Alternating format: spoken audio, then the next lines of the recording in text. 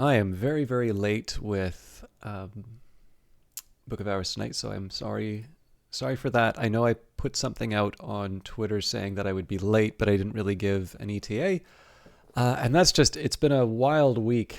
I got a wonderful reception at the local game dev meetup for the article, which I liked quite a bit. Somebody actually suggested that I could do stand up with that, which I suspect will never happen.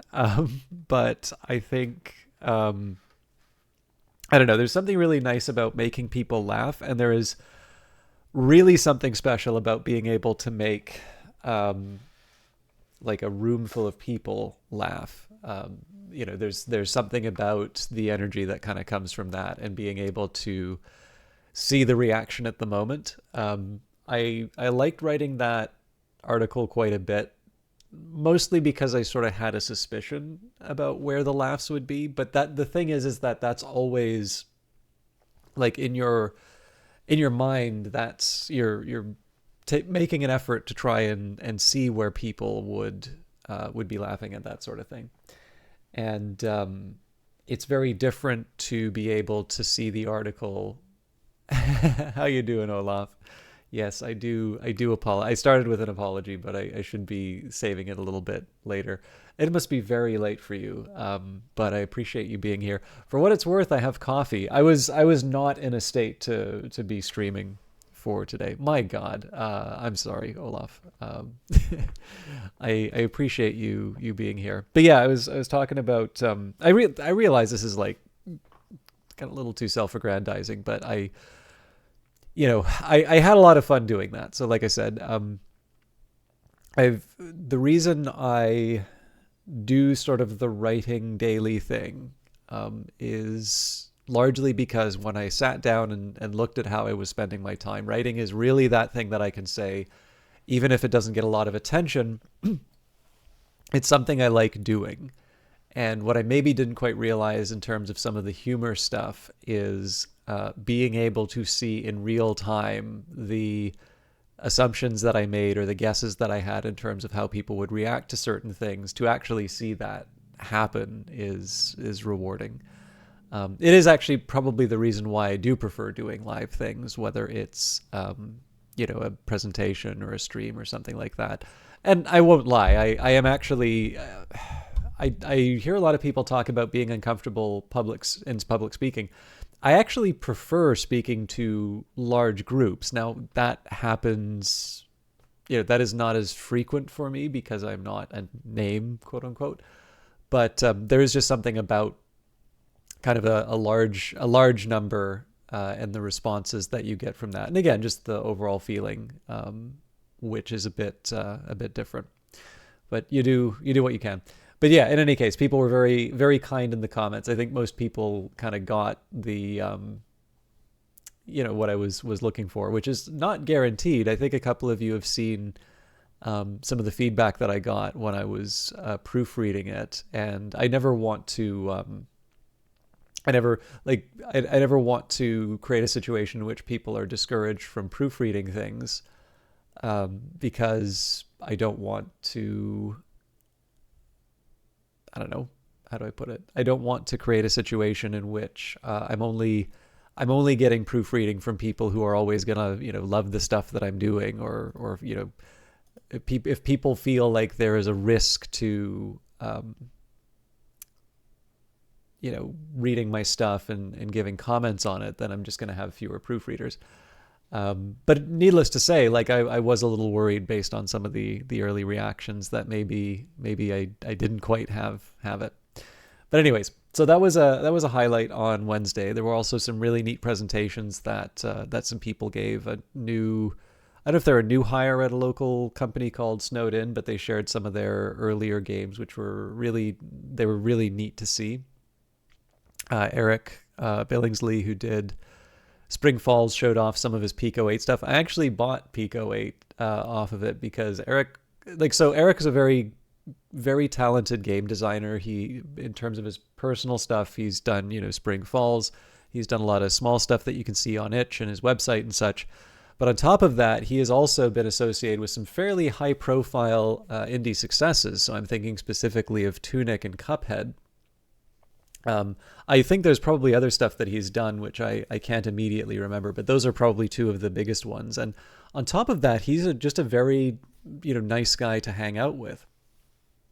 So, the challenge is that when you want to pick up a tool based off of someone doing, it's a little bit like getting into movies and being like really into Stanley Kubrick, right? That is a unique talent that you may not necessarily be able to even come close to approximating.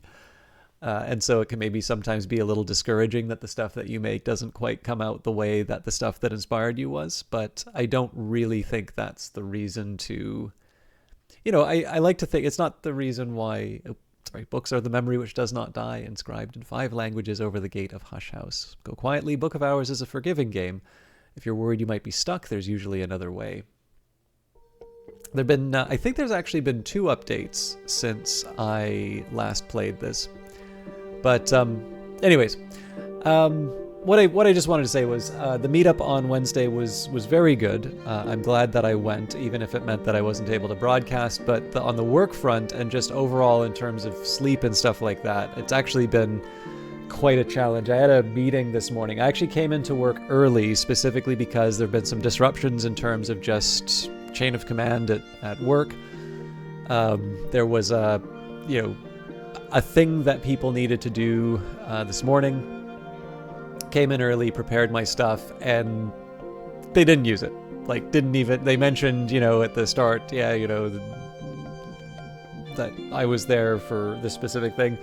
Didn't come up even once. So it's sort of like, okay, well, I'm so glad that I took time out of my day yesterday to prepare this and that I came in early.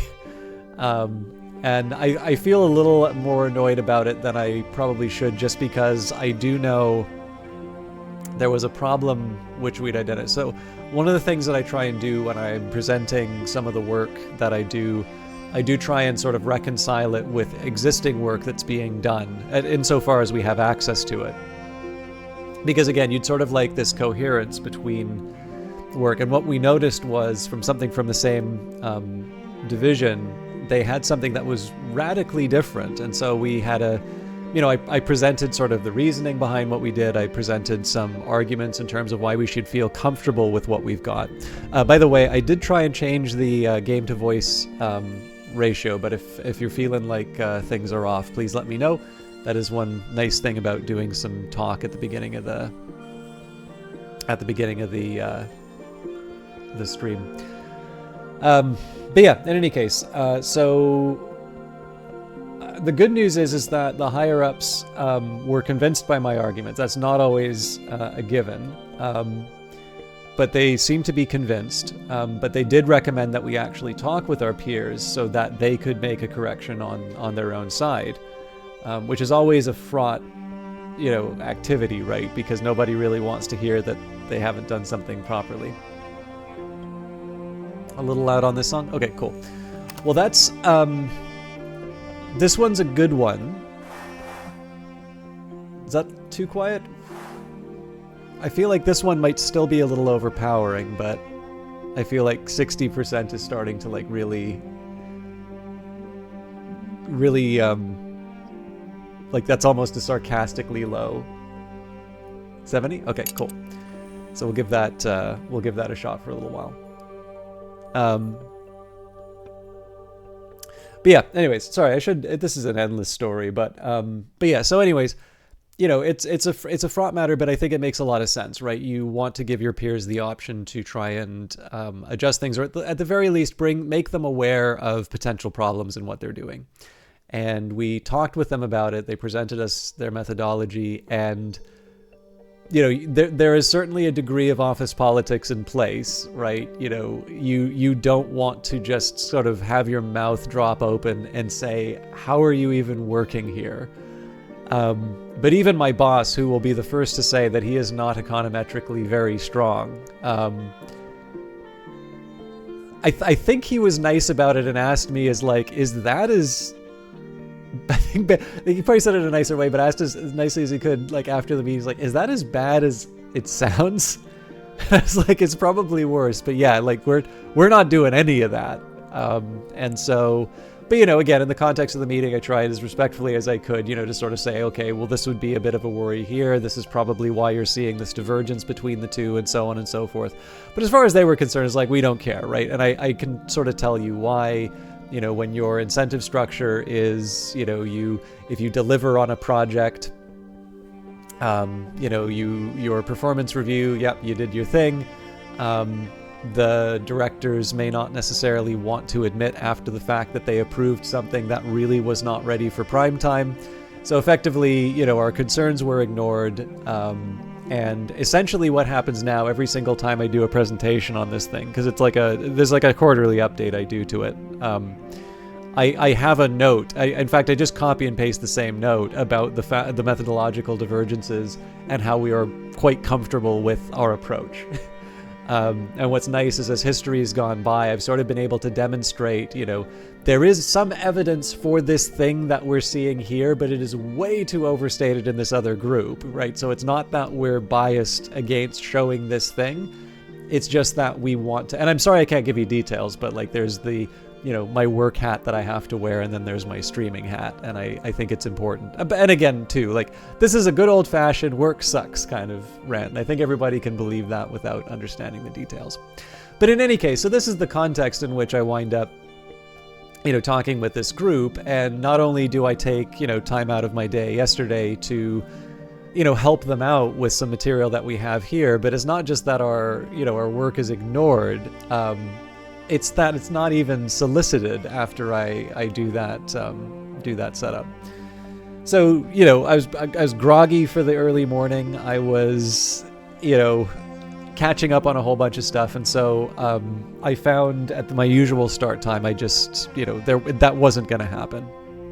So I wanted to, as much as I could, get myself back to equilibrium, also get myself to a point where I'd had a little coffee, fed, so on and so forth, just so that I could be in a better spot to do a good show for tonight. So I realize you've all had to listen to me for 12 minutes going on about the madness in the work life, but we are ready to continue, and I suspect I'm going to be doing some new things in the game today. So I do have a small suspicion here that, so I'll talk a little bit about, I did have two, I don't think this is a 16 ounce, this is probably a 12 ounce cup. Probably about 24 ounces. So, let's talk a little bit about some of the things that I've neglected and some of the things that I want to do. So, we have got to the point where I have I've sort of unlocked all of the rooms that I can without messing around with circumstances. And the reason I was holding back on circumstance was an opportunity to try and work the pumps.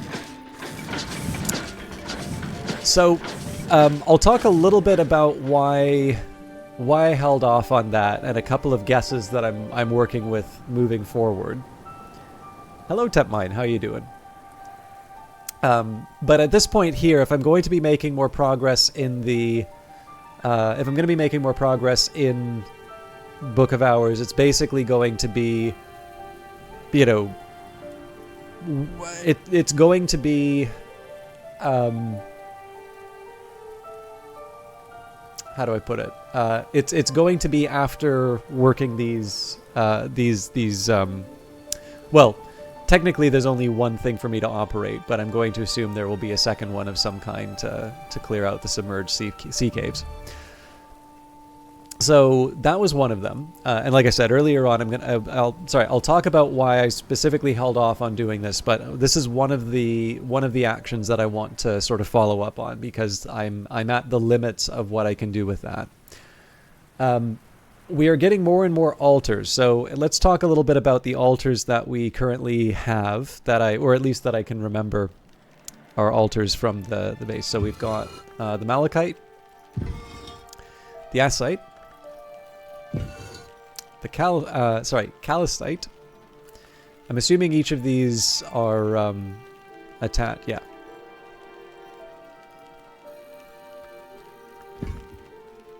they're aligned with the zero. Then we've got the Altar of the Knot. We've got the Ruinarium. So this doesn't count. This is a vault.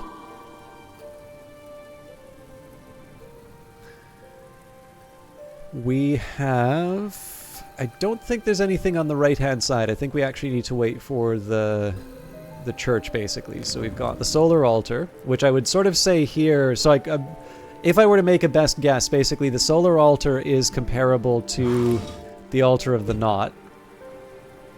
I also have a couple thoughts that there may be a hidden treasure of the house in one of these.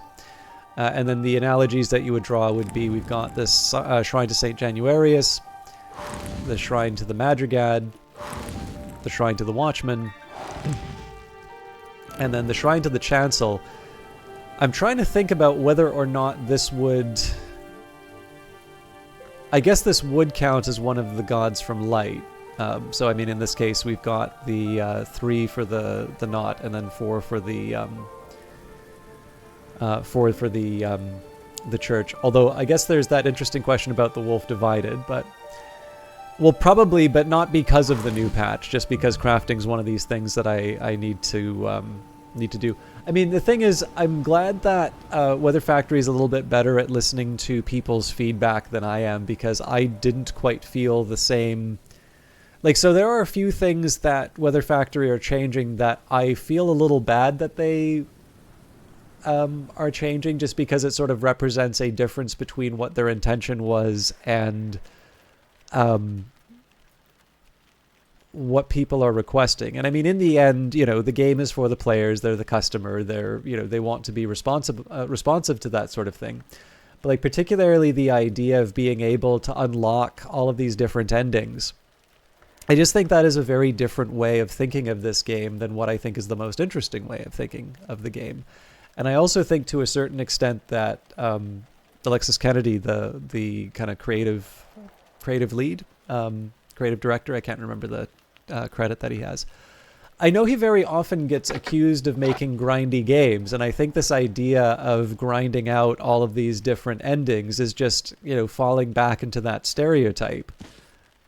So in this case here, I really feel like people are almost going out of their way to request something that they complain about in other contexts. And I mean, again, like, people are able to play games the way that they, you know, that they want, and, you know, I should kind of make my peace with that. But I just sort of feel that there was something quite interesting about this game, in the sense that you would have your journey through Hush House. It would be something very specific and unique to you, and from there you would you know, you wouldn't necessarily be gobbling up all of the content in one go. Instead, what you would be doing is, you know, I'm trying to think of the right way to put it. Like, you would have your run, something that's sort of special for you, and then maybe what you would be getting, because you don't necessarily want to play the game all the way through for all 108 endings, or however many there are in the game, 104.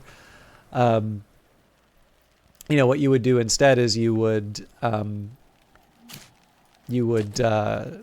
of talk with you talk with people about, you know, what their journey through Hush House was. And I kind of liked something about that idea. And I know that's less likely now, because I think there's just going to be a bunch of people. I think in the end, it's kind of the race to try and come up with something original to say about the lore might be a reason for that. But in any case, I just think to a certain extent, people are sort of gulping down the game now instead of sipping it. And I don't know, I feel like there's something kind of nice about being able to let go and not necessarily get 100% of everything. But I also know that's very... I think the reason I liked it so much is because it is counter to how so many people play games today. And I thought it was sort of nice that a game like that could be successful.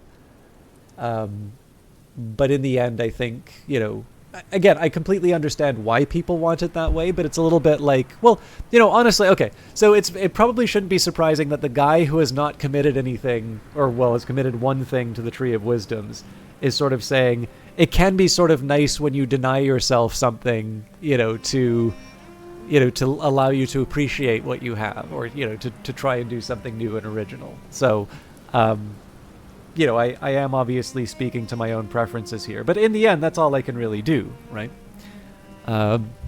Anyways, but yeah, so overall with the altars, I feel like there is more that I can do with them, and there is more that I should try to do with them. And if the pumps are not going to be the way that I can open up the submerged sea caves, I feel like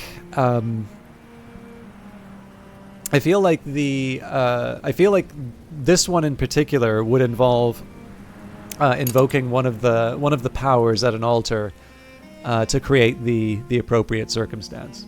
But we will see. So altars are one, the pump is another, and then finally and always crafting. So I've got a fairly good read on what I can do, but there's always room for more. And what I may wind up doing is I may actually try one more round of crafting before I go too far down the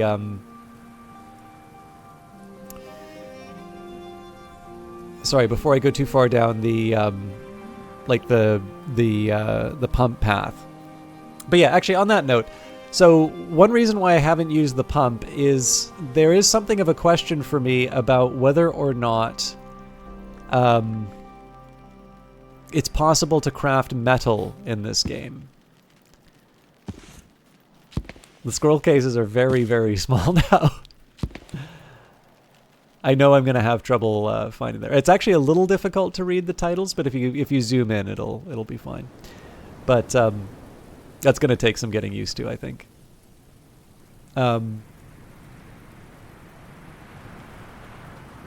sorry, if you'll give me a second. I turned on a frame rate setting in Steam, which is fine if I'm trying to see how Elite Dangerous is performing, but not so fine if I'm playing Book of Hours and I'm saying, "Oh, I got a godlike PC, bro. Why is the frame rate so low?"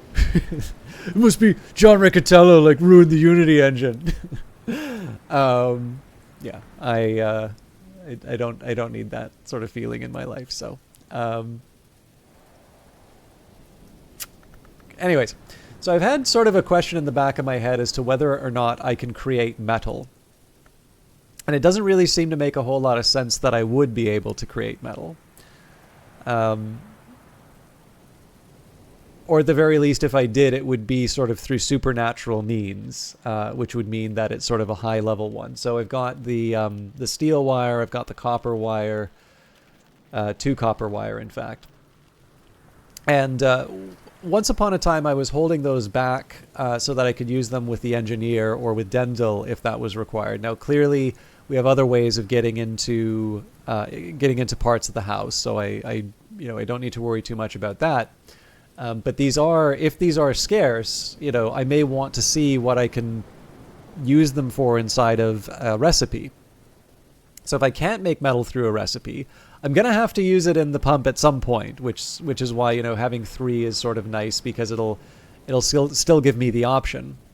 And I have to assume that if I had exhausted my supply in the house, I'm gonna guess that it would either start washing up from Crowcross Sands or the moor, the same way that I can find stone or something like that, because I am going to assume that the game doesn't just pull the rug out from under you and says, ha ha ha, you used the metal early on in the game, there's no way to create it, so you're done. But I would assume metal is one of those things that you just get from the world.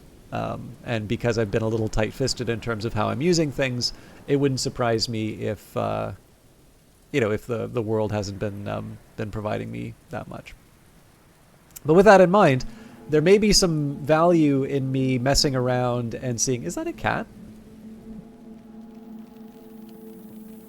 This is definitely a cat, but I'm wondering, I think that's just an urn.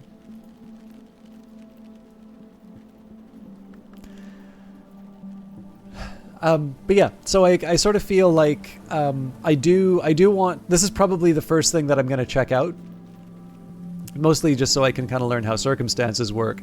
But I would sort of like to mess around with the crafting a little bit more just to fill in any remaining gaps. And maybe that's actually something I'll take a look into now. I do have my my laptop with my spreadsheet. I just need to open up both the laptop and the spreadsheet.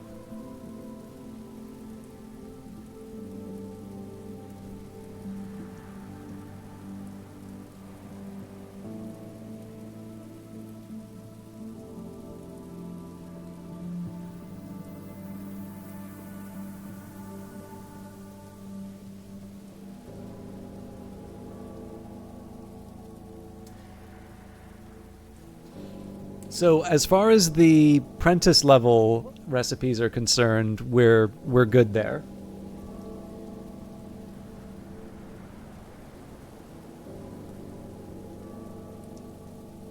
There are a few egg recipes that I might like to mess around with, but that might be something that I do separately.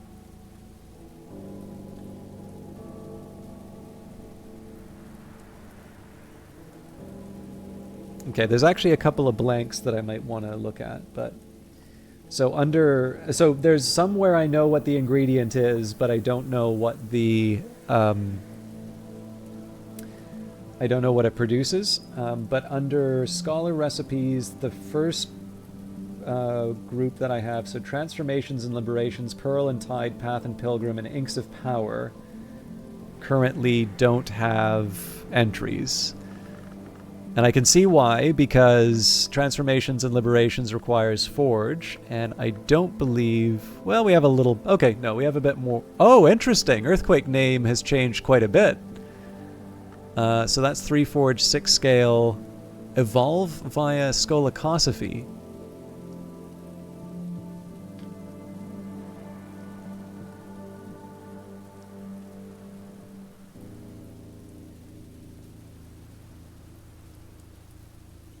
Interesting. So I feel like the soul upgrading has changed, but I haven't been doing it, so I wouldn't be able to say with authority. Okay, that's interesting.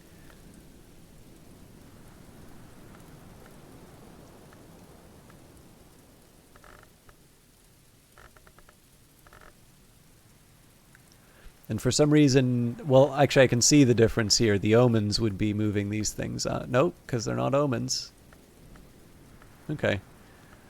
I mean, it makes sense to me that the old wound doesn't count here, but still interesting. Actually, here's a question. So if I were to try and upgrade Sabazine...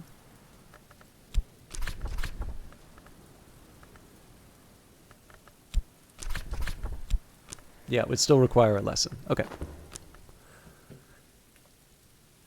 All right, well, let's not go too far off topic. Let's start with learning a little bit about transformations and liberations.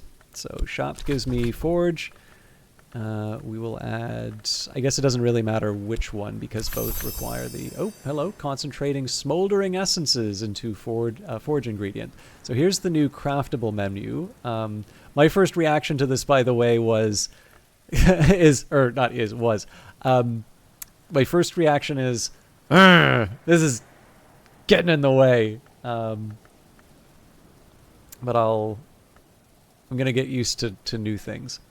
All right, so there's already a problem here in the sense that I don't really have a whole lot of items to throw in, and I do want to add a second memory.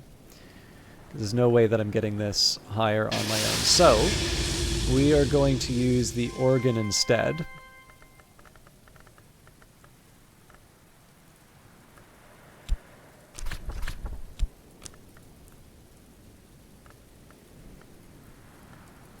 Okay, unfortunately we don't have any more Forge to throw at this here, but let's see if we can make it happen with Transformations and Liberations. We're one away from... Okay. My inspiration can only come from memory. So this is one of these things where I might be willing to invest a little bit more, but let's see if there's any forgy things that I can use as inputs. Oh yes, fuel. Okay, you know what? this does not need to be nearly as difficult as I'm making it.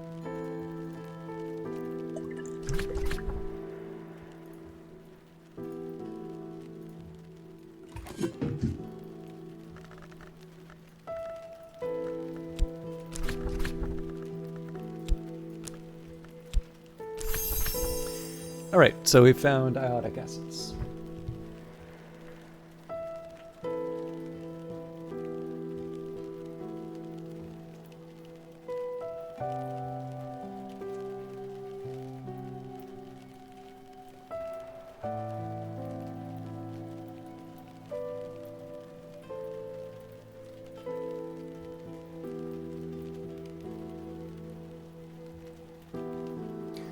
Seems like we've got a similar story with Anbury and Lapidary, so I'm gonna start with that first. Alright.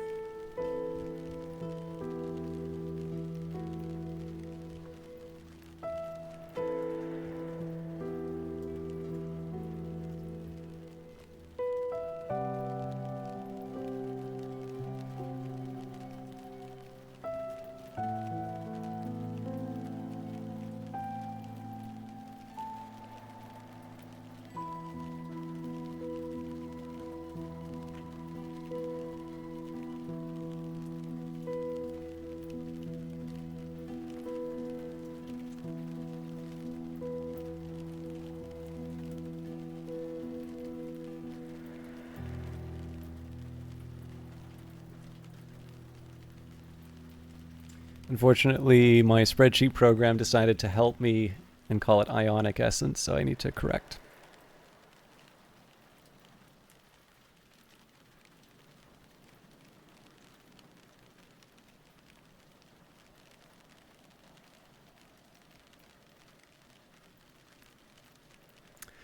Okay, so Meniscate Reflections is up next.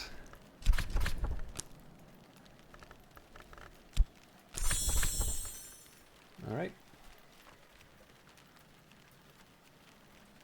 Spices and sabers. It's always interesting to sort of think, well, is there a way I might be able to push this a little bit higher? I'll see if we can find a...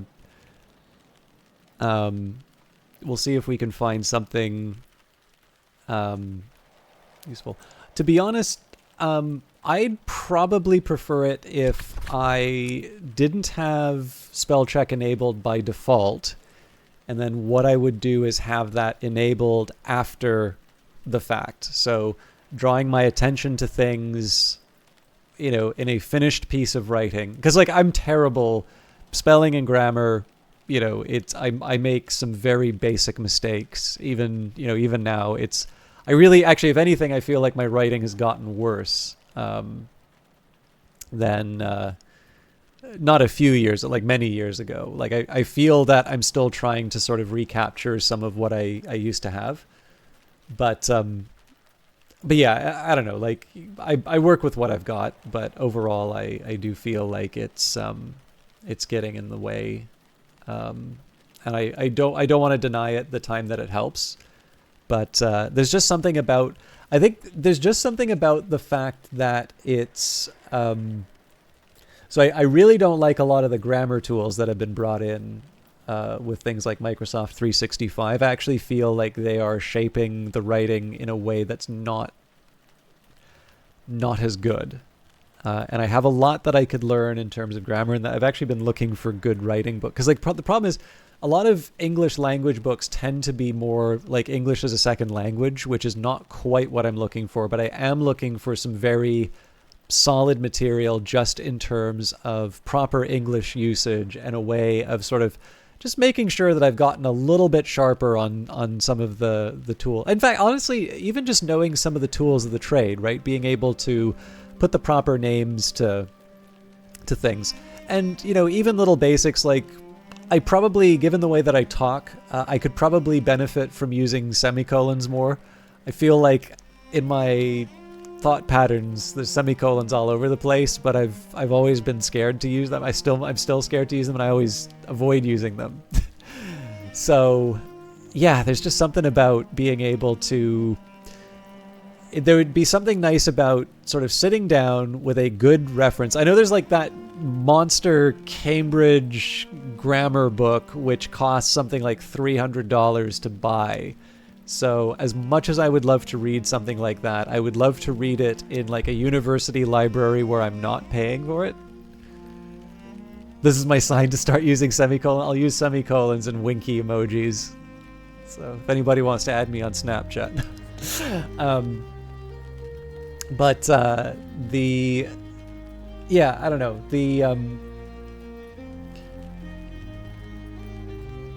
The Purdue Online Writing Lab, I think, is a common reference that people come up with. They seem to have changed the structure a little bit. I seem to remember it being a little more helpful when I was in university. But yeah, also some of it is just time, right? Because I do want to make sure that Well, there's also a fun bit that there was Kurt Vonnegut wrote this nice bit on writing in the it was what was it? It was like a technical manual journal. It's like it was a journal for people who are like writing technical manuals or just generally the sort of things that you don't normally associate with creative writing, because there's been a long-standing problem with, so like generally I suspect if you sit down, and again I apologize, this is not really game related. Okay, this is a game about writing and it appeals to literary people, so I think this still counts. But generally when you sit down and you think about writing, you will think about creative writing. You're going to sit down and think about J.R.R. Tolkien or, everybody's favorite Stephanie Meyer and, or, Philip K. Dick having a vision of being, actually a Christian, back in, I don't know, what is it, 30 AD, with the imminent return of Christ. I guess 30 AD might be a little early, but that's the imminent return. Was it 70 AD? I can't remember. There's a whole preterist thing about specific dates, but but this idea, he had this. For those of you that don't know, like there was a delivery woman who had the sort of the ichthys, like the Jesus fish, it usually gets called, and I think she'd referenced that it was an old Christian symbol, and essentially he had this vision that both he and her were Christians in ancient Rome, essentially avoiding persecution, using these secret symbols to sort of identify who they were to each other. And that history was sort of this illusion brought on over humanity, sort of to deceive them as to the fact that Christ was about to return. So this was sort of the final effort of evil to try and prevent the second coming, which was to cause humanity to sort of have this illusion of history. It should be a secret wisdom. Well, there's room for DLC. I'm probably messing this. I mean, there is a book called The Exegesis of Philip K. Dick where he's sort of writing out these visions and sort of working through them. I unfortunately don't have a copy myself, but it is one I'd be very interested in reading. But, obviously that informed so much of the stuff.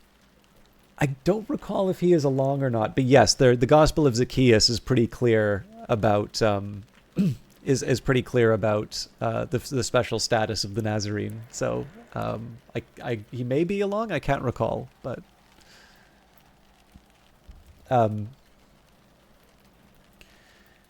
yeah, but in any case, right? So you generally, when you're sitting and thinking about writing, you're thinking about these amazing visions and these great exercises of conveying certain ideas or emotions to an audience, and that all of that's great stuff in terms of writing. But there is actually a lot that we rely on in terms of day-to-day life, which is writing that's not like that. This could be as simple as an instruction not to go somewhere, right? Hey, this is an experimental weapons field. Don't go for a stroll in this park. Or, this is what this item costs on the menu. Or perhaps one that a certain game company might be understanding. We're changing our prices. This is how this is going to affect you. there's a lot of writing that we rely on day to day to be as clear as possible. And even more importantly, when we have, civil servants, when we have people, hey, good to see you again, Be Free, Free Fleas, and I hope you are doing well. I think your internet was taken down because of storms, if I'm not mistaken, right? But we rely on civil servants to be able to read what can often be quite complicated documents, or at least ones that are conveying, complicated and important ideas. And we need to be able to rely on them understanding what's going on to be able to make a good decision. And if they don't do that, we can't directly say, aha, this terrible document is the reason for all of our troubles. All that we get is this bad thing that happens. And I mean, sometimes we'll just say incompetent civil servants, and that can often be true as well. But what generally happens, though, is that these are people who are doing their best, but they're doing their best in the face of unclear writing. And so I think the Fleisch-Kincaid system, this was actually something that was developed. It may have even been for the U.S. military, actually. I know it was definitely something that was implemented as sort of a standard for the U.S. government in terms of its reporting. I think FDR might have actually been the one responsible for it. But essentially, the idea that government publications needed to have sort of this kind of upper ceiling of complexity, basically because they actually looked at the written work being produced by the bureaucracy and nobody could understand it. And that's actually very important, that people be able to understand the written work of the bureaucracy. Otherwise, there's no damn point.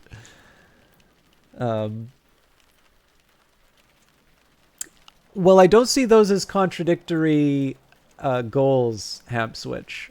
So obviously, I'm trying to get as many of the skills as I can, if not all of them. I'll be limited in terms of all by the books that I'm reading. And you'll notice here that I've got a couple of them up to level 9, but I've not used any lessons for skills that, like, I haven't, every lesson that I've used has been for the one that for its name. So I got Tridisma Hira up to level 9 using Tridisma Hira lessons. Now, obviously, if I got more of those, I would apply them somewhere else. I can't make that higher than 9. Yeah, 9 is currently the highest possible. I think there is a note that I think it specifically says currently possible in the game, so it is allowing the possibility of future extensions. I'm not opposed to leveling up certain skills for if they'll accomplish something that I want or need, but I'm not. Let's say I'm not going to go out of my way to. I would have to have a reason for doing that. Let's say.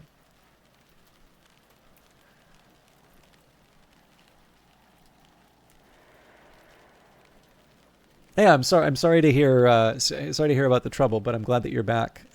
Be Free. Obviously, the VODs will be 2 weeks for Twitch.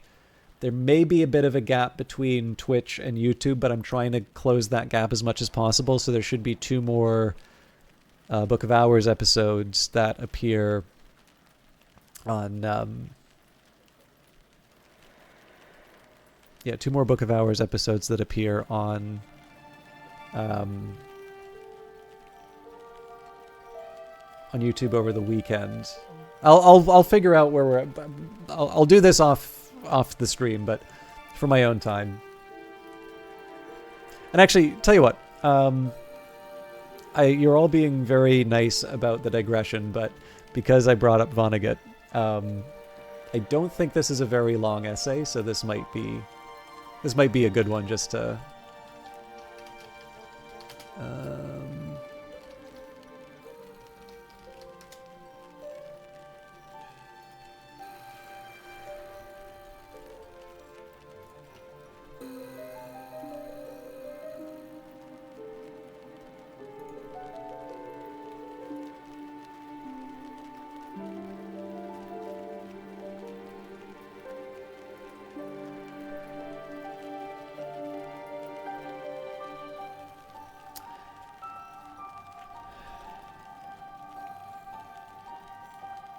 I'm not gonna lie, I really wish search was different from what it is today.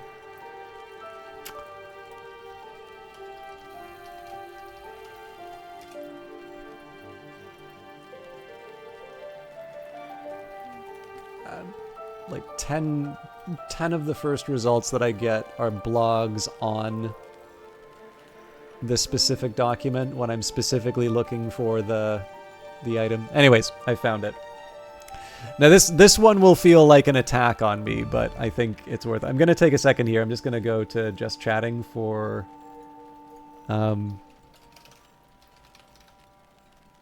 people's benefit. But we are going to go back to the game right away. But it's a two-page article, and I think it's a fun one. But this is all inspired.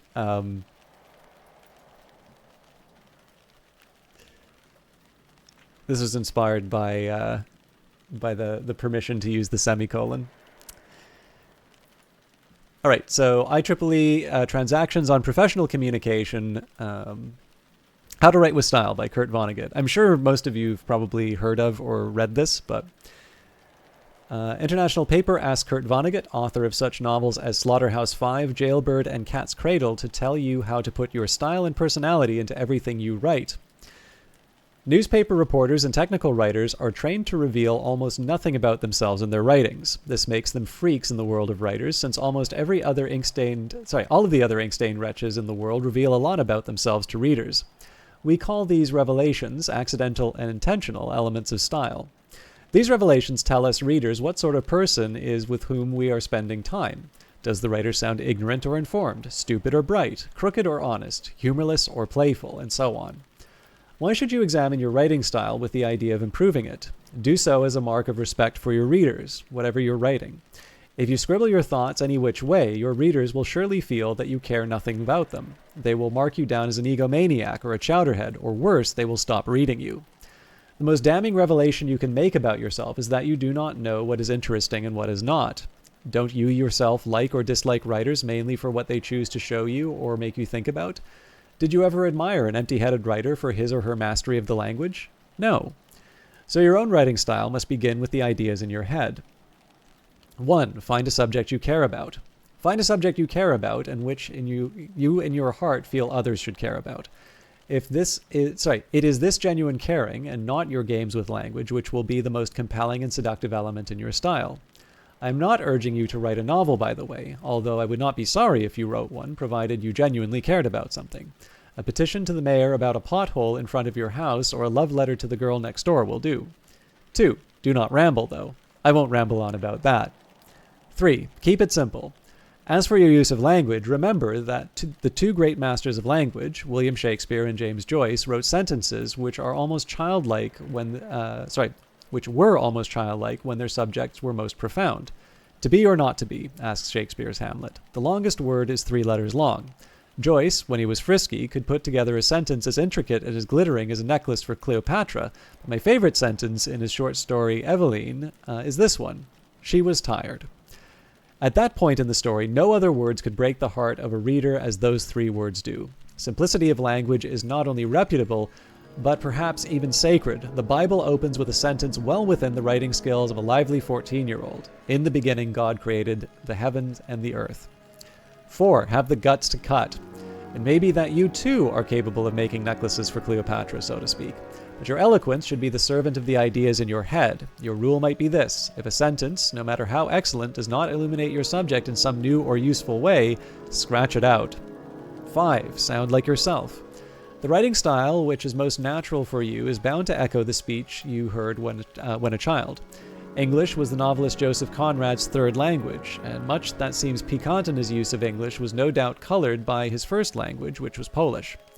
And lucky indeed is the writer who has grown up in Ireland, for the English spoken there is so amusing and musical. I myself grew up in Indianapolis, where common speech sounds like a bandsaw cutting galvanized tin, and employs a vocabulary as unornamental as a monkey wrench. In some of the more remote hollows of Appalachia, children still grow up hearing songs and locutions of Elizabethan times. Yes, and many Americans grow up hearing a language other than English, or an English dialect a majority of Americans cannot understand.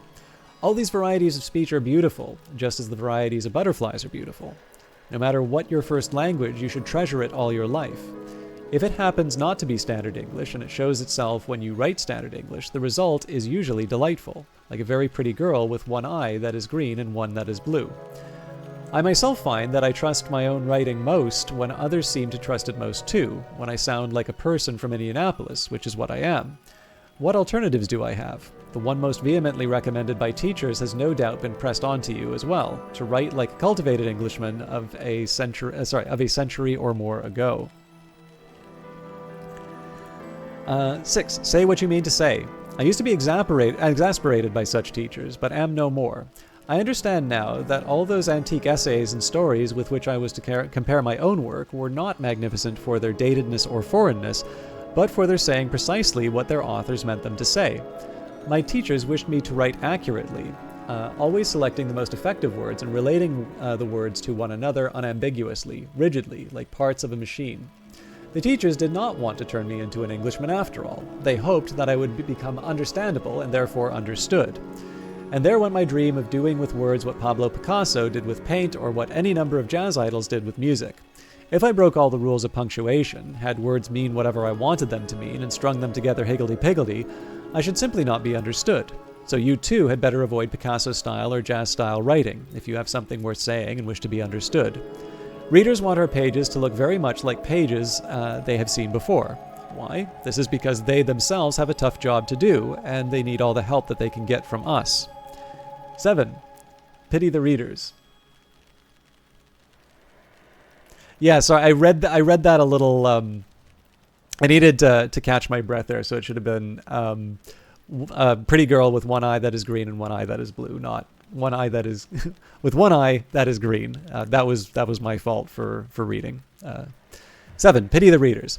They have to identify thousands of little marks on the paper and make sense of them immediately. They have to read, an art so difficult that most people don't really master it, even after having studied it all through grade school and high school, 12 long years. So this discussion must finally acknowledge that our stylistic options as writers are neither numerous nor glamorous, since our readers are bound to be such imperfect artists. Our audience requires us to be sympathetic and patient teachers, ever willing to simplify and clarify, whereas we would rather soar high above the crowd, singing like nightingales. That is the bad news. The good news is that we Americans are governed under a unique constitution, which allows us to write whatever we please without fear of punishment. So the most meaningful aspect of our styles, which is what we choose to write about, is utterly unlimited. 8. For really detailed advice. For a discussion of literary style in a narrower sense, by the way, the bit on the semicolon was a different essay that I was thinking of. For a discussion of literary style in a narrower sense, in a more technical sense, I commend to your attention The Elements of Style by William Strunk Jr. and E.B. White, Macmillan, 1979. E.B. White is, of course, one of the most admirable literary stylists this country has so far produced. You should realize, too, that no one would care how well or badly Mr. White expressed himself if he did not have perfectly enchanting things to say. Anyway, so yes, obviously, those of you who have read the stuff that I have written, this definitely feels like an attack, but it should be. There's actually one thing that I really wish I could do better, and that is when I take a look at the paragraphs, right? These are so small. And then if you take a look at the paragraphs that I write, they're just endless. Like, I think a paragraph that I write usually winds up being either this long if I'm like good at editing, and like usually this long on average. And it's embarrassing because I'm not as good of a writer as any of these people. But although there are two drawbacks that I have. This actually came from Tinder, which is, of course, that hotbed of literary criticism. But what I thought was really interesting was someone had said when we wound up talking as opposed to texting that, oh, so you do talk like a normal person. I thought, oh, that's actually kind of funny. I didn't really think that my writing, like the way that I write, was all that different from the way that I talk. But what I do know is that my vocabulary and often my style tends to be affected by the fact that, number one, I actually really did like reading old stuff.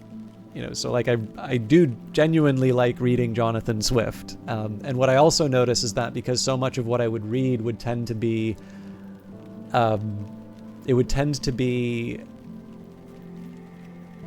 like a free version, or at the very least an inexpensive version. Often it would mean that that was a translation that was public domain. So for instance, if it's Plato, so first of all, Plato isn't exactly the sort of thing that I was actually doing a job interview once, and somebody had asked me the sort of stuff that I was interested in reading, and I honestly, said, well, what is some of the stuff that you read? And like I've honestly answered a few of like, old epics, like Metamorphoses and Homer, the Iliad, and Plato, and so on and so forth. And he's like, oh, like, so the big ones. And I like, to me, that I was honestly answering like, this is the sort of stuff I like to read. Right now I'm going through Norton, the Norton Anthology of Literature. So, I just read Caedmon's Hymn.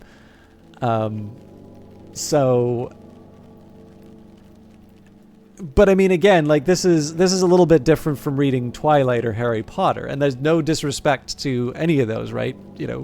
People should enjoy what they want, but it does have an effect, So if I'm reading, letters from people written, around the Enlightenment, where they will have a few paragraphs of like apology before they get to the point.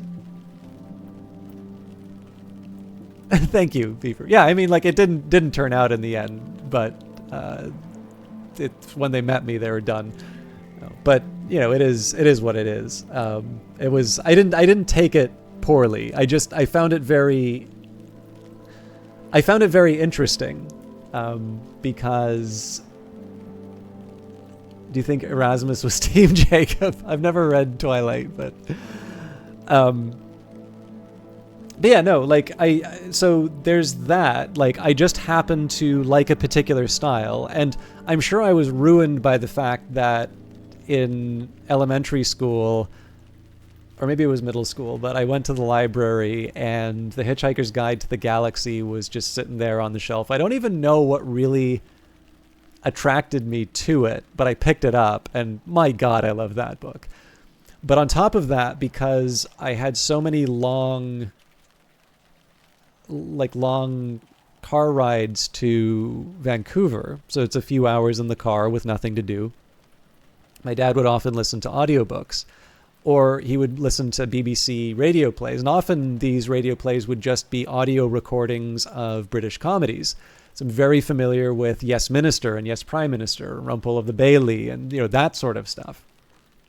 And for those of you that have seen Yes Minister and Yes Prime Minister, you'll know that there is a character, Humphrey Appleby, who certainly branded me on the tongue as a result. And, again, I can't pretend that I'm some Elizabethan courtier running around, with some kind of a periwig or something like that. But it's also very difficult for me to shake the fact that the stuff that I read and the stuff that I particularly admire is not really, again, in the immortal words of the Tinder match, normal English. So yeah, it's a bit of a challenge. But I mean, in the end, I'm in that terrible place right now where I look at the stuff that I'm writing and I look at the stuff that I admire. And even little things like these paragraphs seem very small and they are still able to convey the idea that they want. And I wish I could do that. And I'm at the point where I recognize that problem, but I'm not yet at the point where I have a satisfactory solution to it, that I either wind up not saying the thing that I want to say in the smaller number of words, or it doesn't quite feel natural. Like the thing that I wind up writing, I just kind of recognize it as not being the thing that's needed. So in any case, this is why you practice, right? That is actually one small drawback of my writing every day thing, is that because I am sort of focused on making sure that I get, my period in, I don't have I don't actually have a dedicated editing time. which I probably should consider doing. And I'm trying to think about how I sit down and sort of work out that sort of focused practice. But Elements of Style is something that you reread every couple of years. Not that it's had any perceptible effect. Yeah, I've read it a couple of times myself because Stephen King also recommends it in his writing. It seems to be that, and like Aristotle's Poetics are like the two things that seem to keep coming up. But I don't know. I will admit, I actually really like reading good writers on writing. That is like one thing I will always have time for reading. Okay, back to my journey of finding more.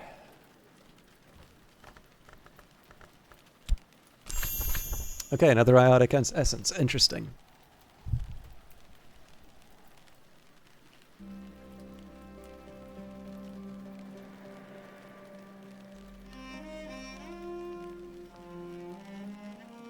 So the next one's going to be a little more difficult, and that is to find the scholar level recipes for rose.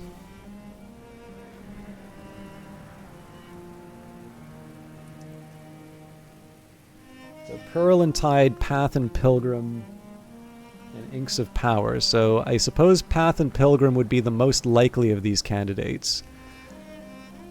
But I'll be honest with you, I actually think this is a point where... Oh, hang on. I think I had an unresolved ambiguity at some point.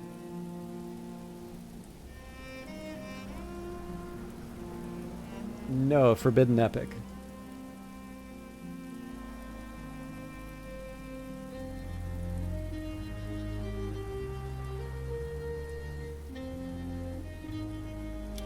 Okay, so I definitely need to make a confounding...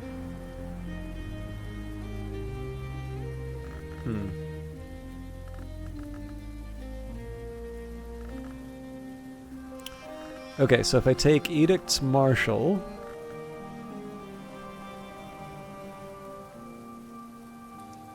and I add a Confounding Parable... that's 7, 8, and then I need another 6. Oh yes, that's the... I need the Black Sapphire Wash in that case. Okay, I'm going to leave that be. Well...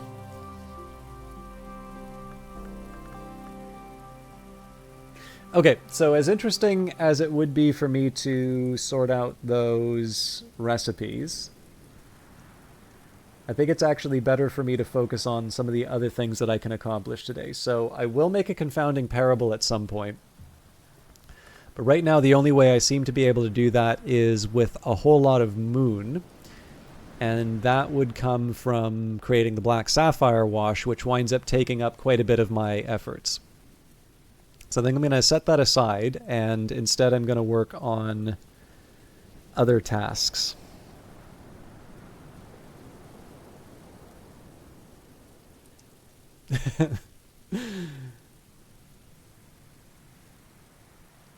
Updating your Tinder profile to say... Actually, yeah, sorry, let me just catch up a little, because there was a lot of interesting stuff that was being said in chat, and I sort of missed a little bit of it. So let me just catch... there was Night Vale Humor, which I saw.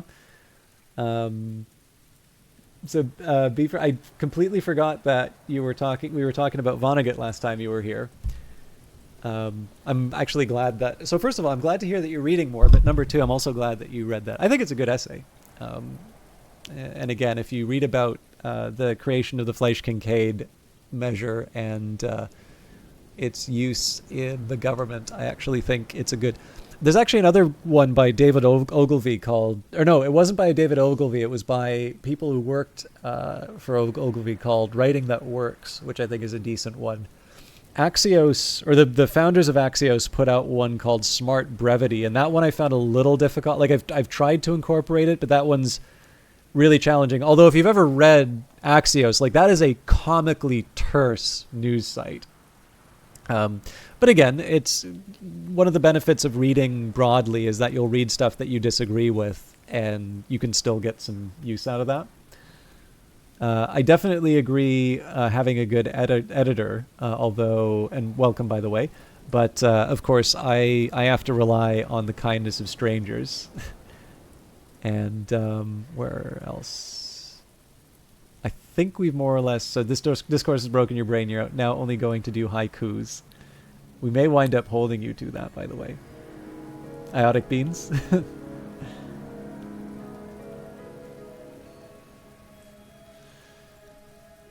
All right, and enjoy your lurk, Be Free, so...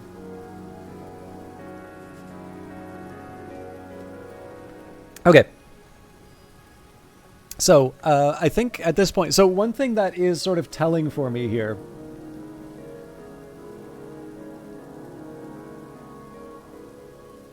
Oh, hang on.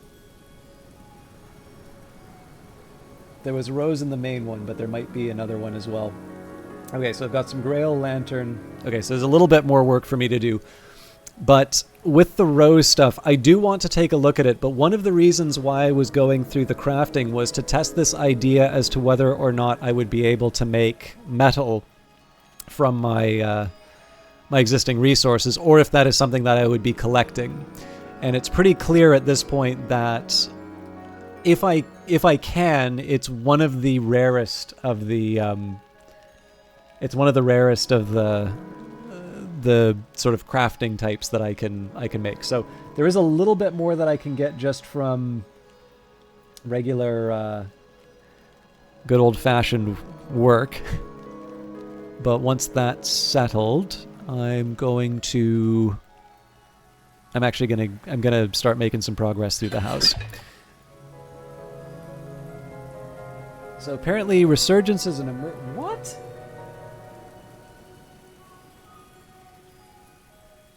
Bananas. Apparently with Resurgences and Emergences, I have not yet tried...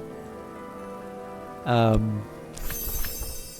not yet tried to get a scholar level recipe for that. That is silly.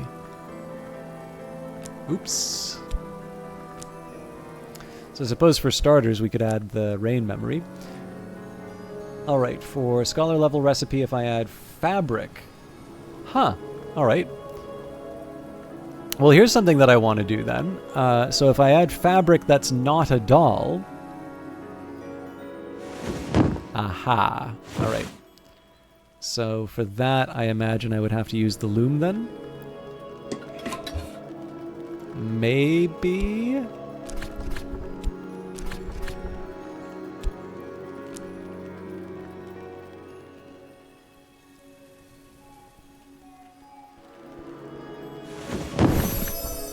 Cool.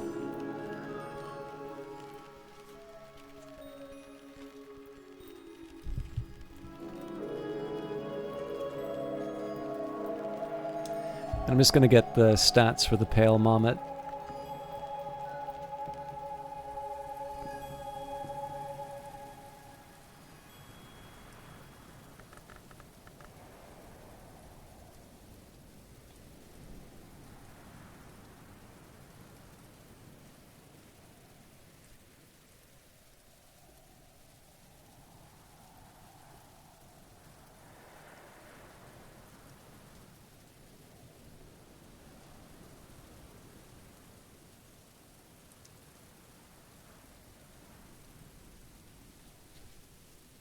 And apparently I haven't tried with Tridesma Hyra either. Although again, that should be a pretty straightforward one for me to learn.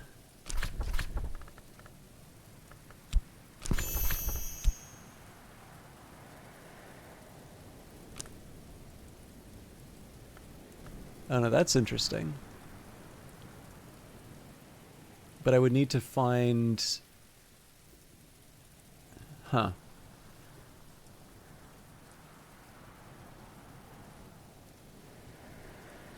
Okay, Lantern with Disciplines of the Scar.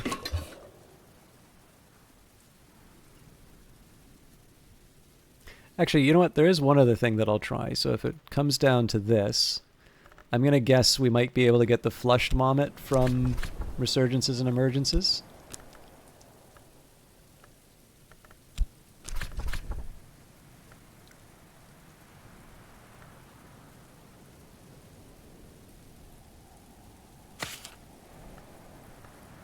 Right, but it doesn't count as fabric anymore. Okay.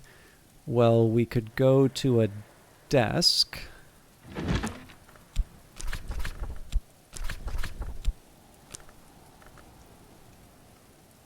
It's actually just enough Grail.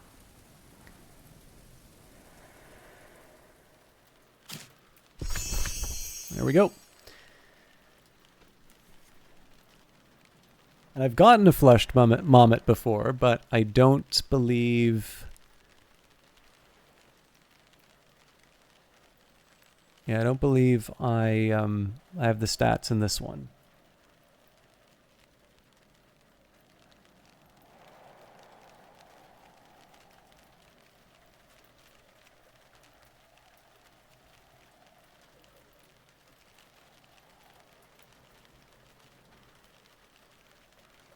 Interestingly enough, though, Tridesma Hyra doesn't give us that. That we would...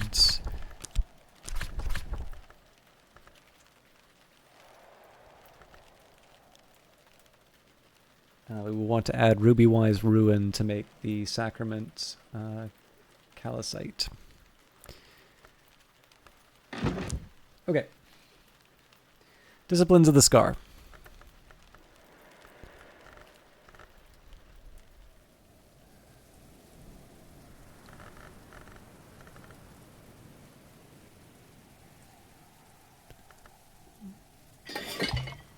So I imagine with alchemy we should be able to make something happen with this. So we'll add the Faust with the Lantern. It's going to get a little tricky, but I think if I add the Xanthotic Essence, an Old Moment.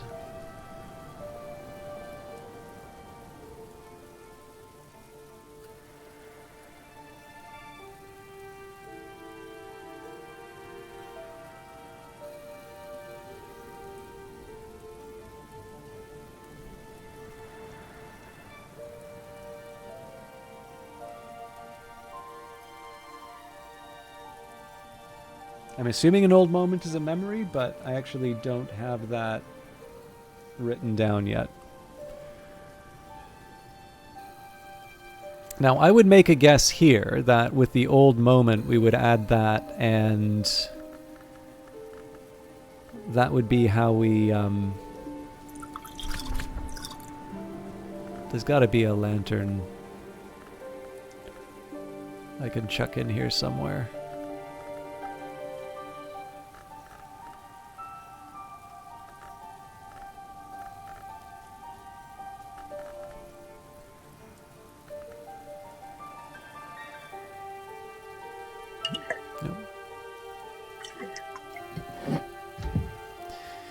Yeah, I would guess here that the old moment is the input for... Oh, that's right, because the old moment winds up giving me the earthquake name.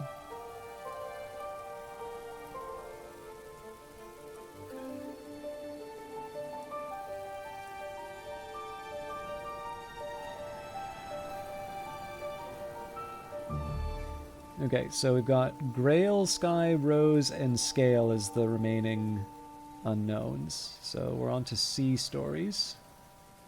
I should have messed around with that at Ava's desk before, actually. Well, no, we can do better.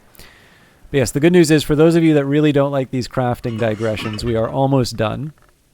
Okay,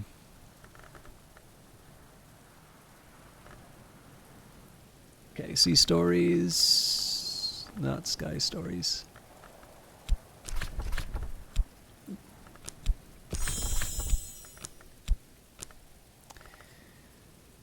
So my best bet is probably just to take the Sacrament Callicite.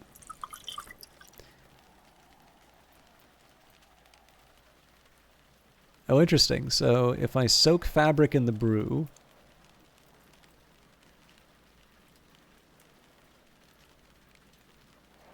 I can create a Grailful Little Cloth Doll.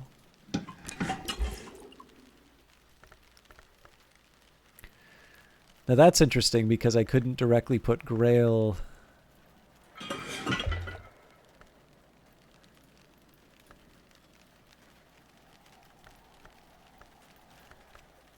Okay, so if I wanted to...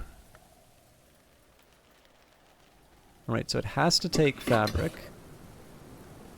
Well, maybe before I go too far on this, let's just double check that Sea Stories is actually... Yes, Sea Stories is out of the question. So presumably from there we would take a look at the crafting benches. So that's not going to take Grail.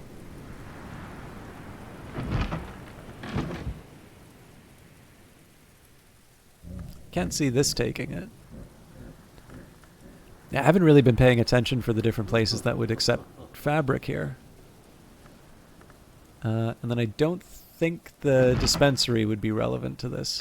So maybe that's one that I just set aside. The challenge is that I would actually kind of like to take a look at... I would kind of like to take a look at how I might be able to craft the thing.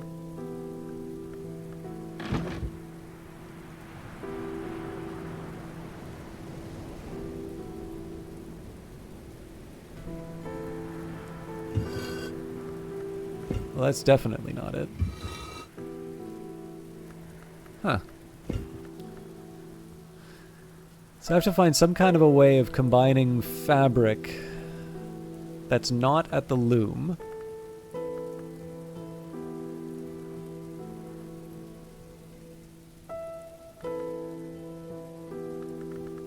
That's going to be an interesting puzzle, I think. But one that I think that's going to be one that I deal with later.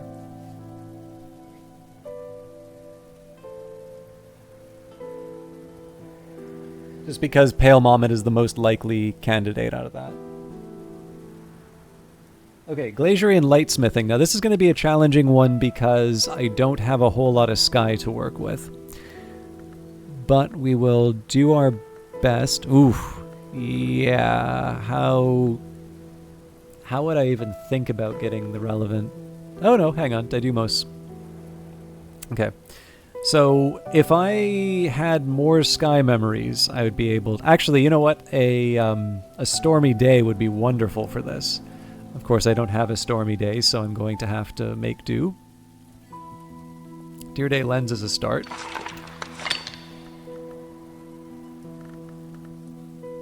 So let's just see how far we can get with this.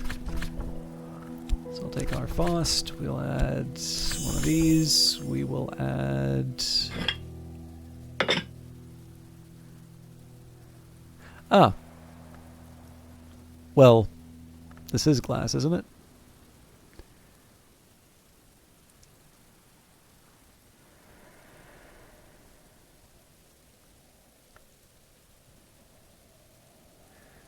Okay. So I need to find some kind of glass which doesn't... That's so funny, actually. So it's going out of its way to tell me about the... It's going out of its way to tell me about the lantern one when what I actually want is the scale. It depends on the paper, but Nectar primarily. And then there's a couple of exceptional ones like the Naveen Parchment, which is winter. Okay, well, if I throw another... Alright, that's not quite what I wanted. So let's try a different approach that isn't the telescope. Perhaps we will start with a desk.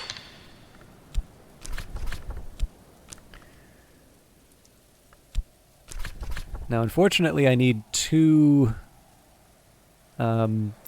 sky. Oh, well, I may need two sky, but I bet you I have a sky ink. I remember there was a little blue pot.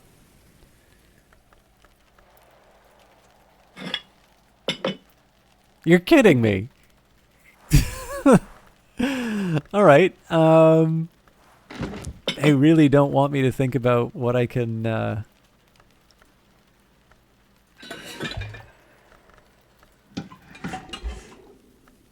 I don't think the dispensary has sky. I suppose there's music. That's going to be a hard one to find the relevant aspects for, though. Because it's a rainy day. Okay, well, let's give this a shot with alchemy.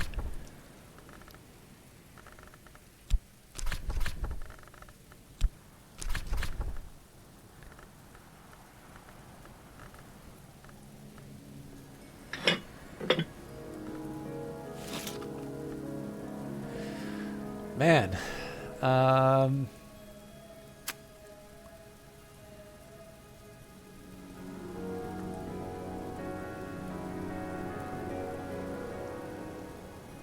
So it's really insistent about me. Well, here's what I can do. Let's pull out the Foss. Let's add the shaft instead. No, man, they're all about that lantern. All right. Well, that's a little bit of a bummer. So, like, the drawback here, it's telling me all about what I can do with lantern, but it's not really telling me what to do with, like, so I could, like, okay, here's one thing I can do. Ditch the solution, ditch the flowers. There might be a way that I can throw glass in here. Sand would be the glass.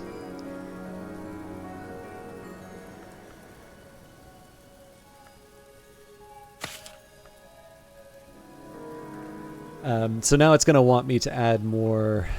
It's going to want me to add more lanterns. So I guess what I'll do is I'll add the glass just on the off chance that the sky was what was required. Yeah, but again, we're sort of stuck. So it'd be nice if we could get the hint for the sky, but I just don't see. Actually, there's one other thing I can do.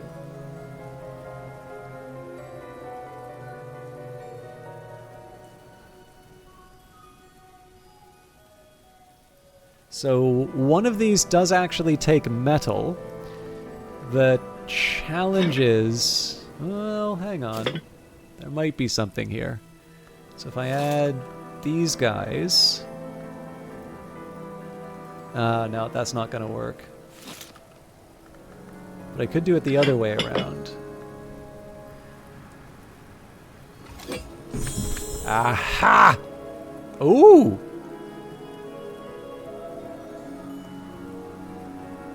Oh, that's very interesting.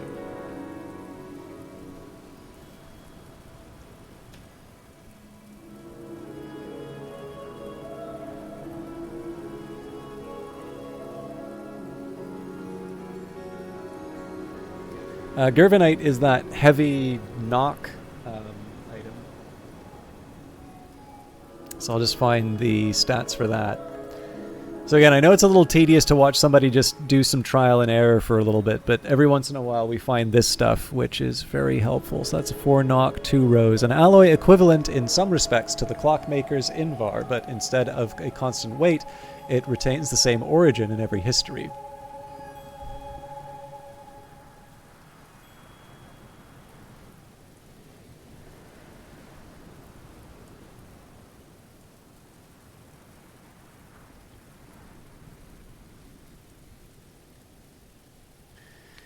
Okay, so that's glazier and lightsmithing taken care of.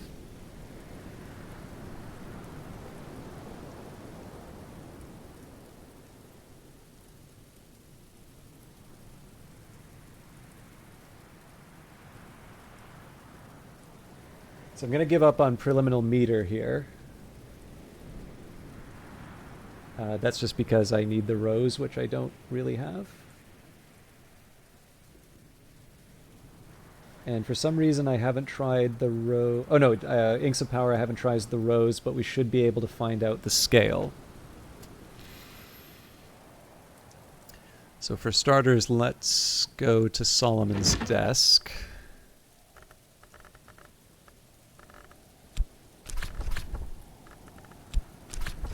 So the earthquake name should... Okay, and then the glass... leaf. Okay. I am actually going to try that out.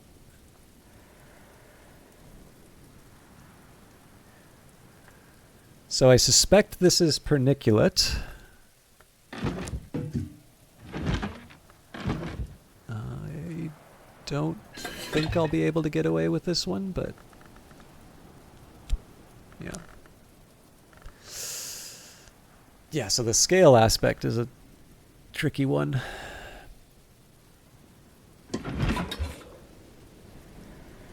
If chandlery is lightsmithing, is clockmaking timesmithing? Direct such heresies to support at weatherfactory.biz. Um, I don't think there's a scale. Oh, there is a scale kitchen range. All right. Let's see if we can make something happen here.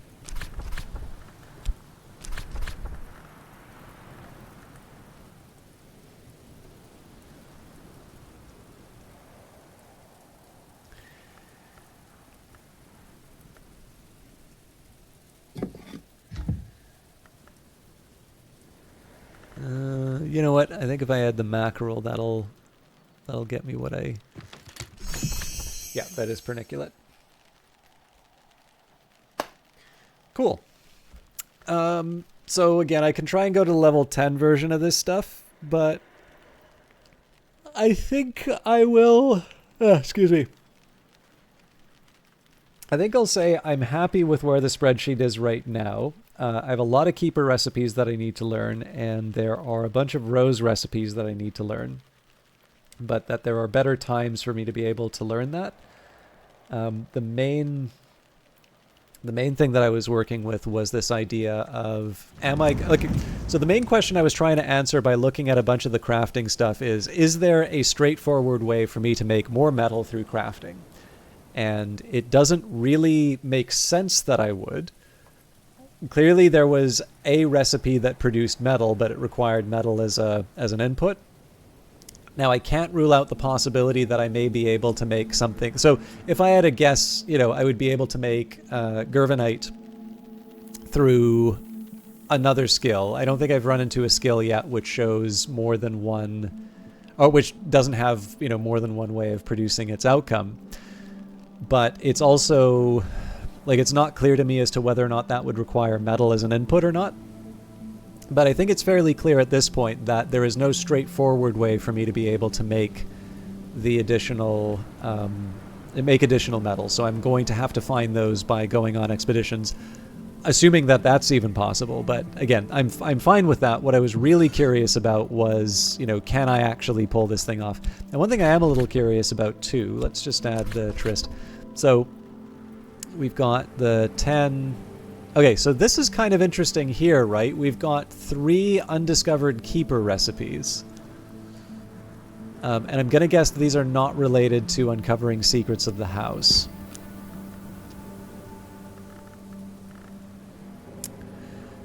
Okay. So I think the time has come for me to work this pump. So pumps the upper level. The Curia installed these pumps to drain the lower levels, but they installed them in the late 19th century. I'll need to provide materials and fuel. I will need Prentice level of forge to jury-rig them. So that's not too hard for us to produce. In fact, spices and savors or transformations and liberations should really be able to do the trick. So what I want to do here is sort of use a minimalist... kind of a minimalist approach. So I'm giving up all of my steel wire, but the choice was to give up sort of all the steel and all the copper, or give up all the steel and half of the copper. So in this case, I'll use both of these. And then what I'm looking for, paraffin is probably where I'm going to... probably the paraffin's what I give up, but I'm just going to try and find the sort of the lowest cost. Ah, here we go. Cater and Hero's finest scintillate oil. So I guess, yeah, there is really no difference between the two. Yeah. So the machine roars to life. Water thuds and gurgles. This will take a while. Oh, they are not kidding when they say that'll take a while. Okay, so that's done, right? I won't say I'm done my investigations with crafting, but I'm at a happy place with that. We've got 6 minutes to unlock the flooded level, so probably just as well that I started that now. So I guess next up, I'm going to start dealing with all of these books that I have in surplus. Now I have already used my whist, so a few of these I might be cut out of. So the icon of the flooded root, it's not actually the the flooded level, it's not specific to the flooded level so much as just the type of room that it is. So if this room were to be unlocked, it would be the same. So both of these are dawn period. Dawn period 599 AD. The traditional date. And they really like, okay. I don't think there's any way I'm going to be able to get rid of that flashing text. Sorry about that. 599 AD is the traditional date of the first foundation here, sometimes called the Abbey of the Black Dove, sometimes the Abbey of the White Crow, but the Sisterhood of the Triple Knot first built their temples here much earlier than that. The Beetle Man, I think, is just a representation of what humans looked like in 599. It has absolutely nothing to do with the Carapace Cross, who are just made up by Weather Factory. All right, so I do want to deal with whatever books that I can. I guess the big question will be, which of these am I willing to sort of take a risk on? So, for instance, Sights and Sensations, if I get my Whist back, that's not a risk.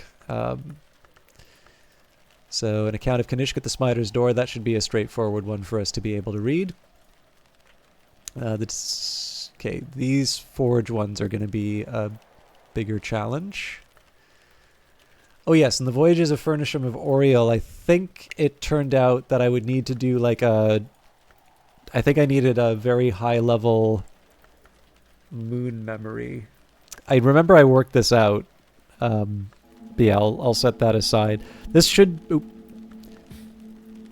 one probably should be a higher priority than it is right now, but let's get to work. I'm going to use my Faust here just because I don't think I'm really going to need the eggs that come from the seagulls, but I can see how a Walk on the Moor or no, that's not going to work. I'm trying to remember if there is such a desk as a Moon and Lantern one, and that feels like a contradiction.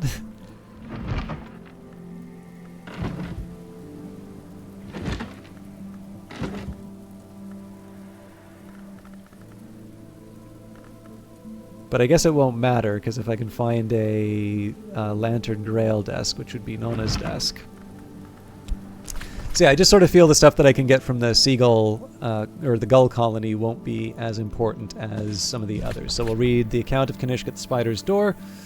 We will use Tridisma Hyra for that. We don't even really need to worry about the memory. I can master this mystery, enough moon to match Mystery Moon. Lokali, Kanishka's victim and lover, wrote this account, perhaps posthumously. And there is... I guess there's a small argument that I might be able to turn whatever lesson into a higher level skill today, but I think I'm just going to settle for beachcombing and a Walk on the Moor. I can't even remember what my next highest... There we go, Hill and Hollow.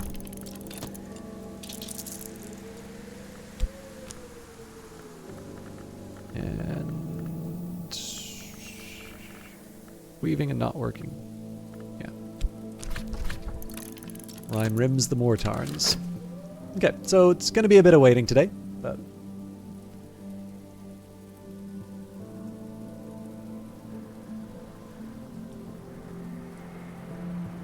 So in terms of the things that I want to do, now obviously I'm going to try going through whatever rooms I can down here. But in terms of things that I want to do, I've sort of scratched off the crafting for now. We've got some extra books to read, which I think we've more or less got in hand. And I suppose what that means, unless there's something that obviously comes up in terms of unlocking rooms, I probably am going to want to start messing around with the altars. I guess the big drawback here is that I don't have a very clear idea of what I want to try and do with the altars. My hope was that maybe by reading some of the different texts, I would have found something a bit closer to what I wanted to try and do. So maybe for the start, I could say at the solar altar, I have the option of Elements of the Souls, Omens, Marks, Light, and Cooperative. And then Gems, Memories, Fuel, and Lights. So Omens feel feel like a strong choice. And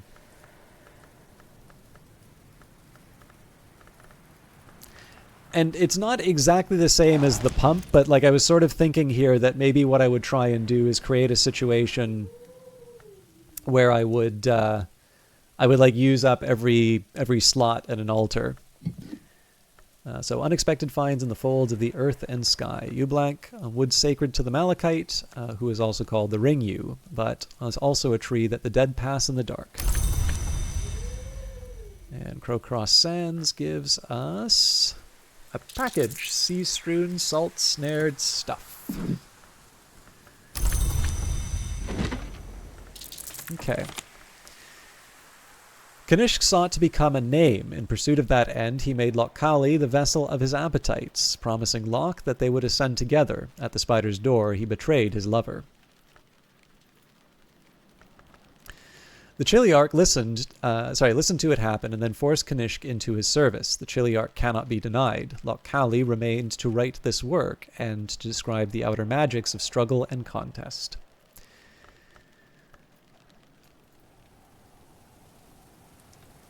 All right, so I think I've already exhausted my overflow. Yep. Sure. And sharps. Okay, that's actually a pretty straightforward one for us to upgrade. I don't think we've gotten anything on sharps yet. So that's one that I might actually be willing with the Stolen Secret. I think that one's worth putting a little money into. So I'm going to get my tryst, rest and refreshment. Tuppence will buy me a hearty meal and a quiet place where I can rest and gather my thoughts. It is winter and the storms have tightened the seas. I am sitting before the fire in the sweet bones with a beef and potato pasty in one hand and a hot ale posset in the other.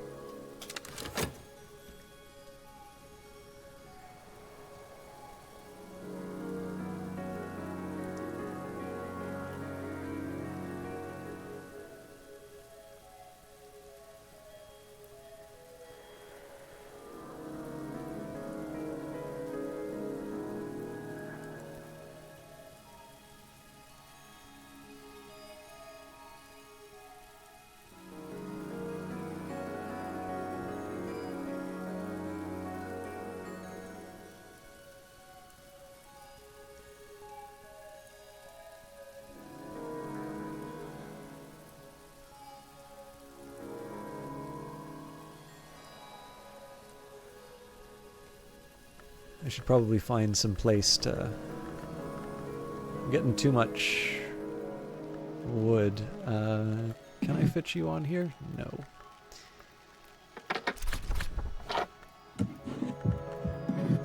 Okay.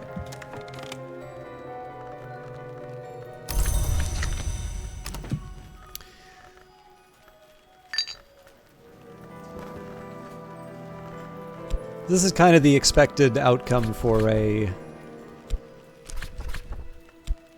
book like that, you know, a single lesson. Now, sometimes a single lesson might mean that I still need to get like 6 memories just because it's a higher level. It's a higher level skill. But here we've got. Actually, it would be good for me to check to see how many skills I have that I can commit to the Tree of Wisdoms.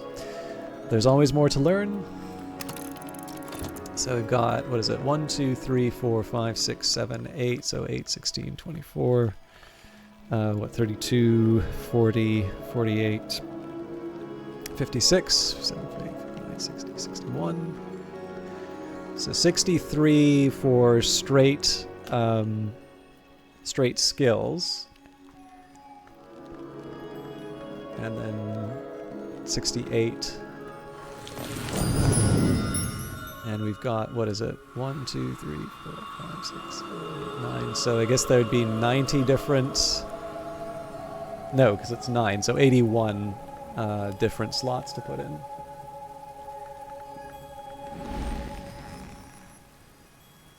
So maybe you can't put it in all of them, but you can definitely fill in a lot of the Tree of Wisdoms if you try. All right, let's come up with a game plan for tomorrow. So I think probably one of my higher priorities should be to try and read The Voyages of Furnishing of Oriel.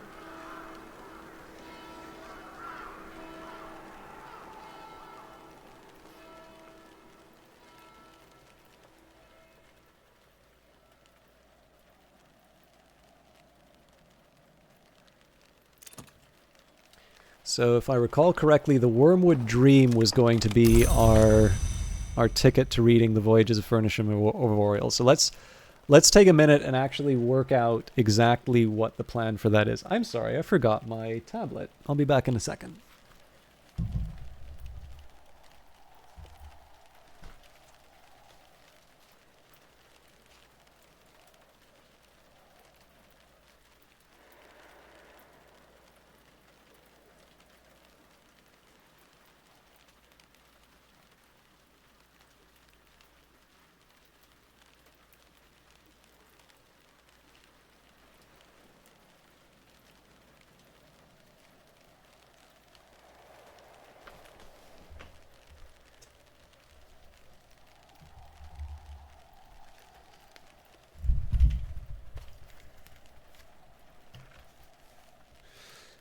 I got my tablet, but how much you want to bet I didn't get the pencil? Just a second.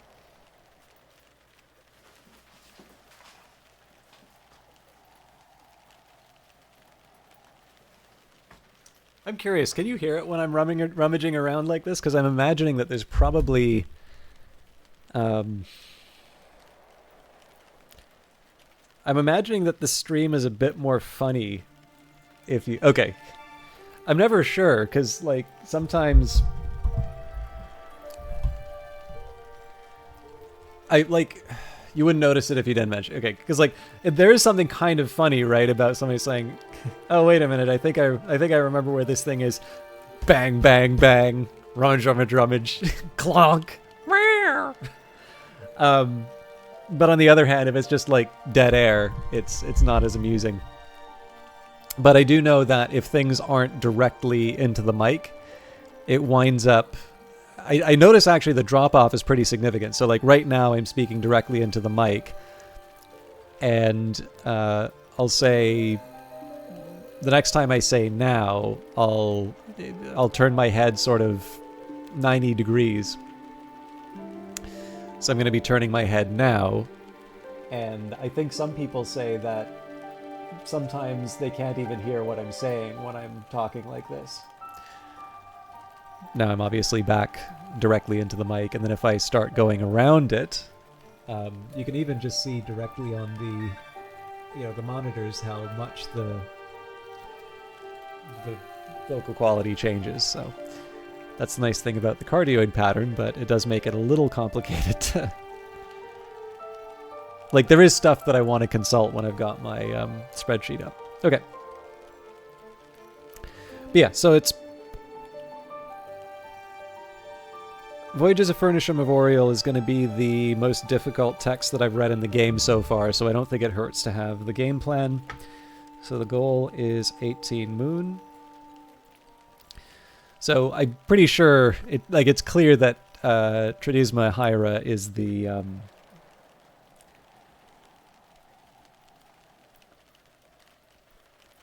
the only option for the skills. Just tape it to my face.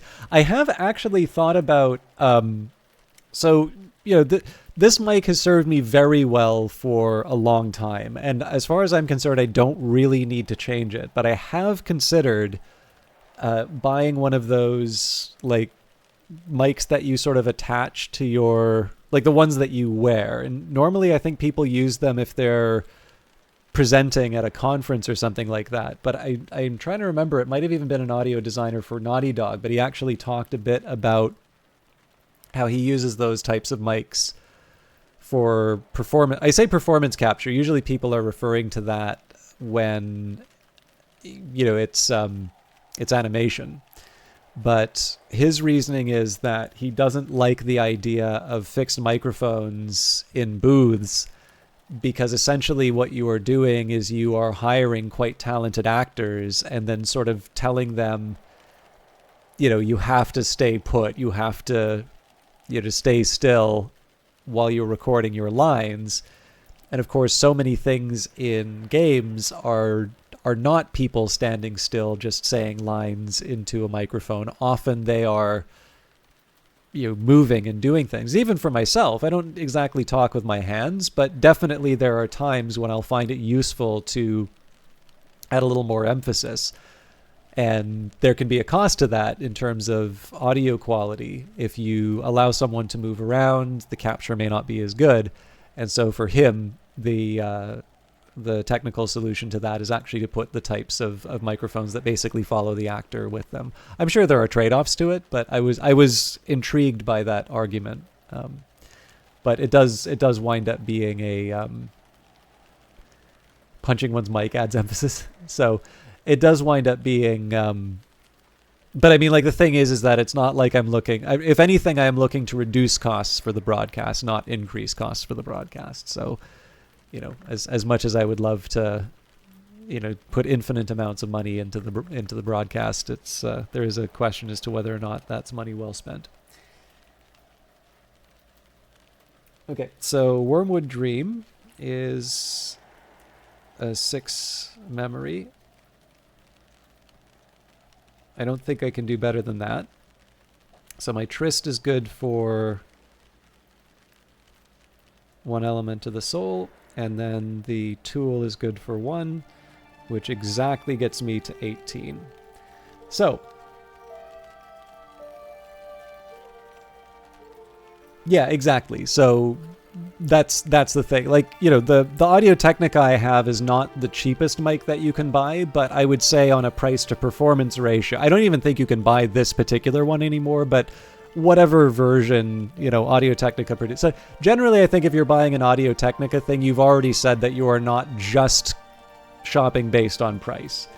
But I think it would be very clear that anybody who's professionally recording audiobooks, somebody who's trying to, record music, I don't see why you would use one of these things to record music, to be honest, but, I think it's fairly clear that somebody who makes a living recording audio would probably want a higher level mic, and somebody who's really just wanting to get started in terms of streaming likely will not want to spend the kind of money on this one. So it's definitely one of these sort of like prosumer ones. It's a little bit like, if you buy a digital SLR, if you get, like, there's a lot of great entry level, Canon, Nikon, Sony. I think even Fuji's got a couple of SLRs, although they tend to seem to be maybe a more costly entrant.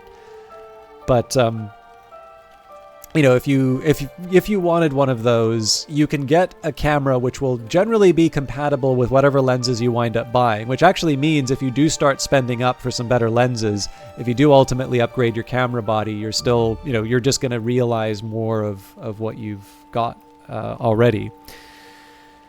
But I don't know, like, in the end, you can take some excellent photographs and you can learn your craft on relatively inexpensive equipment. I mean, if you want, just take your phone and take whatever photos you want. I remember I've seen stuff from photographers who used flip phones, and they're better than anything that I've ever taken. But yeah, no, it's what you're describing. Bit 101 is the very problem that, like, I'm really not at the point where getting a mic like that would be a good use of money. I had some stuff I wanted to do with this laptop that I bought that hasn't turned out. So I'm actually trying to find some ways to sort of get a little bit of a return for the amount that I put into that. So again, this is why I'm avoiding, paying for hardware. But I was still reasonably convinced by the argument that that audio director made, and so I am interested in at least exploring what it would take, and maybe, for lack of better, I don't know,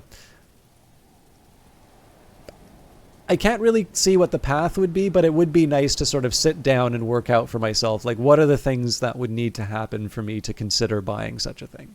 And I think it's sometimes helpful to work out those plans, but none of that's related to Book of Hours. So we need to find out how I'm getting my Wormwood Dream.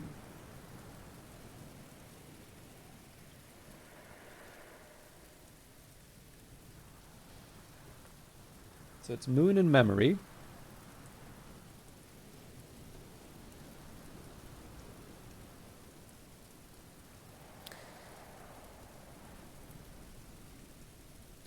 Now, I don't think I can do better than 2 Moon.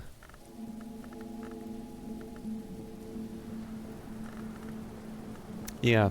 I don't think I can do better than 2 Moon for something out of a book. So to get to the 10 that I need, we start with 4 off of Edicts Martial. And I suppose the best I could hope for here would be to add 2 memories. You know what? Let's take a look and see what the harp gives me.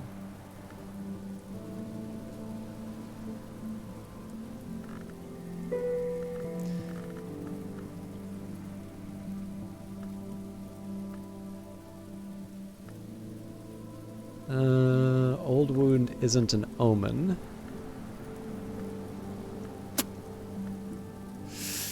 Yeah, okay, that complicates things then. So if I've got 4, I can add another 4 here, which takes me up to 8. But then the question is, okay, well, between, soul, inspiration, and application, if it's 4 for Edicts Martial, and we have 2 Moon items, so between these 3 slots we get 8, but we only get 9 from the soul, and application doesn't help me here. So it's astonishing to me how much of this isn't a library. You're expecting more bookshelves? I mean, these could turn into bookshelves if you want.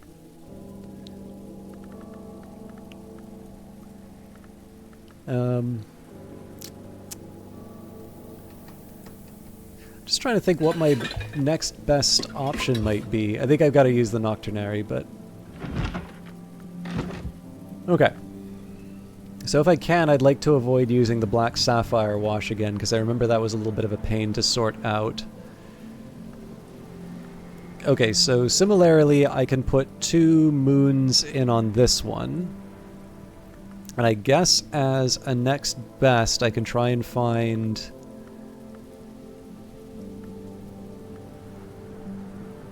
No. Ah, the Driftwood Fragment. Okay. I think we've got that then. It's going to prove a little costly. But I think what we would do is we'd take the Driftwood Fragment. We would add... Well, actually, I guess I could also add something like the Essential Peroist or the Lethe.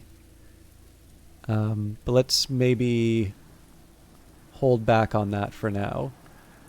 We will get the 2 memories. But what it is clear to me, it's clear to me now that I'm going to need to pay to renew the Tryst at the start of the day.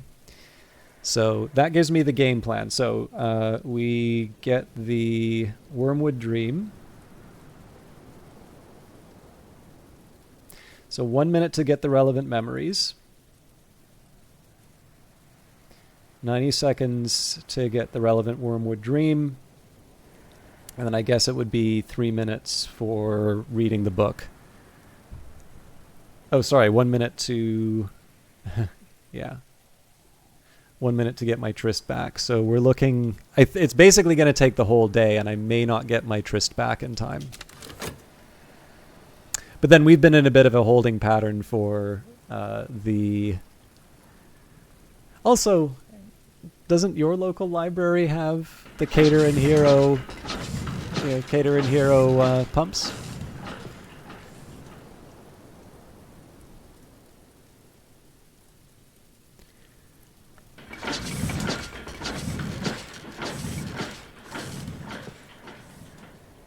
So one of the reasons why I wanted to get the Furnish Memorial book read before the other ones is just because of its high level.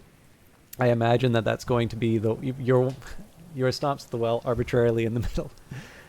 I'm thinking, basically, I suspect because it will generate a lot of lessons, I'm going to wind up spending the next few days generating the memories and otherwise leveling up the skills for that. And again, I don't want to wind up in a situation where I get hit by Numa unexpectedly, and then wind up losing all of them. I mean, in the end, I'm making Numa sound like it's this big scary thing that's going to destroy the playthrough. If you lose some lessons, you lose some lessons. Like, it's not, Weather Factory doesn't personally show up to your house and kick you in the nuts for like losing a lesson in Numa. But it's because I've been focusing so much on leveling up these skills. If I can, I would like to make the most. All right, so we don't have the money for this anyway, and it's a hard one for us to read, both for its language and the level of heart that it requires. So I'm not too sad that we won't be picking this up right away. Oh, but I do want to get to work on my... yeah, actually the shaft has been tied up, so I have less to work with than I thought. Okay, well, let's I'm going to go back to my tomes. I would like to start reading original books again.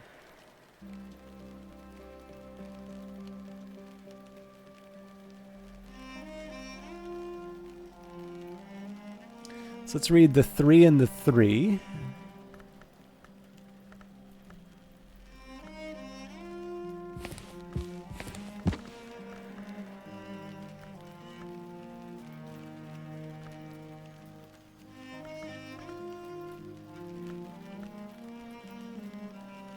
I think there's Roman numerals on that one.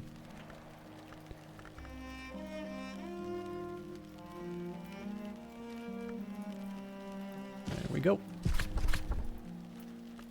So I'm going to use Faust on these.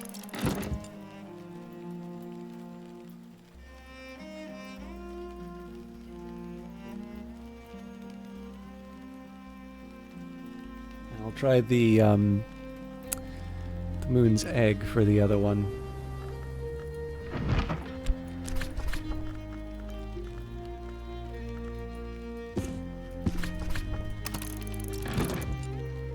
Okay, so these will be the input for my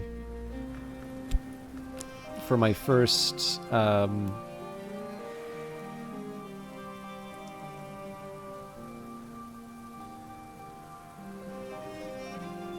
the input for the Wormwood Dream. In the meantime, I do think we have what it takes to be able to read the Ivory book, so we'll just read that at Solomon's desk right away. So we'll add Sights and Sensations. And the Ivory book. Oh, written in Fucine, so that's not too hard.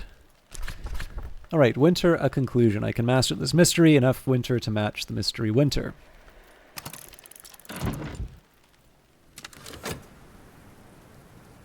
I think we're probably going to ignore... Ah, Snowy Day. I should actually have looked at that before.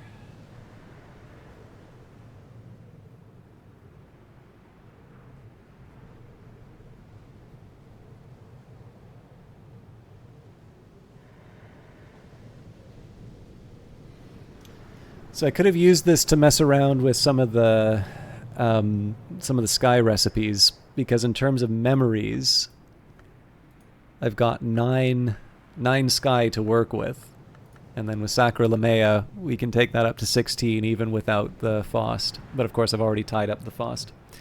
That's fine. I'll live without it.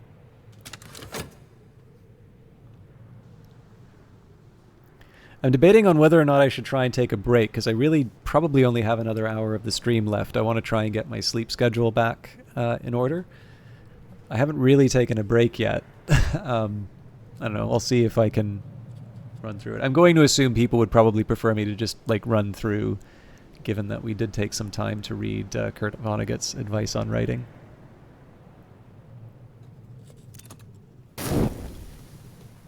Okay, let's take a look. The pumps sputter and die, but they've done their work.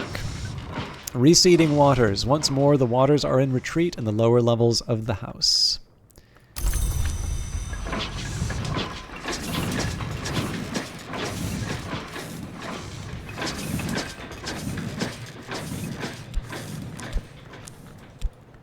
So, gleaming black water still is bone. I'll need to find some way to lower the water level before I can descend.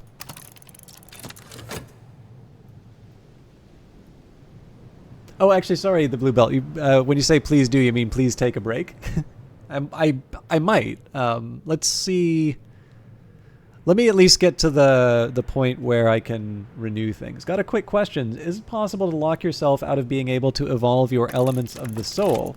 You slotted your skills into the Tree of Wisdoms without understanding how they line up to the workstations to upgrade your soul. Okay, so this is a little bit more difficult for me to answer because I do notice that there are some evolve... Excuse me. There's some evolution. I actually should have read the patch notes at the start of the stream today. So I do need to figure these out. I am inclined to say no, it's not possible to lock yourself out of evolving your skills because I haven't really committed anything and I've been able to get this far in the house. So, and if you click on the workstations, it'll show you, right? So I've got Hushery, and you're like, okay, but what I really need is Skolakosophy. And I'm like, okay, well, you got Skolakosophy down here, right? And then when you're looking at the altars, so we've got Bosk. I think Bosk was actually for the Altar of the Knot as well. You've got Nyctodromy here. You've got Preservation here. I'm showing these later ones just to sort of show that, you know, even though I have not upgraded any of my elements of the soul, and in fact, even though I've only committed one skill to the Tree of Wisdoms, I've been able to access some of these upgrade stations, which people seem to think are rather difficult. Actually, I guess Nyctodromy isn't that difficult to get. But I think Preservation might be a challenging one for people. And again, when I say people think that they're difficult, like I don't mean to sound snarky in saying that. Those are not easy, right? They are something that involves quite a bit of work.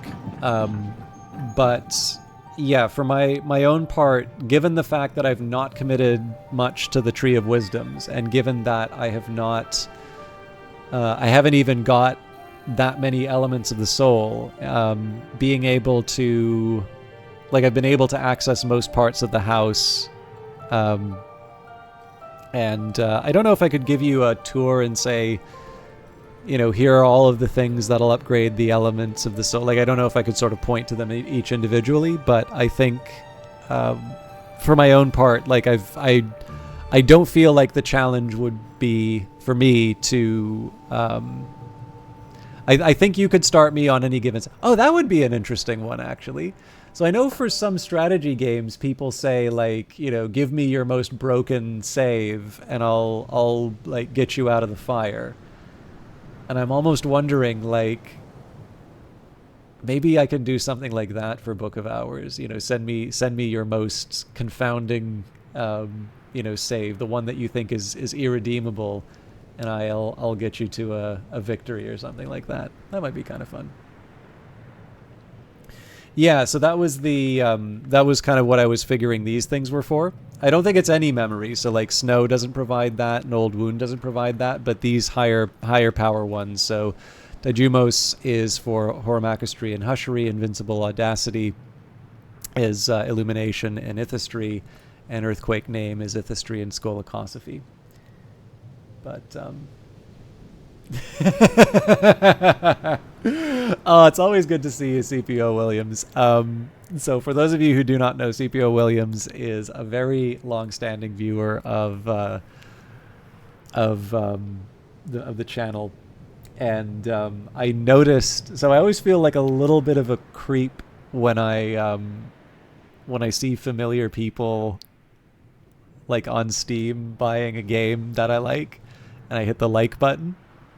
But I was delighted to see that CPO Williams had picked up the game, and I am even more delighted to hear that you seem to be getting your money's worth with that game.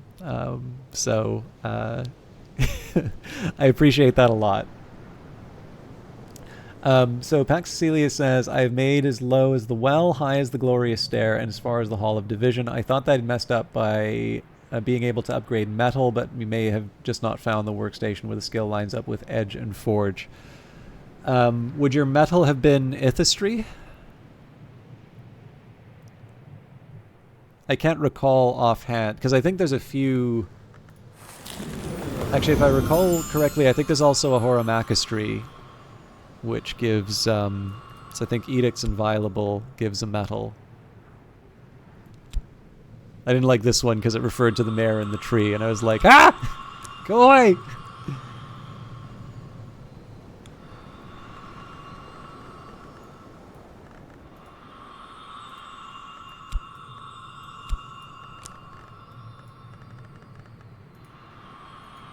I'm trying to find one that gives me a medal now.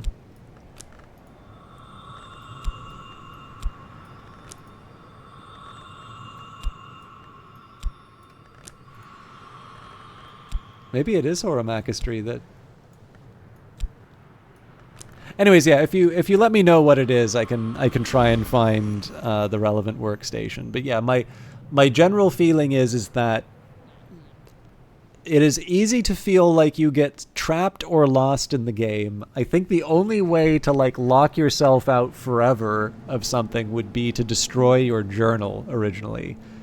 But even then, I suspect there's a contingency for that. I think, weirdly enough, one of the ways that you could lock yourself out would actually be to throw away the Hush House key. But then there's an in-game reason why the Hush House key keeps coming back. So should do a lore series for Book of Hours and Cultist Simulator. It's funny you mentioned that, CPO Williams. It's something I've debated on doing. And it's a tricky one because I had a big problem for a while, and it still comes up every once in a while, but it sort of receded because like the overall viewership is kind of going back. I think, you know, people have just kind of moved on. But there was a big problem for a while where people were really insistent that I play the game a particular way, and that if I ever got something that they perceived as wrong, you know, they would let me know, usually quite bluntly. And I mean, the problem with this, most of the time they were mistaken, but that's kind of beside the point. It's something I actually really have a difficulty with in terms of streaming. And I know for the lore stuff, that attracts a lot of that kind of behavior. So the drawback is that this is one of these cases where it's something I kind of like to do, and I know people would like to see it. But unfortunately, I also know that it may attract a certain type of response that I would find difficult. And the problem with that is, of course, it's the one of those classic examples of a small minority ruining it for everyone else. So I've been thinking a bit about how I might be able to do that. But it's actually something that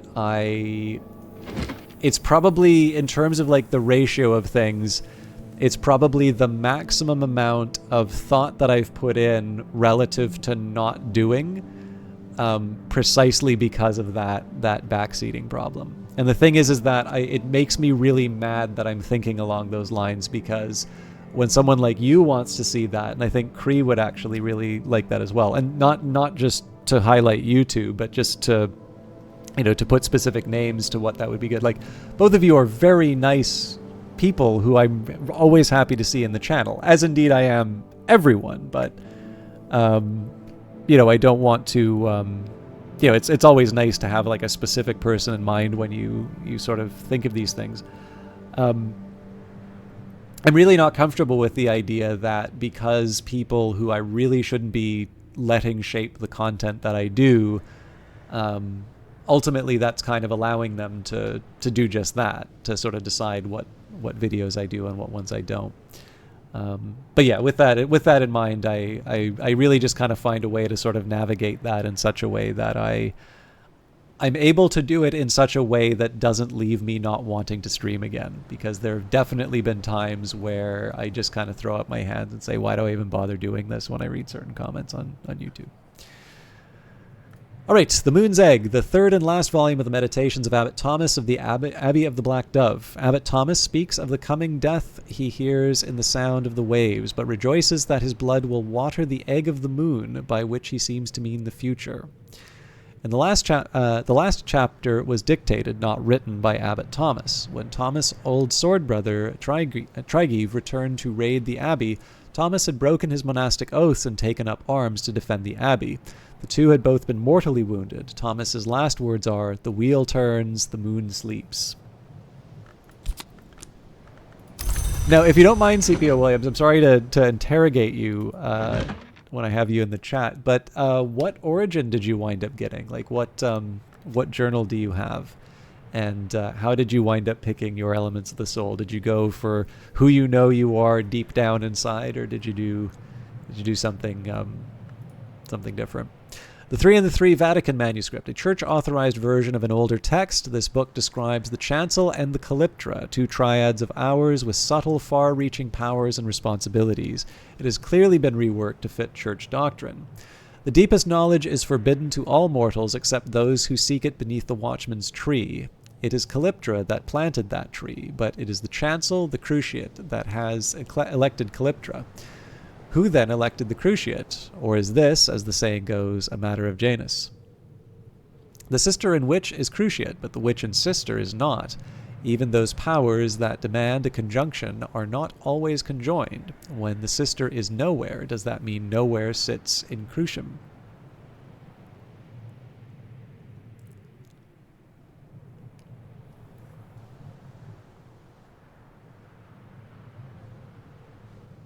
Oh, cool. I'm glad you were able to sort it out, Pax Cecilia. I wasn't sure which of the wisdoms you needed, but it looks like it's illumination, and that you've sort of worked out what you needed. But yeah, like the thing that I have to stress more than anything for people on Book of Hours is that this is not Cultist Simulator. It is not a game that is going to be harsh. You can make the game trickier than you might imagine. But the thing I definitely notice is that I occasionally, check in on streams, or I occasionally check in on the Reddit, and I do sometimes see people kind of who give a phrasing of, this game is broken because, or I'm soft locked because ... And over time, that's gone away, and I think because people are being quite helpful in terms of the game and sort of saying, well, have you thought about doing this, or, what have you.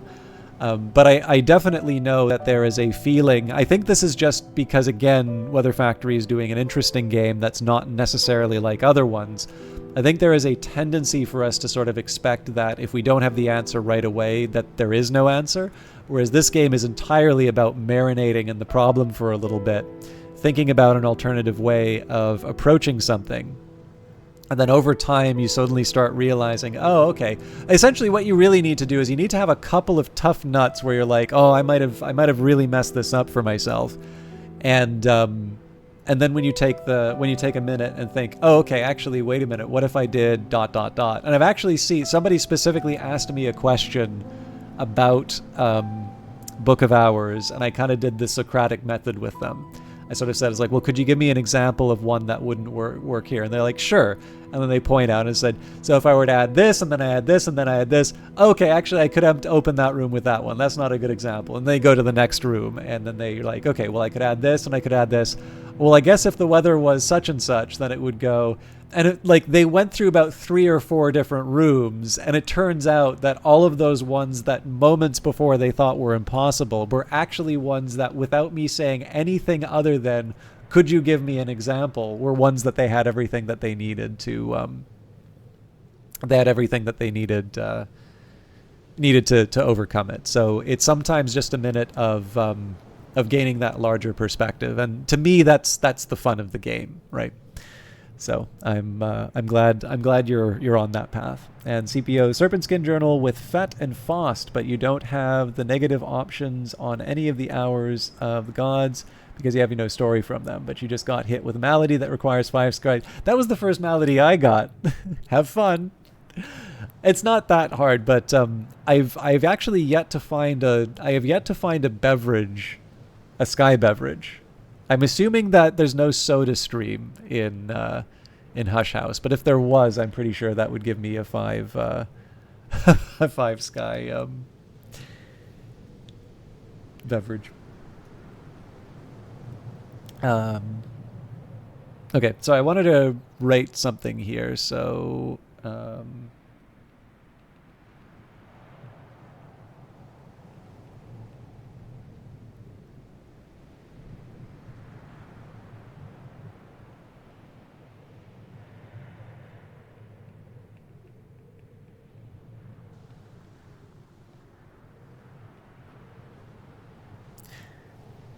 and yeah, the other thing that I want to note on this CPO Williams is that I feel quite nervous about the gods from nowhere, but I actually noticed the more that I've been reading about the different libraries, the more I see how they are somehow associated with gods from nowhere. So there's the Rowanarium, which has a key to nowhere, and then I believe it was a Far Eastern library. I can't remember. Let me just take a second here.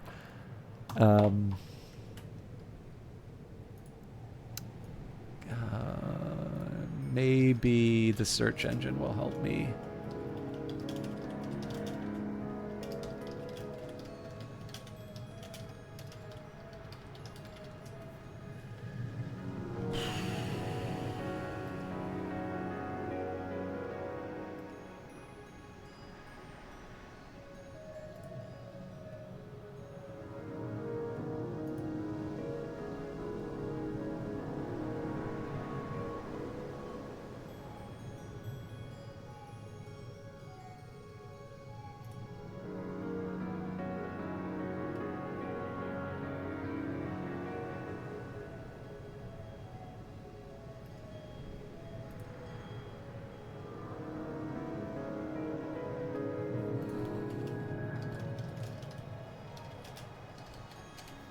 I'm going to try one more.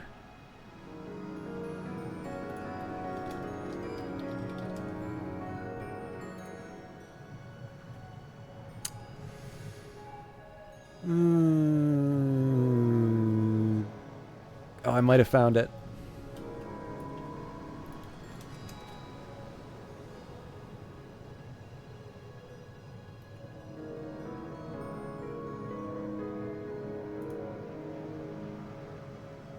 Okay, so this was apparently in a. I remember this on the Weather Factory blog, but it was. I've actually found this on Steam. So introducing the Grove of Green Immortals. Another quick update while Book of Hours is in the early, non-sexy, I can't really share that much at this stage part of production. Meet another one of Book of Hours' sister libraries, the bookish troves you'll work with in managing Hush House.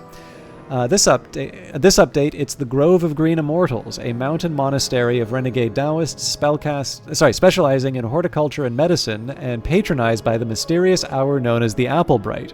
The Applebright, as any lorehound will tell you, is a little-known god from nowhere who is probably very, very dangerous. But look how lovely her library is. How bad could she really be? Yeah, there's an image of it and so on and so forth. But yeah, so this would be an example here where we have another of the Watchmen's, another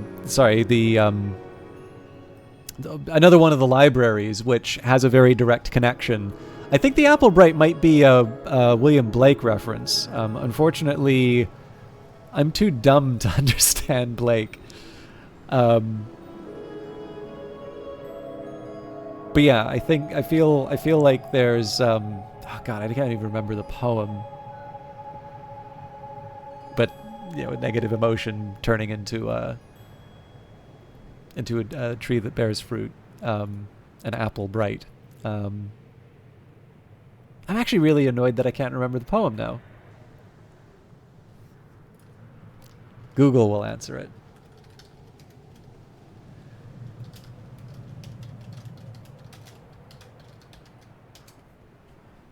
A poison tree. Oh yeah, that's right, because I keep thinking that the fruit from the poison tree doctrine is a reference to this poem. but it's not. So I was angry with my friend. I told my wrath did end. I was angry with my foe. I told it not, my wrath did grow.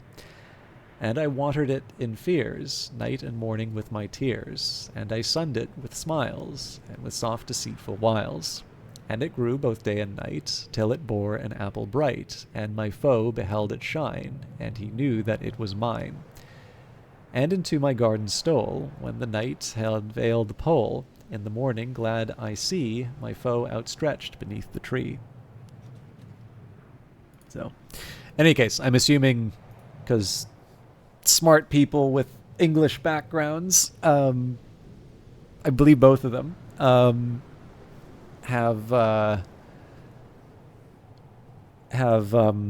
pretty sure that's a reference to that poem. And the Weather Factory catalog entry for the Apple Bright. I have been the keystone of a sumptuous event, and even as I am scattered I know joy. My delight will dwell forever in the chambers of the Grail, as they so ripely deserve, and I will live nowhere at all where the Apple Bright has found me. She has gathered, my last few fragments to caress and console and restore in her rich baskets of nutritions, and she promises me that sometimes, when she is the witch and I am inside her, she will show me the world again. And I'm fairly certain that that may be the text for the ending of the, it may actually be the text for the ending of the Apostle Obstinate. Anyways, a conversation for another time. I did actually want to take some notes here about the cruciate. So we've got the Cistern Witch is cruciate, but the Witch and Sister is not. But yeah, anyway, sorry, what I wanted to say is that I think because of the relationships with these libraries and the number of times the gods from nowhere keep showing up, I think there's probably a little bit more of a complicated relationship between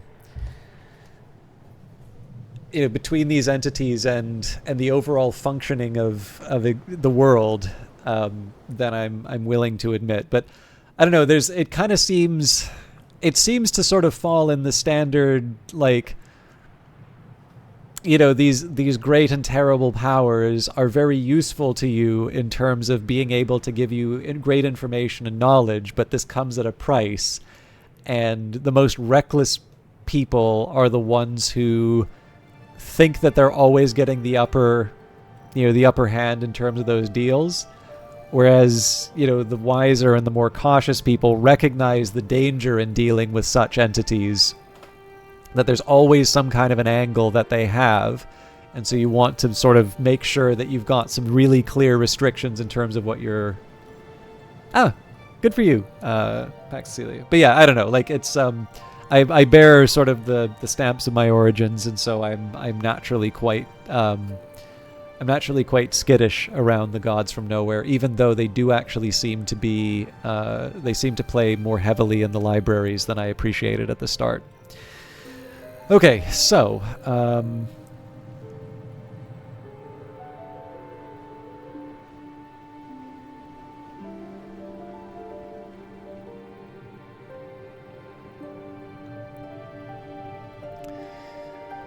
okay. I'm just trying to work out something here.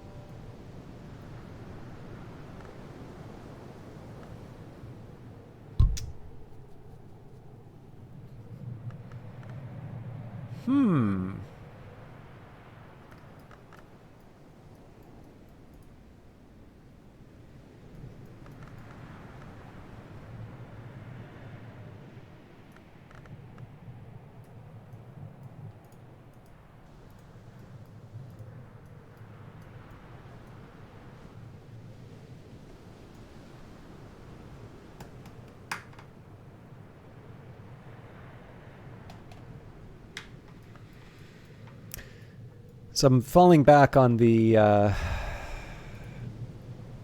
So the Church of the Unconquered Sun acknowledges only a handful of hours, the Sun in Rags or Splendor, the Meniscate, the Madrigad, the Watchman, and reluctantly the Wolf Divided. Any other so-called hours must be lesser powers, wicked impostors, or superstitions. So the Church denies 2 of the 3 hours of the Chancel, and yet it's the Chancel who are said to determine which of their peers qualify as hours. That's theology for you. Abbot Geoffrey decreed that all 3 should be venerated in this holiest of rooms. To avoid actual heresy, he would not permit any of the 3 to be named. That's theology too. You have personal affinity towards lantern aspect for a reason. What about you all? Same here. I'm very heavily lantern oriented. I am beginning to appreciate the charms of Edge as well. And overall, I would say that, you know, because these are principles sort of underlying the hours and existence, I couldn't say that I want to be just one note all the time. But yeah, I'm like... It's not just lantern, but I find the solar hours interesting. I'm sure I would be into the Church of the Unconquered Sun. Another one that I quite like is Nock. So I'd probably say my top 3 would be Lantern, Nock, and Lantern, Nock, and Edge, and probably in that ranking.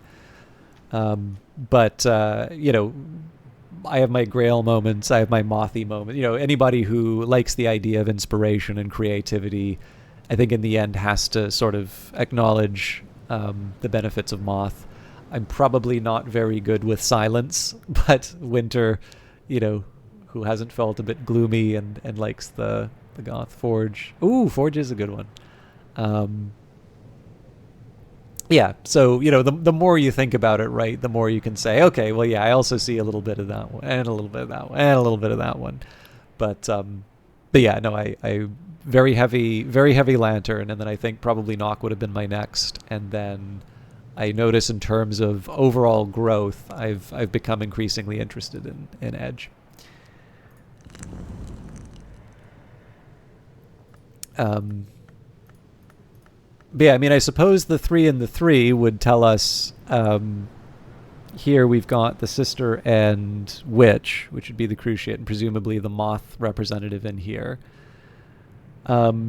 So would that mean, I suppose, that the solar hour would be the Sun in Rags? Although I guess I don't have a good argument for the Colonel being... Yeah, I don't know. I should spend some more time thinking on that, but maybe at a later point when I'm not running out of time. So let's get to the Nocturnary. So I've got my Tryst. We will apply... So we have to use Edict's Martial here because I'm looking for a very specific outcome. Okay, we will take our into... So I suppose I could have used the old wound, but it doesn't matter now. We're still short 1. So what would have been nice, of course, would have been to be able to add a... some kind of a... I don't know, like a tool. But I'm okay working with the driftwood because we have a spare. So Wormwood Dream. Recall a forgotten crime of Moon and Winter. Edict's Martial with Scholar level Moon plus memory creates Wormwood Dream. So as we said, that's going to be 90 seconds. So I suppose the question here is there something that I want to do with my health? At the moment, I think probably just collecting some goodies.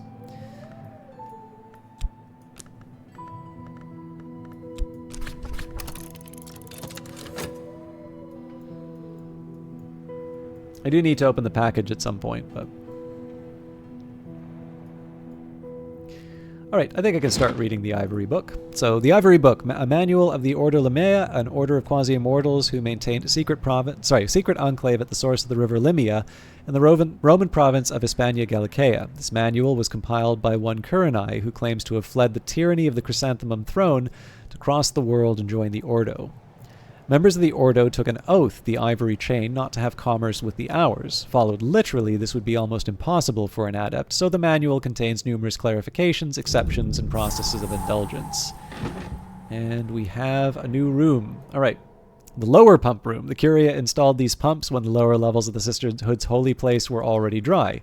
Why? What were they looking for? What lies beneath Brandkrug Isle that even the Sisterhood never found? So lower level pumps. These machines are different and newer manufacture than the ones above. They include something like a generator too, but they're even in worse condition, and I will need to find suitable materials and fuel, and I will need scholar level forge to jury rig them.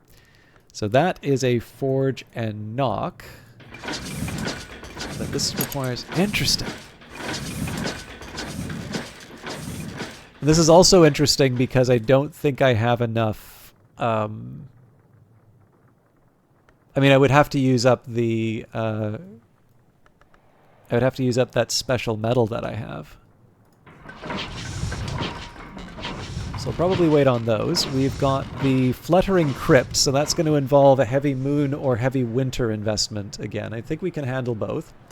The darkness here beats with wings. Bats? The sound is more like birds, but there's a timpani quality that suggests more bones than feathers. One more step, and I sense a possibility of talons.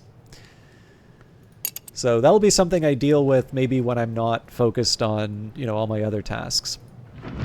All right, Kurenai describes the Order's burial rites, which include spells to ensure, in theory, that the souls of dead long are not given to the Hours. The Hour called the Ivory Dove, who memorializes and commemorates, is to be invoked in secret in these rites, for with that Hour we have made an understanding. So 2 quenchings and quellings. I regret... Oh, shucks. I forgot to write down...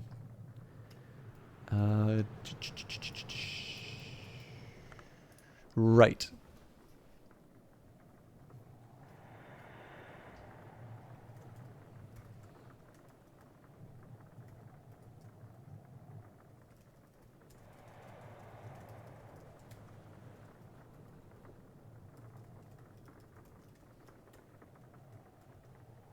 Pretty sure it was a stolen secret that came out of that. And the Ivory Book gave me a regret. Okay. Now, I want to mess around a little bit with the order here because it's nice to keep the series in the same section, but I am a little bugged by my filing system here. So, against my better judgment, I'm going to start moving some of these. Okay. Well, actually, you know what? We've got enough space in the map room. I'm gonna make this the new overflow, at least for a while. And maybe we'll put the scrolls up here.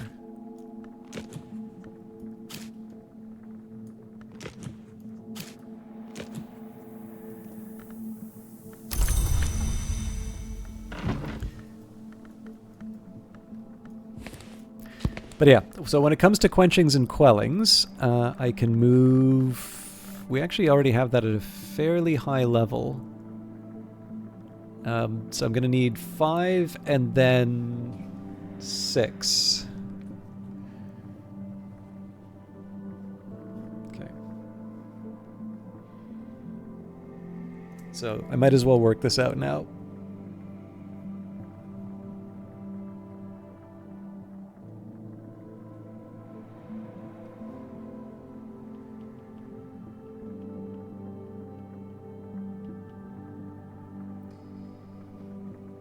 So bittersweet certainty.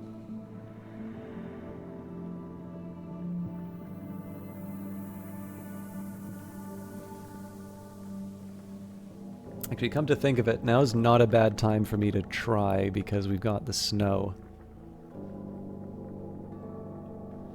Cheerful ditty.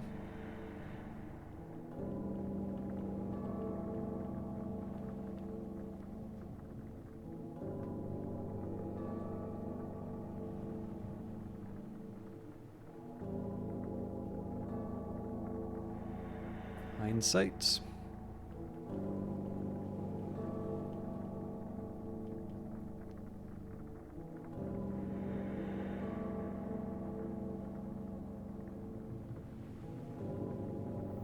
The Newman.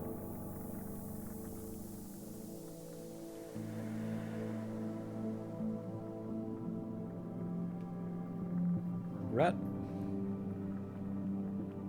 Regret shouldn't be a surprise. Salt.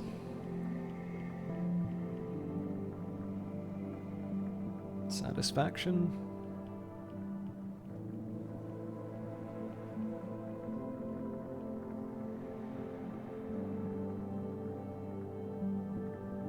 Solace.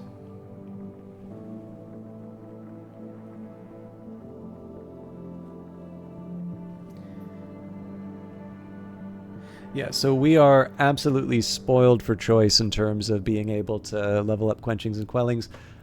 Thank you very much, CPO Williams. I also noticed for some reason there is a change to your subscription status, and I don't know if Twitch wasn't crediting you before or if you quietly subscribed in between and you didn't get credit for it, but I know you have been a very long-standing supporter of the stream. So thank you for that, and I'm sorry if you didn't get the appropriate credit for an action that you took during the broadcast. Either way, I hope you know that it is appreciated, and I am delighted that you are enjoying Book of Hours. So thank you for stopping by. Okay, to get quenchings and quellings, so I'm going to need to get my heart or my winter. I've got a regret. I've got a snow. The old wound would work. So that's 3 of 5.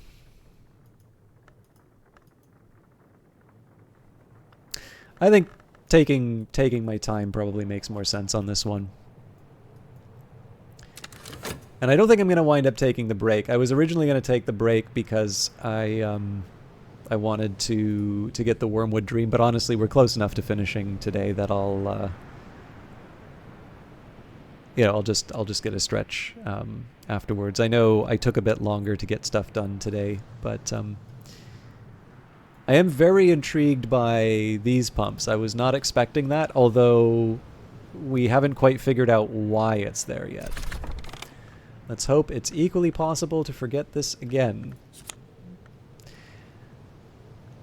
If there are laws which apply only in Dream, then there must also be it must also be that there are crimes which can only be committed there.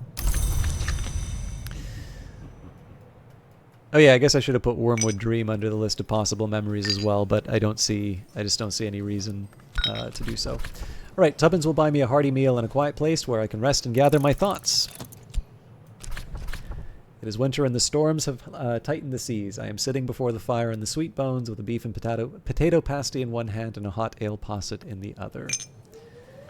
And we found animal bones. Alright, well, if I want to make an essential Peroist...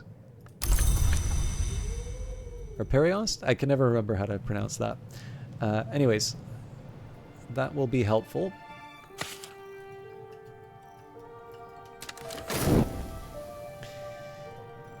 And yeah, I actually don't see a big problem opening up the Fluttering Crypt. So you're hard playing Book of Hours and watching the stream at the same time because you keep getting finished queues. I can appreciate. I still get tripped up when the library visitors go away and there's actions going on in the background because I keep thinking. Oriflams, thanks you for your continued interest. This book may become available for purchase again later. But yeah, I definitely run into the challenge of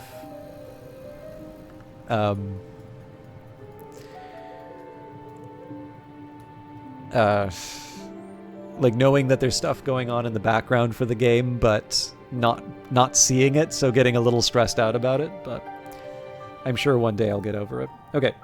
So for winter, I'm actually going to take a quick second here to audit. We just got my rest and refreshment, but I do want a quick audit of what I can do winter-wise. So we've either got 2 or...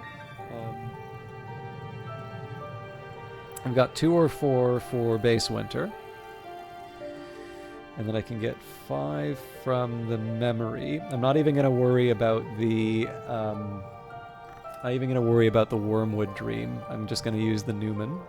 Because Newman doesn't cost me anything.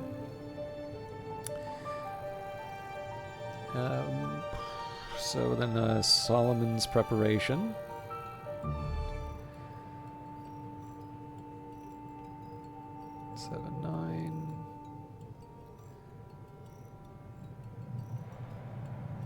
13.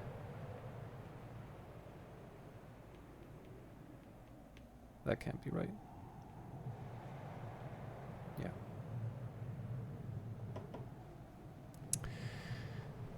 And then I think, okay, so if I were to use Mr. Kill, I would need to get a little fancy with the winter, but I don't see a need to do so. Unless, yeah, it's one winter, so I don't think I'll worry about that. I think it's fine for me just to wait till I find a poet. All right, better now. So let's read a difficult book.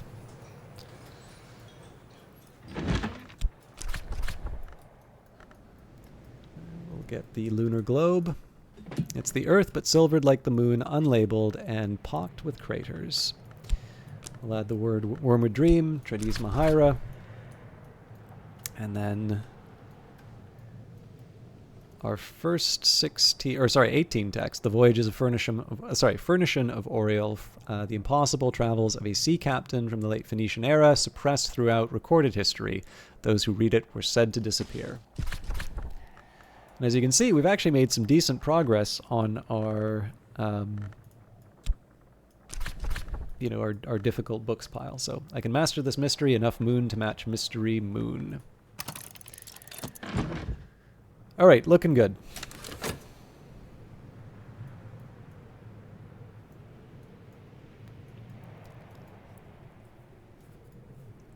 So one challenge I'm going to run into is sorting out how I'm going to divide my elements of the soul between generating memories for the skills, like the level ups, and how I'm going to use that towards getting hirelings to open up the Fluttering Crypt. But I suspect the right way for me to do this would be get the necessary memories first.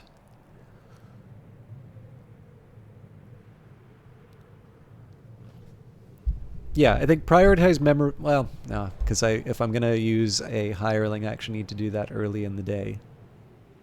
Okay, we'll see how that works tomorrow, because in the end I'm going to be reading this this text and seeing what comes out. One thing's for sure, though, we're not going to use the snow and we're not going to use the regret.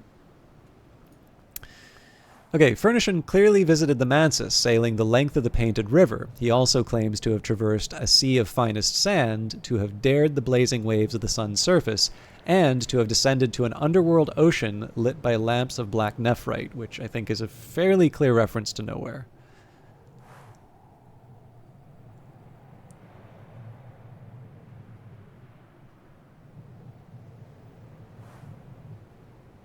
And I think we don't finish this book in time for dawn, so I'm going to be down a tryst for tomorrow, but that's fine because we don't need tryst for quenchings and quellings. So I'll leave the health and the whist aside, although I'll probably only be able to use one.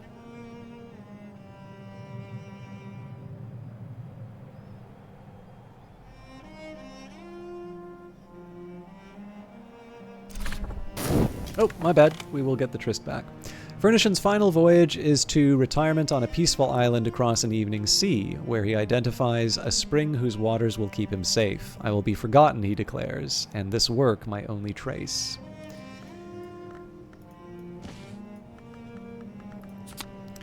Okay, so we get salt out of that.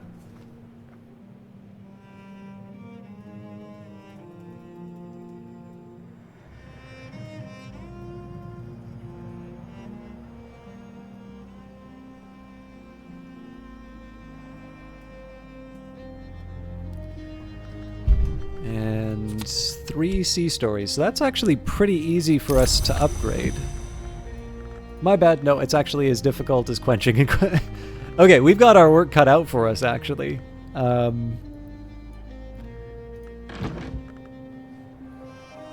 It might be better for me to focus on sea stories, actually, just so I can minimize the number of lessons for each of these items. So I'm gonna just get my list of memories. So that's a Grail Moon.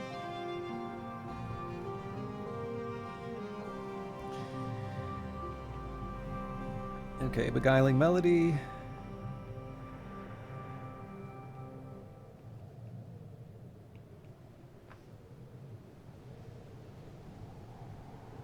Founding Parable.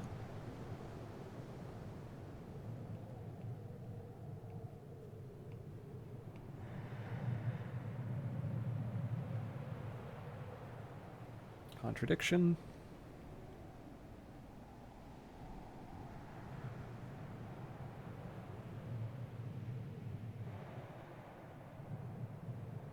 Gossip.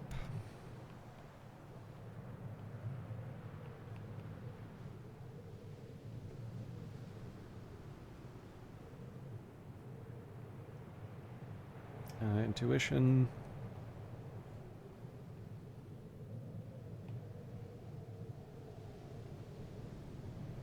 So the Newman doesn't help me here.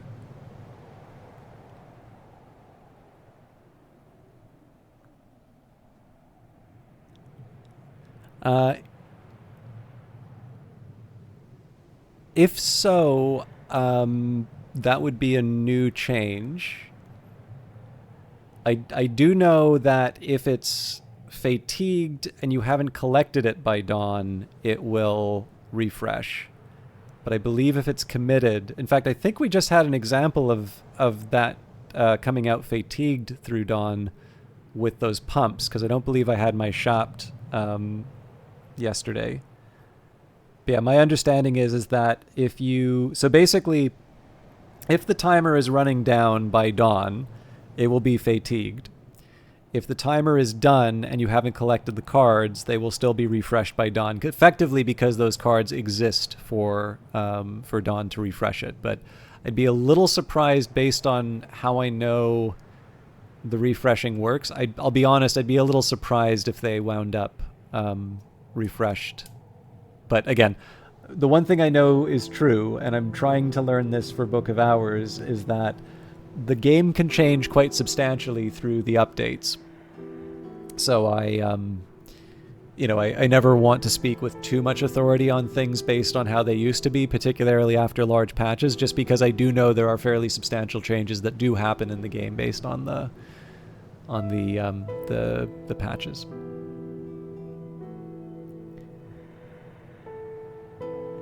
Didn't make it far. Memories and companions are the only things that fade at dawn. Could be wrong too. I think that's probably right, but that's a little different from what we're talking about, in the sense that, like, what we're talking about here is how things get fatigued. So the idea here would just be that I think if I'm getting Hampswitch's statement correct, is the idea that if I had been reading that book, if I was pulling an all-nighter while reading the Voyages of Furnishing of Oriel, that the Tryst should come back refreshed, even though I wasn't done reading it. And so far as I can tell, that doesn't happen. But if you if the book is read and it's just sitting in the desk, it will refresh because the card exists to be refreshed.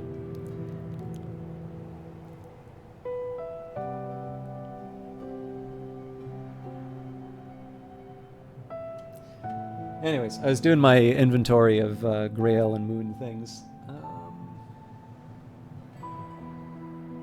So, salt.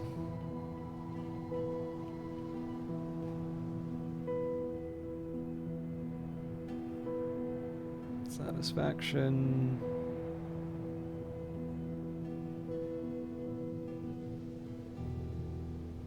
Stolen Secret.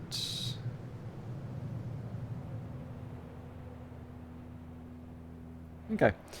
I mean, we're in fairly good shape, but we've got a lot of work ahead of us. So what is it with quenchings and quellings? We're basically going to need to generate 11 memories. And then for Sea Stories, I guess it's 11 memories to get it up to 7.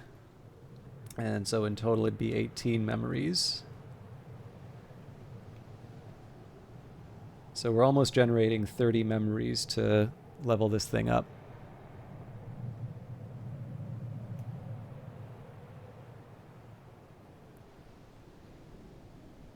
When I stopped the game out of confusion, you had 2 skills, so when you say you have a lot ahead of you.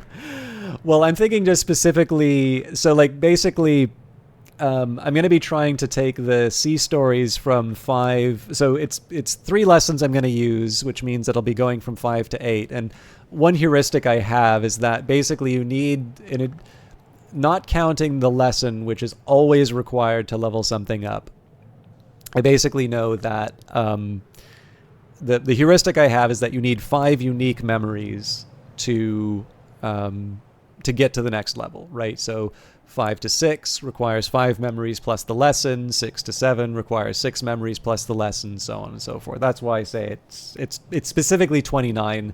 Just work out the series, 5, 6, 5 and 6, or 5 and 6 and 7, and then add the 2 series together, however you want to do that. It's probably easy to just start with 22 and then figure out what the cost to get the extra level is, because it's already at 7, then you just add the 7, that gets you 29. But I don't care how you do your math, I just care that you get the answer right. But because the way that I've been playing is to kind of see how far I can get without committing much to the Tree of Wisdoms. Basically, we've only committed 1 plus the book. This leaves me limited in terms of the number of elements of the soul that I can use. So, for instance, we've got 2 for the Faust, then Wischapt and Health. So that's 5, then the Trist is 6. So to try and get something up to level 8, technically I couldn't just... Well, and also I need to use an element of the soul to level it up. So even to get something to level 6 will require me to go to the Sweet Bones to refresh things. So mostly I just kind of want to work out, all right, what am I, what is the best path that I can take to make sure that I'm using my time well to accomplish this. I'm not worried about not accomplishing it. What I am a little worried about, though, is I'm a little worried about Numa arriving a bit too early. So even though I might want to try and do something, let's say, with these forge texts, which I just need a little bit of luck, but I should be able to read, I think it's going to be all hands on deck to try and get the sea stories and quenchings and quellings. But even then, I'm looking at about 5 days worth of work, and I don't know if we have 5 days in winter. So, but we'll work it out. I think what I'm probably going to do is recruit Reverend Timothy just so that I can have him, and in particular, doing that early will it'll let me do an early refresh for my Faust, and then he might be able to help me out with some of the lessons that I'll need to level up. But yeah, what I think I'm going to do is I'm actually going to start with Sea Stories, just because that's going to be the most difficult overall to level up. And then following that, we will take care of Quenchings and Quellings, which is not exactly going to be a walk in the park, but it's not going to be as challenging as getting the lessons for Sea Stories.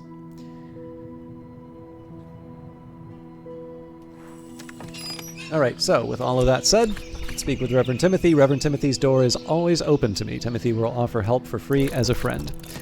Now, there's a couple of things that I can do to make life a bit easier for me on these level ups as well. Okay, so it's another snowy day. That does actually mean Quenchings and Quellings gets a slight advantage here, but I'm not going to focus on that. Okay, Reverend Timothy always jumps at the offer of my company. So, we're just going to keep talking with him throughout the day. But there's a couple of things that I can do to try and give myself an edge. So again, what are we trying to get here? Well, we're trying to get a bunch of Grail and Moon. And the first thing that I would look at would be, well, what are the things that I can get that Reverend Timothy wouldn't give me? So I think a Beguiling Melody, a Confounding Parable, a Contradiction, and Salt. 1, 2, 3, 4. So that's 4 of the 5 that I need already. Now, the other way of looking at this would be, of these, what are the ones that I can use for the Heart and Moth upgrade as well? I suppose Salt, Satisfaction. It's actually not as many as I thought. But that's fine. What I think I'll do, so we'll talk with Reverend Timothy as much as we can. I'll definitely generate the Salt. And because I'm going to be working on the Sea Stories, I need to keep the Trist available. I'll keep the Whist in reserve.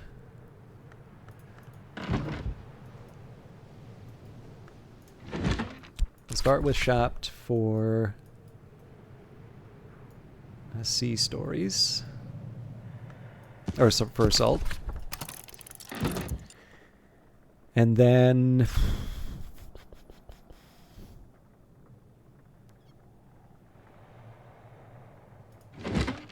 I didn't add the language. Actually, you know what? I'll add the health and the Faust for the beguiling melody and the... I don't think I need to get too clever about this, to be honest. Okay.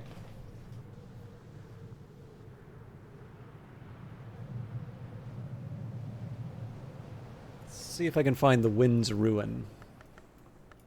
Actually, you know what? I'm short on time, so let's go... Let's go with the tried and tested. I do want to be reading a greater variety of texts, but right now, because I'm just looking at the time, let's lock in some of the familiar ones. Okay, working on the salt. Contradiction, Wayne Scott histories ought to help me there.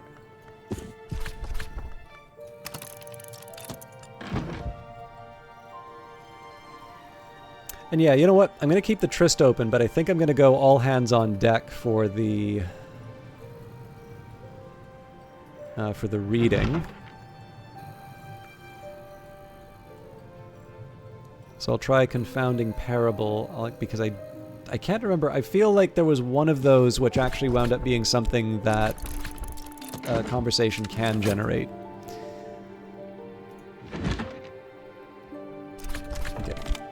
We'll try that again. A half-familiar alphabet like reversed Greek or upside-down Latin. My mouth feels oddly dry as I trace the letters with my fingers. I can't read it. So, there we go. So one of the reasons why I changed my mind about this is... I didn't go to the Sweet Bones. I want to see what happens if I just throw everything at the... If I throw everything at the problem, I want to see if I can maybe get more than one level over the course of a day. And I figure any surplus we have we can put towards opening up the Contraband Flotsam, and then maybe we can also use to collect some items. I'm not exactly hurting for money, so if I can get 2 levels out of Sea Stories today, that just puts me ahead. And of course, some of this will rest on Reverend Timothy, so if our accumulation winds up leading us to getting something that's maybe a little more appropriate for quenchings and quellings, I'm not above, altering the course for the rest of the day. Okay, so Gossip already helps us. That's a Grail one, which will help us with Sea Stories. Good start. Reverend Timothy is always, always happy to chat.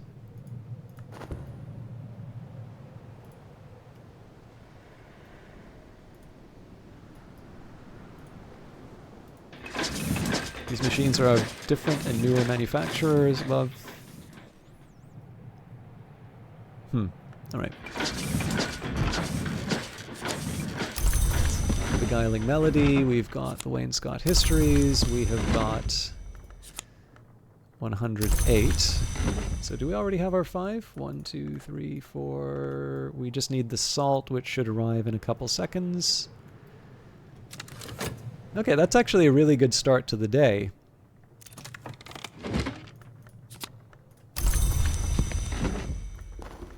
So let's just lock that in as soon as we can. Actually, while I'm at it, let's go... So Sea Stories is going to go to position 7. No, Sea Stories is going to go to position 8. Quenchings and Quellings is going to go to position 7.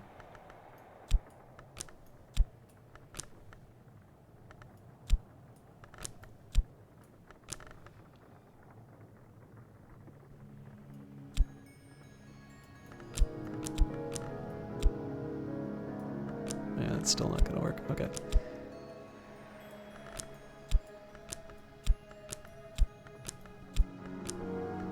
There we go. Okay, Tryst goes in.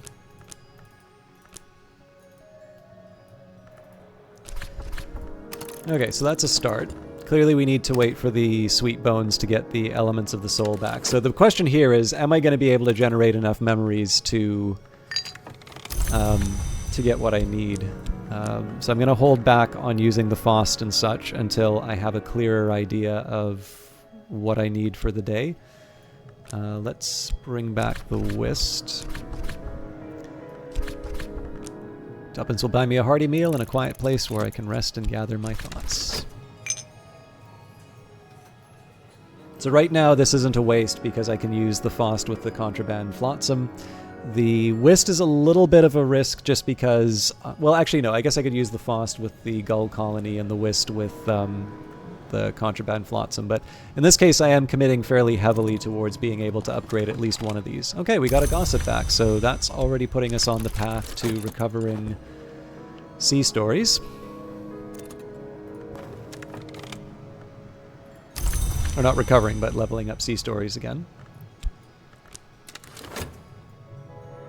It's a fairly tall order, if I'm honest, but who knows? We might be able to pull it off. So I've got the Old Wound as a backup as well.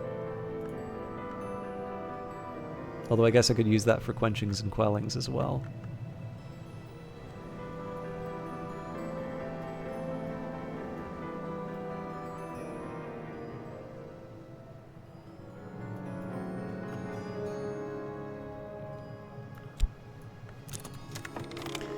Better now.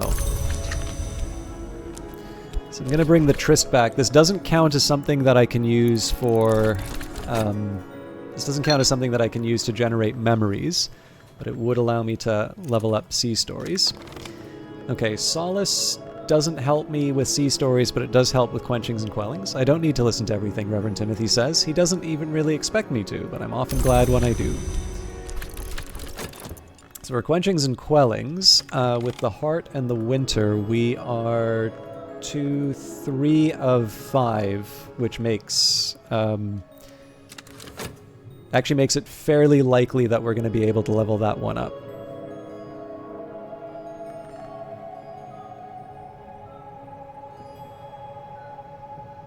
So you can kind of see the logic behind bringing someone like Reverend Timothy in when you have multiple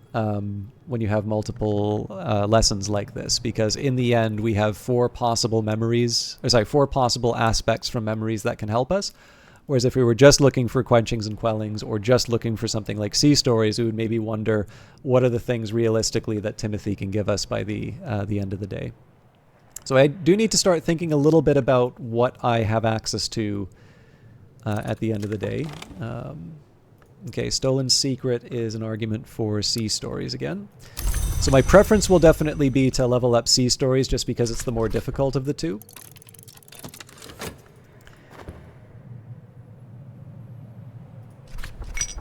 But as always, we'll see what the day brings. Okay, so this is the time when I want to just sort of stop and say, what am I working with? So for Sea Stories, I'm taking it from level 6 to level 7.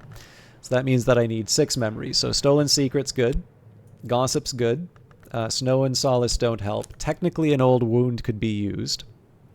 So I'm at minimum 3 points in. Now if I get one more element of the soul, then I'm going to have enough to get those 6. Keeping in mind that I'd be giving up the Old Wound, which I think is okay in this case. So in this situation, bringing up the Faust is acceptable. If I was shorter, then I would maybe shorter in terms of memories, then I'd maybe want to cut my losses or consider something else. The other way of looking at this would be if I wanted to level up quenchings and quellings. We've got the Whist. We've got 2 elements of the soul of 5 that we need. We've got 2 elements of the soul here. So if I didn't want to give up the Old Wound, I could put the remaining points into quenchings and quellings. And I think it depends on my mood. In terms of which of these 2 I go with. It's not that hard for me to get the Old Wound back, so I'm happy to play it by ear. But we probably have enough time to get another element of the soul from the Sweet Bones. There is a question in terms of whether or not I would want to do so. But the reason I haven't used the elements of the soul yet is just because I would like to see what Reverend Timothy gets me before I commit everything. Okay, Hindsight. So it's a kind of a dead heat between the two.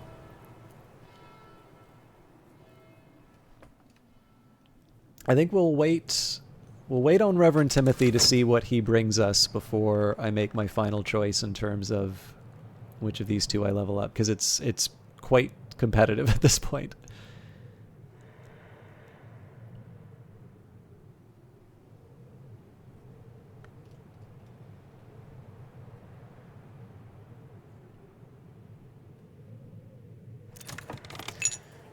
So one thing I'd like to do at this point is just take stock. So it's either going to be the Trist or the Wisp that gets used to level up Sea Stories or Quenchings and Quellings. With Quenchings and Quellings, I would need 2 to level up, which means I already have 1 spare. With Sea Stories, we've got 2 of 6, which means I would use 3, and then I would need to either use the Old Wound or 1 more. So what I'm taking out of this is there's no sense in renewing anything at the Sweet Bones right now. And I think depending on what Reverend Timothy does here, that'll probably decide whether or not I commit to Quenchings and Quellings or Sea Stories.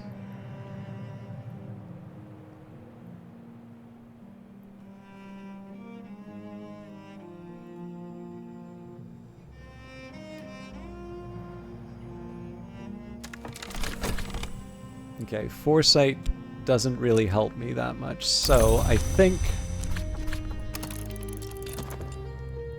this is going to pain me a little bit, but I am actually going to use Quenchings and Quellings.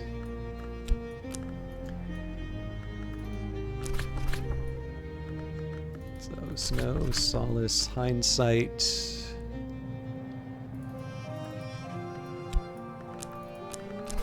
Yeah, so 2 of those.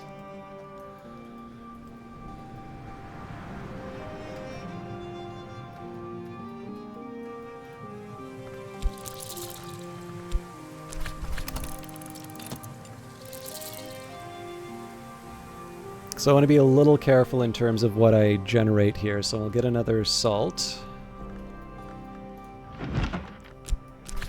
And the expectation here is that Timothy's not going to be able to generate Salt. And then Regret is something that Timothy can generate. So maybe I go for one of the songs.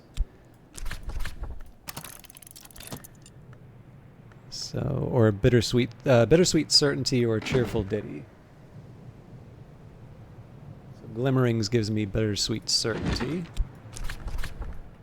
Shouldn't be that hard to find. It's a book with a big G on it.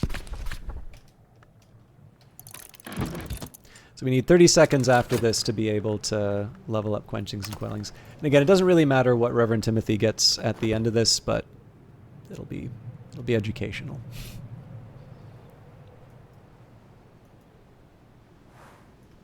So I'm a little worried that I was too late on Gathering in Winter.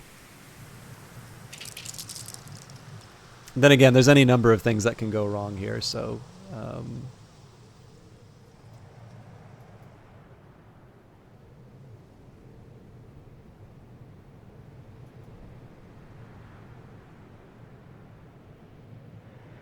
For instance, I may have started reading the books too late. Okay. I guess the Hindsight doesn't really change anything here.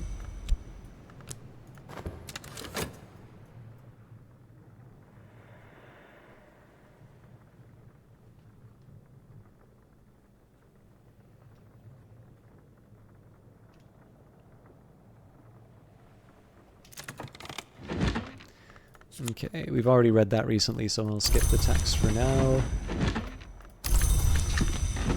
Let's see if we can get this in time.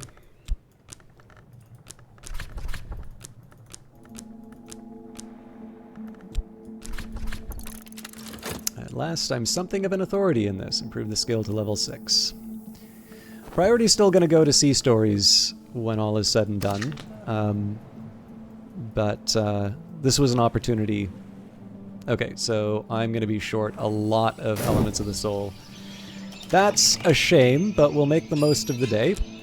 So speak with Reverend Timothy. Reverend Timothy always jumps at the offer of my company.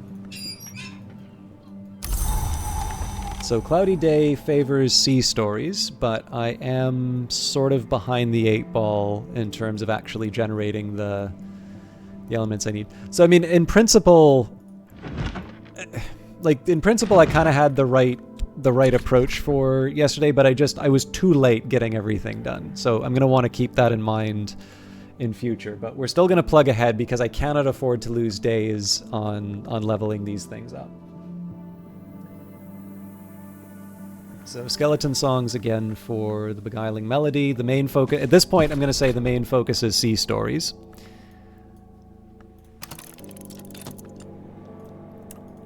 And then the contradiction. Well, the salt will also help. So let's maybe start with salt.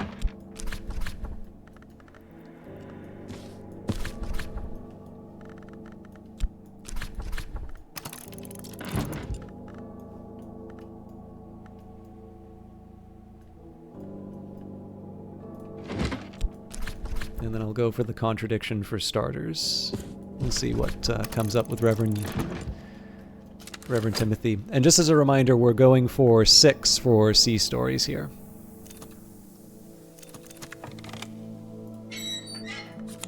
Reverend Timothy always jumps at the offer of my company.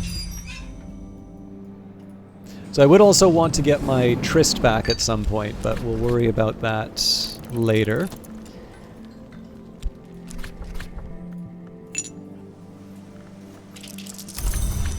I hope that salt was worth it. Or sand was worth it, rather. This skill is now level 6. Its power aspects have also increased. So I'll get the tryst later, but for now we're gonna try and mine whatever memories we can out of Reverend Timothy. That's interesting. I didn't appreciate it took that long on the timer.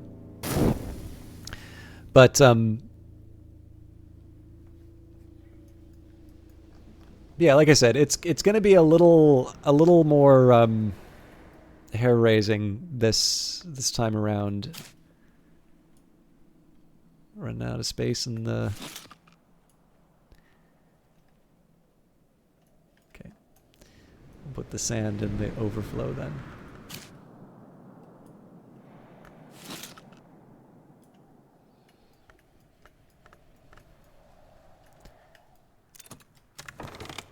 Okay. Hindsight's already an argument for quenchings and quellings, but I'm insisting on sea stories.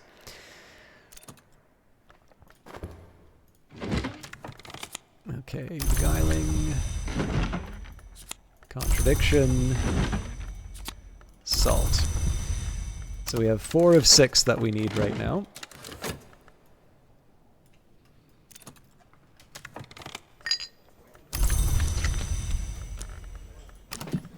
Now, I'm going to do something a little different here with the sweet bones, so I'm going to... I might as well get the tryst back now. What I'm going to do is I'm not going to use the Faust or the whatever element of the soul I get back until it's absolutely clear what I... until it's absolutely clear what I need. So if, for instance, I get a gossip from Reverend Timothy, I don't want to be reading a book that will get me a gossip because there's nothing I can do to recover that. We're not even halfway through the day, so we're in reasonably good shape. I don't think it's worth it to try and regenerate any more elements of the soul. But I can get another point into sea stories, so much the better. Okay, Revelation didn't do anything.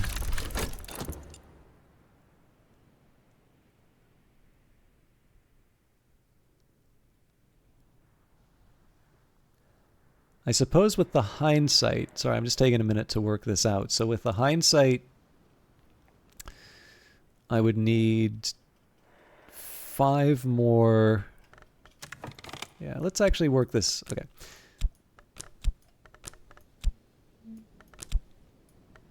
So this is my sea stories pile. This is my quenchings and quellings pile. Okay. Tryst is set aside. I should try to recover at least the Faust.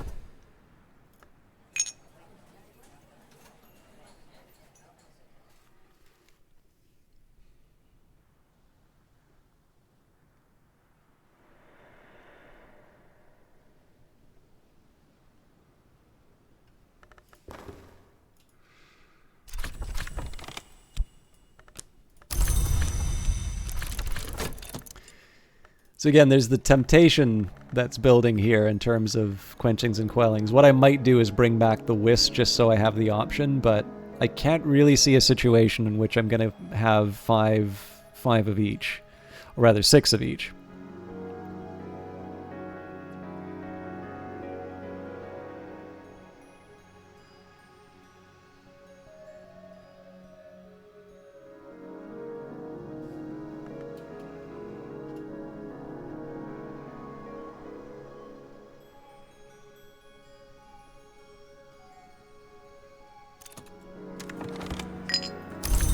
So I think this is the time where I say we're not going to be committing any more elements of the soul to the sweet bones. I don't think we're going to get anything out of that.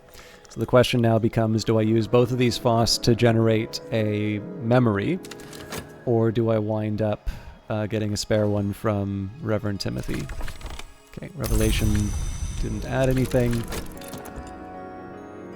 If I hear the bell going, I think we commit the 2 FOSS and run with it. If we don't, then I'll open up the Contraband Flotsam. I think we should be able to get the memory from Timothy before the bell, though.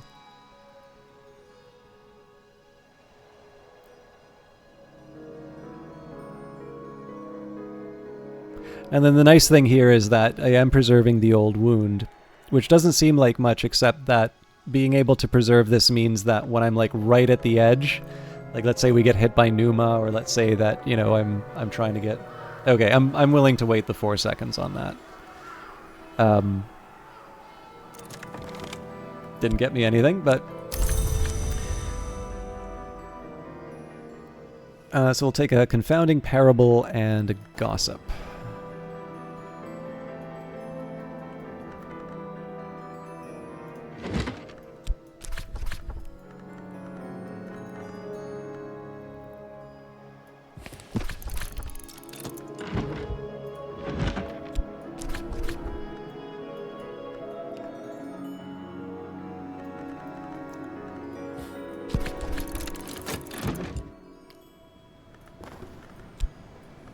Doesn't really do anything, but we'll talk with Reverend Timothy nonetheless.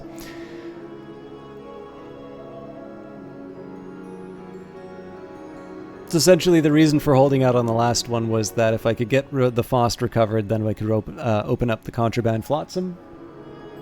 And if it didn't turn out that way, well, I could do effectively what I'm doing now. You know, it occurred to me, I can't think of any crafting recipes that take stone.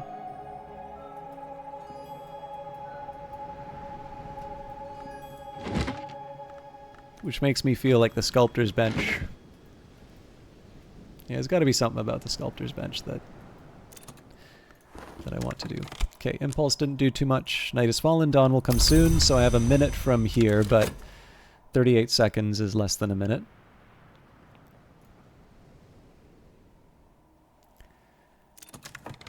Okay, so the good news is I have all my elements of the soul for the last big push on Sea Stories, and then we'll do the same thing with Quenchings and Quellings. And so even if we do wind up in Numa, we should only have one set of persistent memories to contend with. So it's never fun to lock up so much of the playthrough sort of single-mindedly pursuing these upgrades, particularly Sea Stories, because if you think about the elements that Sea Stories gets me, it's really nothing that I'm not already getting from Tradisma Hyra. But I do, like, I guess in the end right now, I'm thinking that these are getting me additional options in terms of where I commit things to the Tree of Wisdoms. So clearly Birdsong and Nyctodromy are not the same as Bosk and Preservation. Now, I may not necessarily put these to the top level, but, you know, just being able to have a variety of things at a higher level, especially if I wasn't going to do anything else with them, that just seems like it seems like a good default, right? Like, technically I could use that moon to make the Edict's Martial go up a little bit higher, and Edict's Martial winds up giving me some uniquely interesting skill or memories, but I don't know, like not enough for me to say, okay, I gotta drop everything and try and make this one work.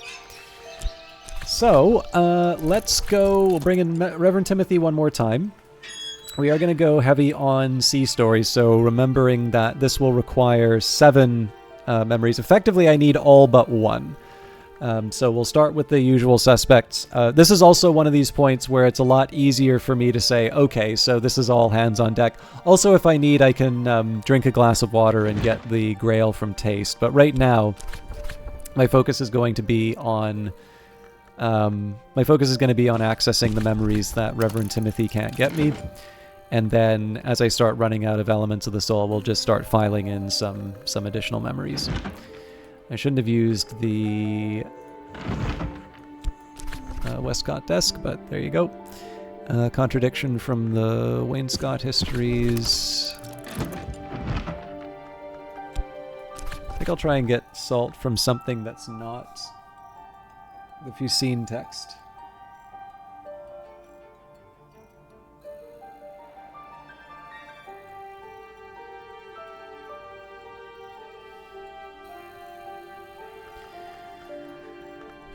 Where are you, Journal of Thomas DeWolf?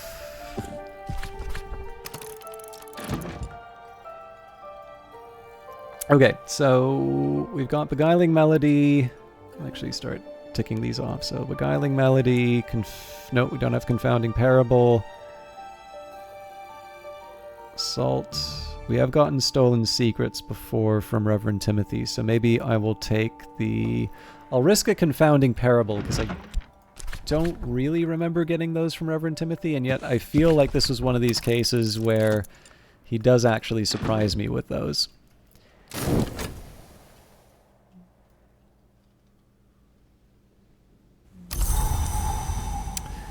Okay, so the Stormy Day, if I had my Faust, well, we'll be getting the Faust back in a minute, so I might want to mess around a little bit with some of my sky options.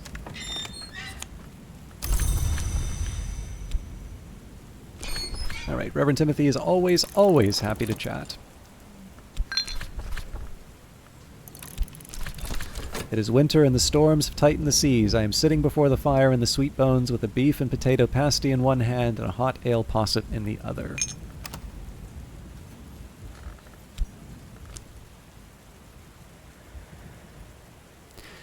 One thing I will be doing once this sort of story with the lessons is finished, I'm going to be thinking a little bit about how I can get the 14 forge for Descent of the Shell. Essentially what I'm looking to do here is minimize what I'm committing in terms of elements of the soul to be able to read that while still giving myself a shot at being able to read it. And that's just going to be a question of managing memories and, you know, just kind of working through. Invisible Audacity is a nice sort of 3 forge to have, but it's the sort of thing that I don't exactly want to be... Like, I don't want to be trying to generate that every day. This took quite a bit of effort on our part, so... Okay. This is sort of my core group of sea story improvements.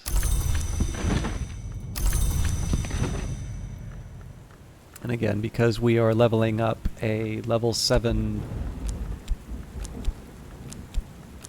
item, essentially what I'm looking for here,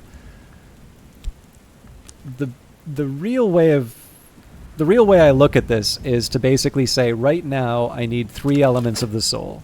I may need fewer elements of the soul depending on what Reverend Timothy gives me, but right now I'm looking to generate 3 elements of the soul from the Sweet Bones. However, I am going to take a small detour.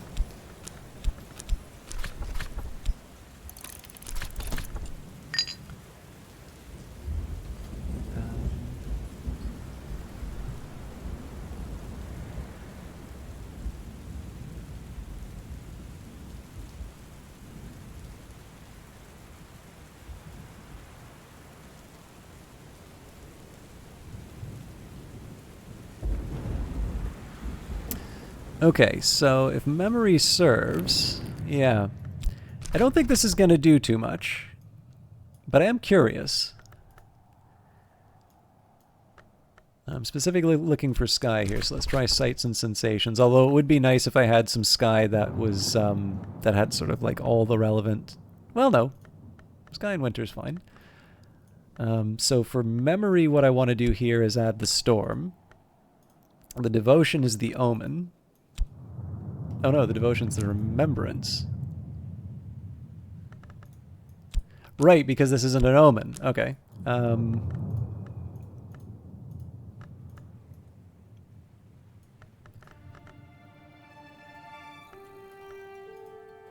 Is there a sky candle out of curiosity? Again, I mostly just wanted to see what happened. Well, okay, so if we're looking for omens, it doesn't really matter what it is because it's already 19 sky. So if we add one in here, that doesn't do anything.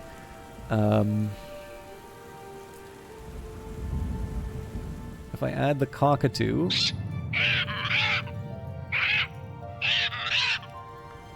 Yeah, so I mean, this kind of already answers the question, what happens if you fill up all the slots in terms of the altar, and the answer is nothing in its current form. Oh, now here's a question. Is there such a thing as a sky mark? I can't imagine there would be with the ones that I've seen, because there's... Biscliver is not Ismoth and Scale. Yrtali is pure winter. There's the... I can't even remember what... Something Mark, which I think is a moon one. Yeah, Moon and Moth, Midnight Mark.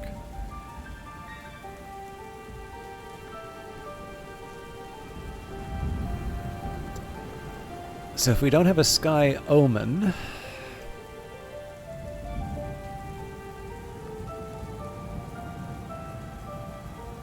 Oh, hang on. Salt Sign, right. Salt Sign was the other moon one I was thinking of.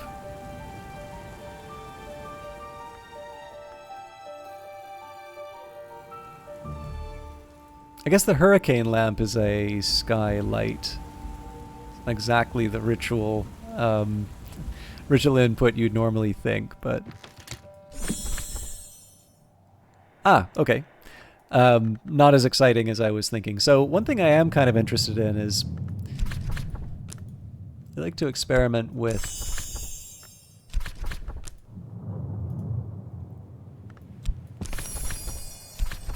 so if nothing else, this is just helping fill out my recipe book.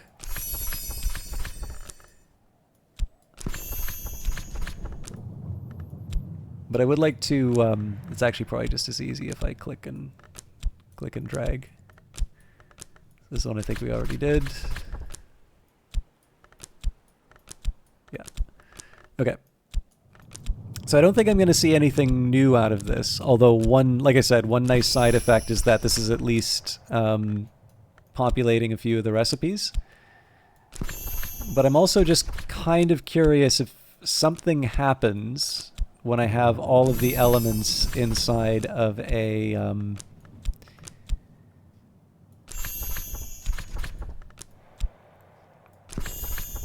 inside of the solar altar. This is sort of my trial case. I mean, again, it's usually nice to take something out of a text to sort of guide you towards something like this. Obviously, you don't want to take every crafting station and try every possible combination because there's just too many of them. But what I'm doing here is I'm taking something of a unique combination for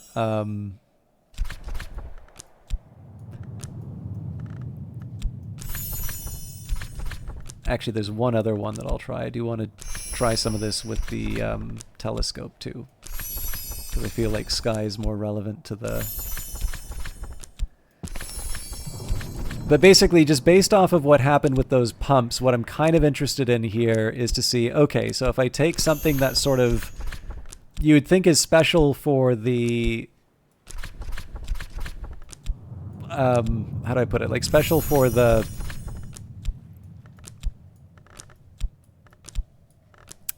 special for the crafting section. So, like, the altar will take things like omens and such. Does that wind up making something special here or not? So in the case of the telescope, again, I'm not expecting magic, although I seem to remember Oronoscopy was attached to the telescope at some point. So the Didymos makes some sense. And then, so first thing for me, I think, would be the Deerday lens.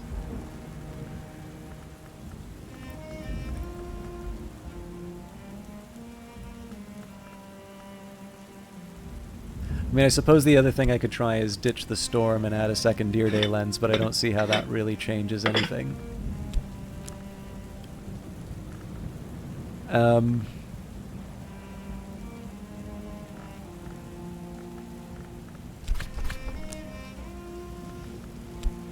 Yeah, basically this and the telescope are the two that I'm interested in, because with a Deerday lens, it's something that's kind of unique to the telescope. So I mostly just wanted to see if I could provoke something that I haven't tried yet. But I'm guessing that well, again, at least I'm getting some recipes out of this. I'm guessing that the pump is a special case which shouldn't be considered general. I am reluctant to do this in the chancel because there's a specific puzzle I'm trying to solve there, and I'd rather sort of reason through the clue that I was given. And if I try this approach, most likely what's going to happen is it'll tell me the answer without me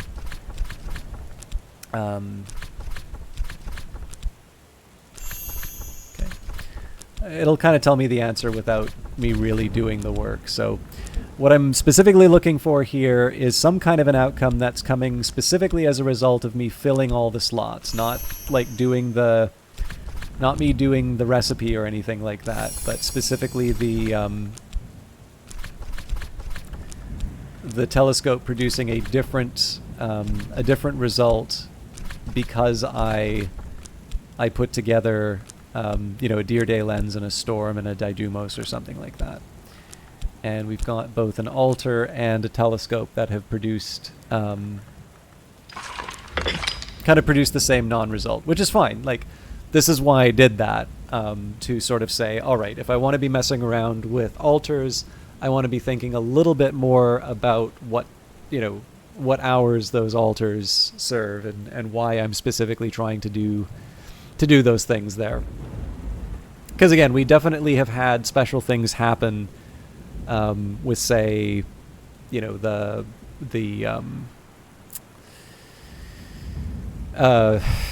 altar of the knot and the oubliette, the ASMR oubliette.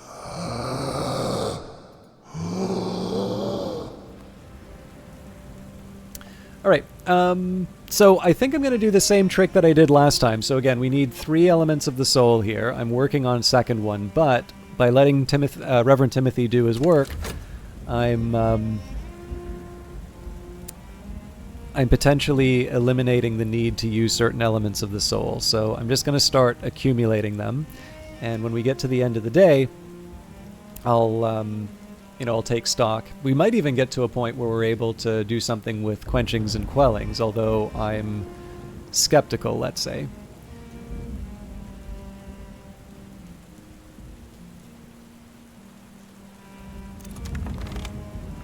Okay.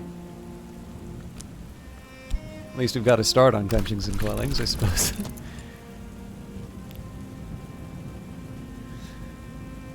But yeah, like I said, with 4 items here, we just need 3 elements of the soul, and we'll be getting 1 kind of at the halfway point.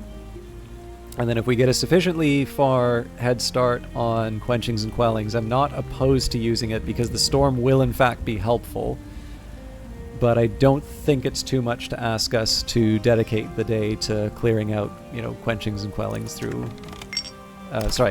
I think it's too much to ask to be able to get quenchings and quellings through other means. So, as you can see here, I'm hedging my bets. I am actually recovering the Wist on the odd chance I'm able to do both. But this is my third element of the soul, so if Reverend Timothy doesn't deliver, at this point we're going to be able to... your number is on the beach. Oh, nice. Okay. So this is 3... okay, we're halfway on quenchings and quellings, I suppose. And in an emergency, we can use the old wound. Oh, this thing?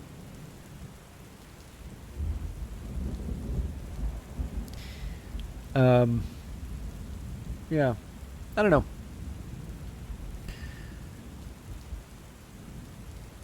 I am kind of curious. I should actually sit down and work this out, whether or not I should try and go for the Hail Mary on Elements of the Soul.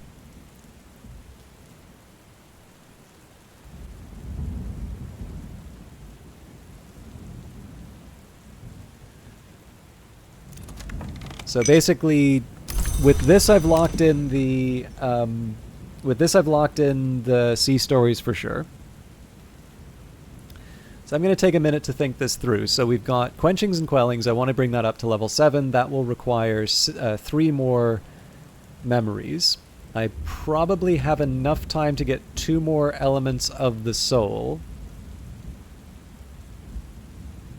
Well, I guess the only thing I really lose is money. And I do have the old wound as a backup. And finally, with quenchings and quellings, I am also able to use the health. So I don't think this is going to work. But if this was going to work, this is like the best oh, okay, yeah, that was the right call. We're much more likely to have this turn out now.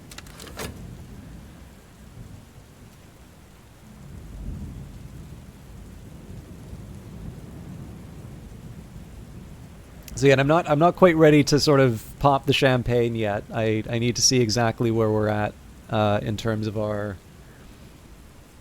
memories and our tools, but I'm feeling pretty good now.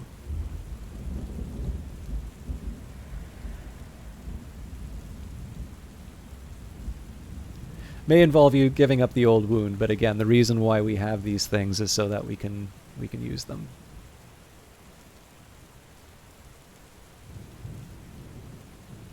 If he gives me like a gossip or something, I'm gonna... That works for me. Okay, so we need 2 elements of the soul for... 2 elements of the soul to level up Sea Stories. We need 2 elements of the soul to level up Quenchings and Quellings. And then, of course, we'll also need our... we'll need the relevant element. So I'm 1 short currently. We may get lucky with Reverend Timothy. But what I'm going to do is I'm going to recover that shaft. And that's my insurance policy.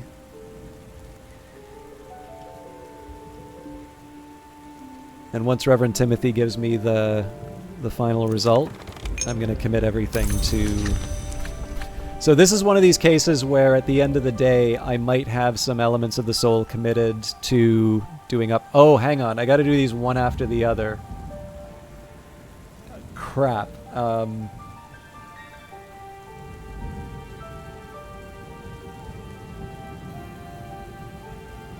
Okay, there is a way I can navigate this. Oh, I made this so hard for myself now.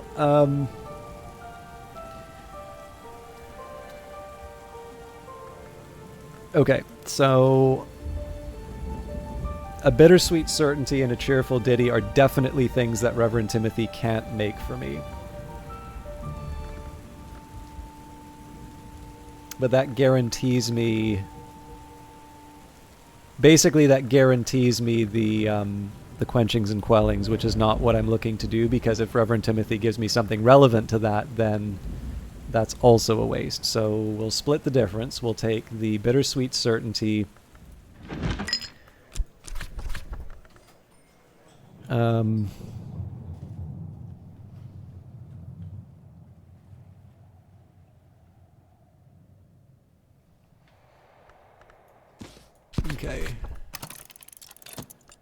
Ah, this is a tough one to navigate.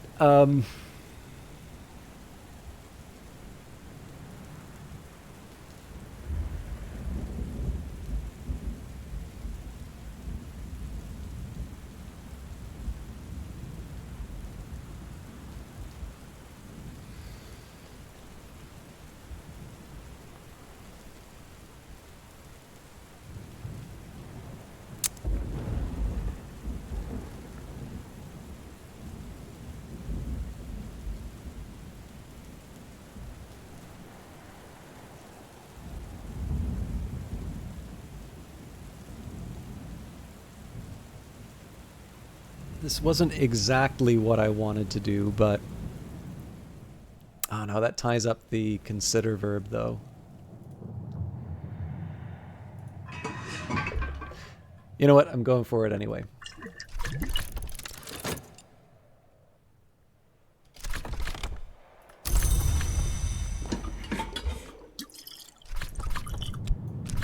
So taste gets me Grail, and it's something that Reverend Timothy can't get me. Oh, it's only 30 seconds. Brilliant. Okay. So basically, the steps that I'm doing here is I'm still allowing Reverend Timothy to give me a memory that's still useful to locking in one of these. Off of that, we'll figure out what I need to do with my remaining elements of the soul. Please tell me that this... Oh, nuts! I might have blown this for myself. Because I don't think this element of the soul... In fact, I might want to just pull out entirely on this. Because I'm not going to have a minute to get this done. Okay, so Reverend Timothy didn't help me here.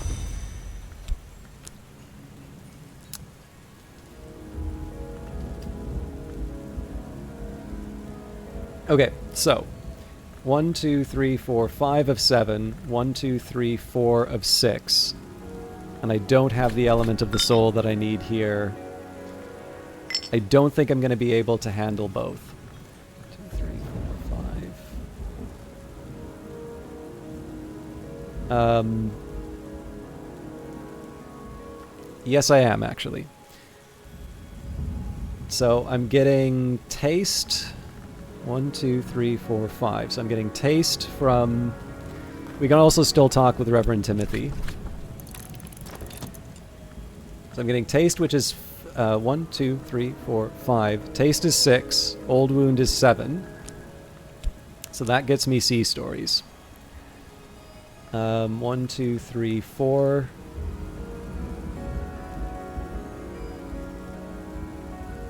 What's the logic here?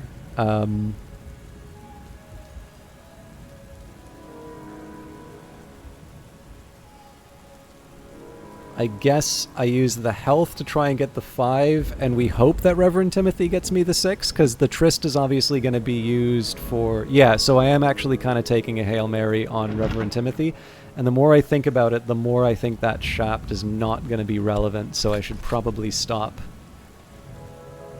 Wait a minute, aren't I already getting a...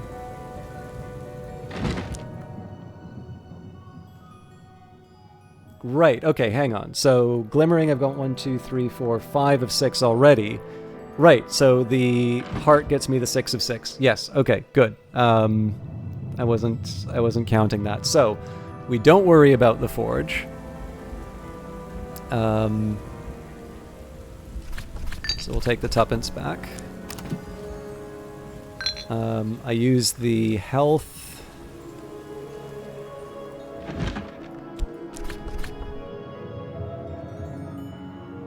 Also, Glimmerings was getting me the... I think I called it the Cheerful Ditty. It's getting me the Bittersweet Certainty. Cheerful Ditty comes from Perugian Diaries.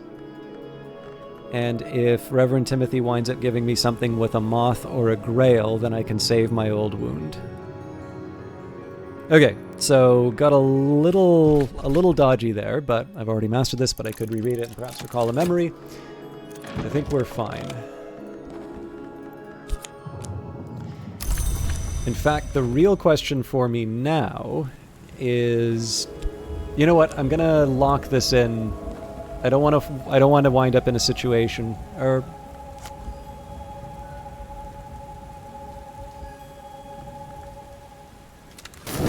let's see. If it becomes dusk, I'm instantly committing to sea stories. But I want to see if I can eke out a little bit more with. Damn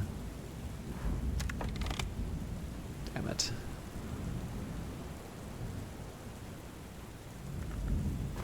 Okay, yeah. We have the old wound for a reason, so locking this stuff in ahead of time is more important than...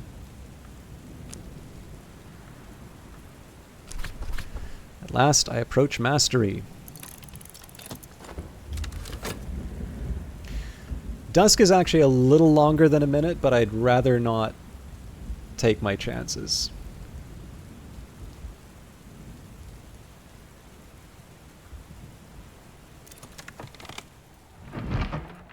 Now.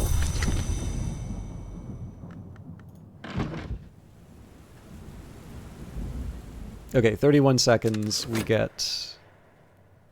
Ooh, that probably means the Whist is occupied for tomorrow, though. That's fine, because quenching and quelling still gets leveled up for the day. And let's see what memory Reverend Timothy got us. Okay, the impulse wouldn't have been relevant, so... So the only thing I need to worry about now is the evening... No tuppence, no beer. Works for me. Yeah, the only thing I need to worry about is the night finishing before I get the memory that I need. Why do I get the feeling I'm still sure? Okay, right, because the bittersweet certainty up here. Yeah, as long as the night... So as long as the night doesn't finish, I'm happy. And if the night finishes after I study, I'm even happier, but I don't think that's going to happen. So... Quenchings and quellings, lesson, whist, solace, storm, hindsight, bittersweet certainty, cheerful ditty. When I thought I'd understood, I'd only begun. 30 seconds, and I will learn not to have 5 lessons to. I have no idea what you mean by that, Nighthawk 15-2. But probably not if I don't know what you mean by that. Okay, yeah, so... Oh, man, we dodged a bullet on that. We're at the threshold of Numa, the Labyrinth season, the season that lasts only a single day. When Numa ends, all memories will vanish with it, even persistent ones like skill lessons. Okay, so... I gotta find some uses for my Didymos, the Earth Sign, and the Invincible Audacity just as well that I used the Old Wound, because that would have gone away at the end of this season anyway. I am slightly upset that I am missing the Whist, because I want to try and do a lot of stuff today. But overall, I actually think this will be a good Numa for us. So I am probably going to be... feel free, Nighthawk, if you want, you can...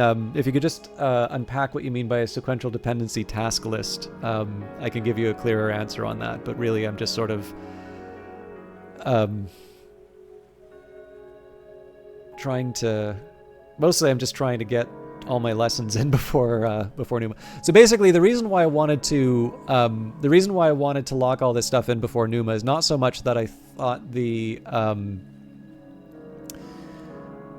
I thought that I wouldn't be able to get the last lesson in. If we had 2 sets of lessons, I would have been hooped. But if there was just one, I'm pretty sure I would have been able to use my Elements of the Soul. The drawback is that I wouldn't have been able to do stuff during Numa. That would have been useful. The big challenge that I'm going to run into.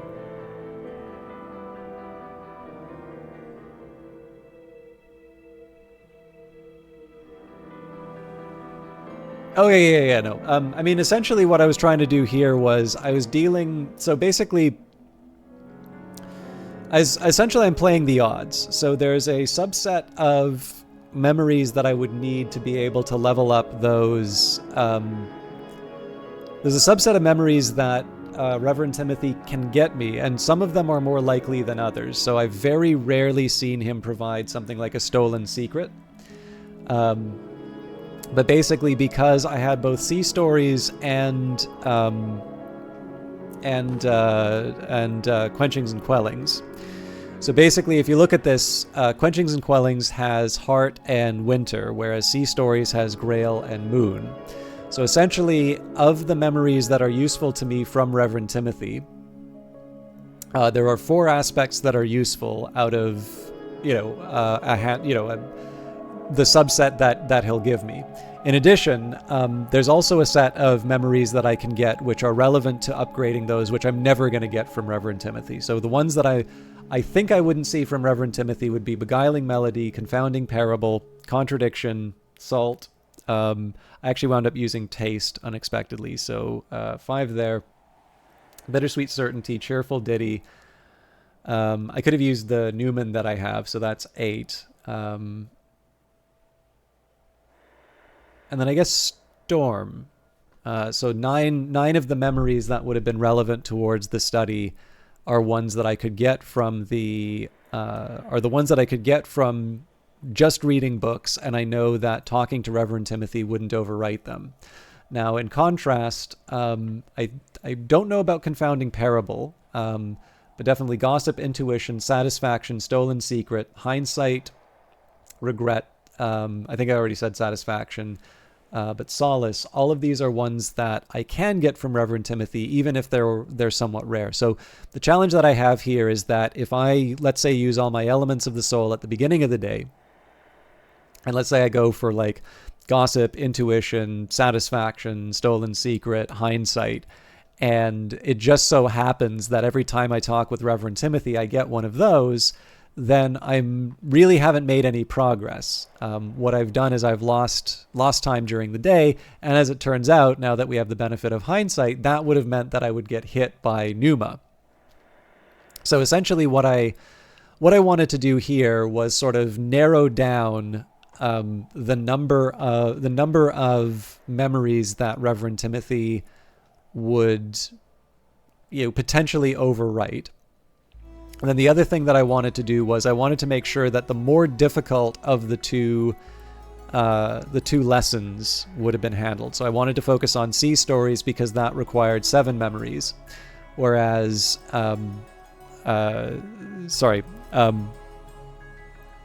whereas the other one, I can never remember the name, Quenchings and Quellings. That one, I mean, it's only 1 memory less, but 1 memory is still a big deal if I have to give up an element of the soul for that. So, as a consequence, once I knew I had enough elements of the soul available to me, I said, okay, in the worst case scenario, I'm able to move up sea stories.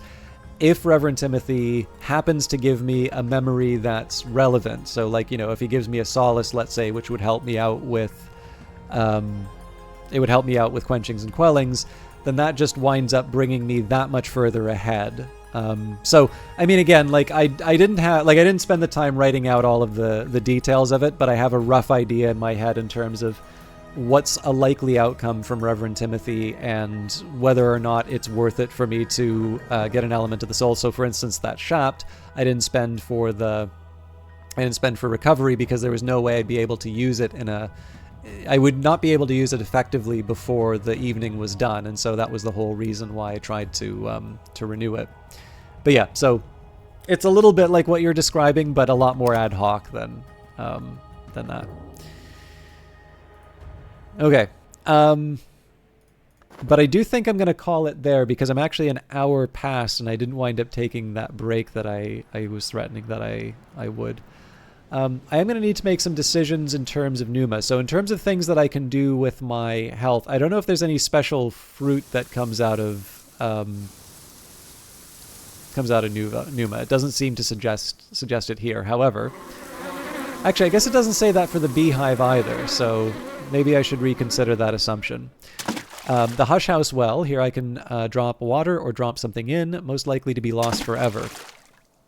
So this one I'm pretty sure I would get the Mist-Kissed water. Now, we're not exactly short on that. I believe we've used the Mist-Kissed water exactly once.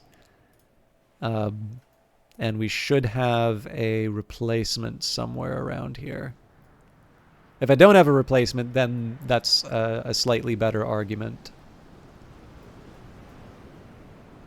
But I think it was in the prison. Maybe it was normal. Nope, that's normal water in the prison. Okay. So I'm actually feeling a little bit better about drawing up Mist-Kissed water if I'm... I thought I was drowning in it. It's a shame. I actually wanted to mess around with the bees a little bit. But I think I have enough time to do both, so I can get another glass of water. So I'll prep a couple of things here. So pour out.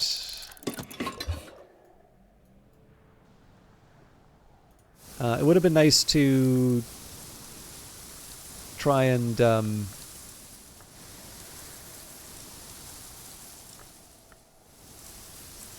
get some of the Numa plants.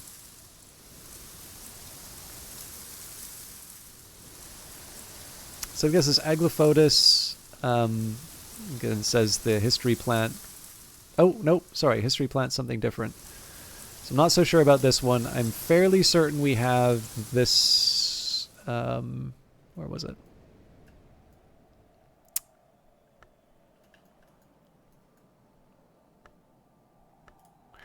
Moly. Okay. So I probably should just call it and not spend so much time thinking about this. But yeah, let's drop water from the well for the start. Mist coils below. Actually, I wonder.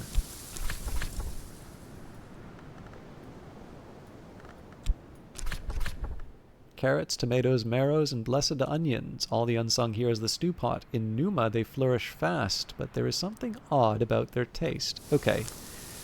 So I have a feeling that would be where I get something like the golden marrow and such from. That's good to know, actually.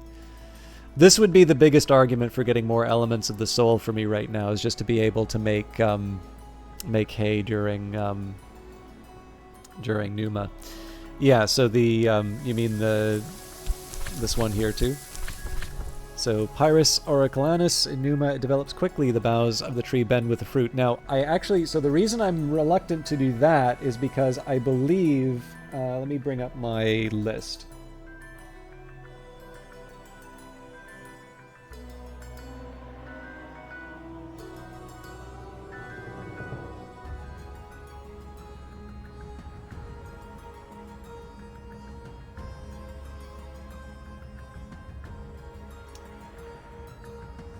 So scholar level leaves and thorns,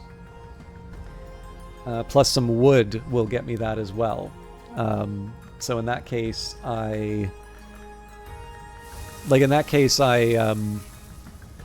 essentially I would be giving up a rare crafting opportunity in Numa to get something that I can get through regular crafting.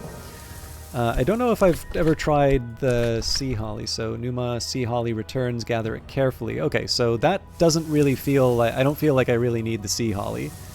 Again, I'm 99% sure this is Aglaophotis. Yep.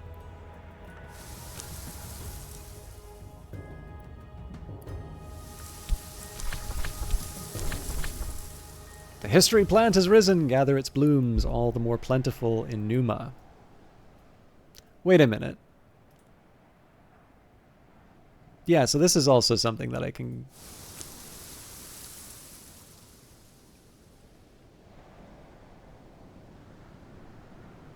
I don't know. I don't feel those are compelling enough. I think for starters, let's at least verify... let's verify the water. I'm not going to be able to recover stuff in the... Actually, we'll move you off to the side here. I'm not going to be able to do anything about the sweet bones other than go for work. Now... I don't want to commit any elements of the soul quite yet because Noombroom will allow me to fill in a few more gaps on my spreadsheet.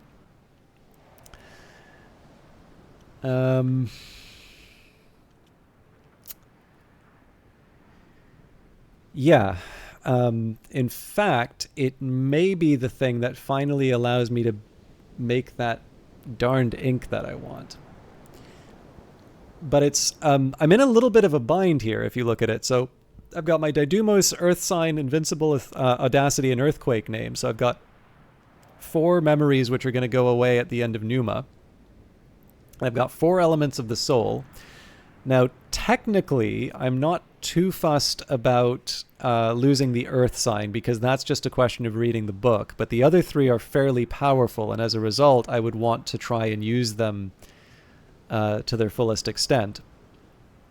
But again, with 3 elements of the soul, one of which I'm going to be using to try and get Spintra from the Sweet Bones, that doesn't leave me a whole lot for... Actually, okay, I really didn't want to play through Numa today. No, I shouldn't because I'm going to be up all night and it's almost 2 o'clock, I think. So yeah, I should probably end it here. But yeah, so I am going to need to work out a little bit of... I'm going to need to work out a bit of my Numa plans. I don't think Noombroom would give me what I need to read most of the... Actually, that's not entirely true. It might be enough for us to read these texts. But there's no way I'm reading a 14 text in the middle of Numa. Actually, you know what? There is one way I would be able to take advantage of Noombroom. So if I started reading one of these texts at the end of Numa... Oh, actually, yeah, that might be a good idea. So I don't think any of these languages give me... Okay. So at the very end, if I can't find a better use for Noombroom, what I should probably do is keep one of these elements of the soul at the very end of the day. I should make sure that I read the book in a way that will cross over the edge of Numa. And that way I'm going to be up the Secret Histories book, but I'm not going to have to worry about the lessons going away. Okay. So that's how I can take advantage of the weather if I'm so inclined. I mean, that's a risky move though, right? Because if there's something in the game to prevent me from doing that, that's a fairly significant source of lessons that I need that I've just chewed up. There's also a question in terms of whether or not it would give me what I need, because the best I've got here I think is Path and Pilgrim, maybe Preliminal Meter. They're the same. So yeah, I've got 5. So even with 10, I would still need to find new sources of Secret Histories, and there's absolutely no... Or sorry, Secret Histories. New sources of Rose, and there's absolutely no guarantees. Like, the best that I could get... Yeah, I mean, essentially, the best I could hope for would be 10 for a start. I don't even think I really have that many inks that I could bring to bear. Because Porphyrite's probably the one that I'm trying to build. Yeah. That's something for me to think about at another time. But I don't know, it's something on the table if I run out of alternatives, let's say. But yeah, I'll say for Numa, I have 3 elements of the soul to work with. I have 3 persistent memories I would like to try and find some way of using before they go away. I've got a weather that will allow me to test and experiment with the remaining recipes that I haven't tried out yet. And then I don't think I want to open the package, but the fact of the matter is I don't have a whole lot of things to do with Faust, Shapt, and Trist over the course of the day. You know, that's Numa specific. So I think once I'm done experimenting with the weather and the persistent memories, if I can't find something good to craft with them, I should probably just use them to gather. But like I said, that's something for me to sort out on Monday when I go back to broadcasting this.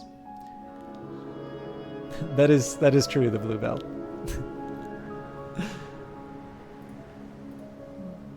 All right.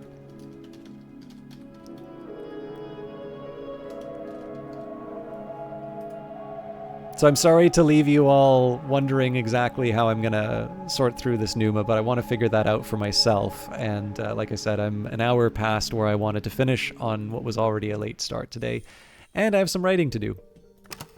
So just a reminder, I will actually say for a minute here, oh my god, there's way too many of these. I will read the patch notes on... So one, I would actually like to properly read these, so I will read this on Monday if I can remember. But thank you everybody for watching. Mother Factory is design, writing, and coding. Alexis Kennedy, art production and marketing, Lottie Bevan. Additional coding by Roman Loskutov, Knights of Unity, FRGM. Additional art by Adrian Degan, Clockwork Cuckoo, and Catherine Unger. Music, Maribeth Solomon and Brent Barkman for Mickey Mark Productions Limited. Rest in peace, Mickey Erb. Sound effects by Sound Cuts. Thank you to the localization people, Clock Q. I do notice when you like the tweets and otherwise engage with my stuff. I am so sorry that I'm not able to engage with your own content, but I am struggling enough with French, let alone the languages that you understand. But I do see you, and again, I do appreciate all of the people who are contributing to these things. But I have no hope of being able to translate any of these. And of course, the special thanks. Although I do really want to know what the story is about Fingal's Coffee on Trafalgar Road. In any case, I did neglect to say this a lot earlier, and I should have. I was given a key of this to this game for promotional purposes.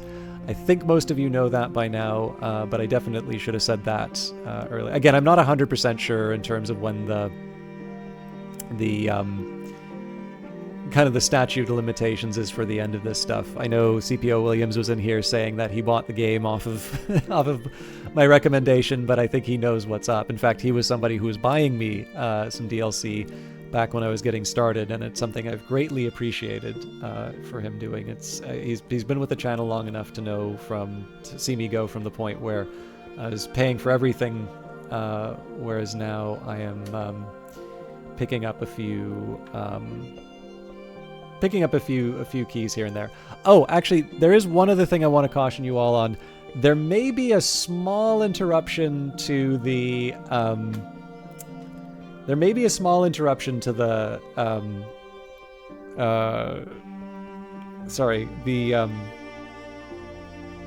the Book of Hours streams, and this is just because it is seeming increasingly likely that I'm going... Okay. I'm not going to tell you who this was, and I'm not going to tell you the game, because it'll give away what's probably coming up soon. And again, I don't want to bank on it, because if you know what it is, you're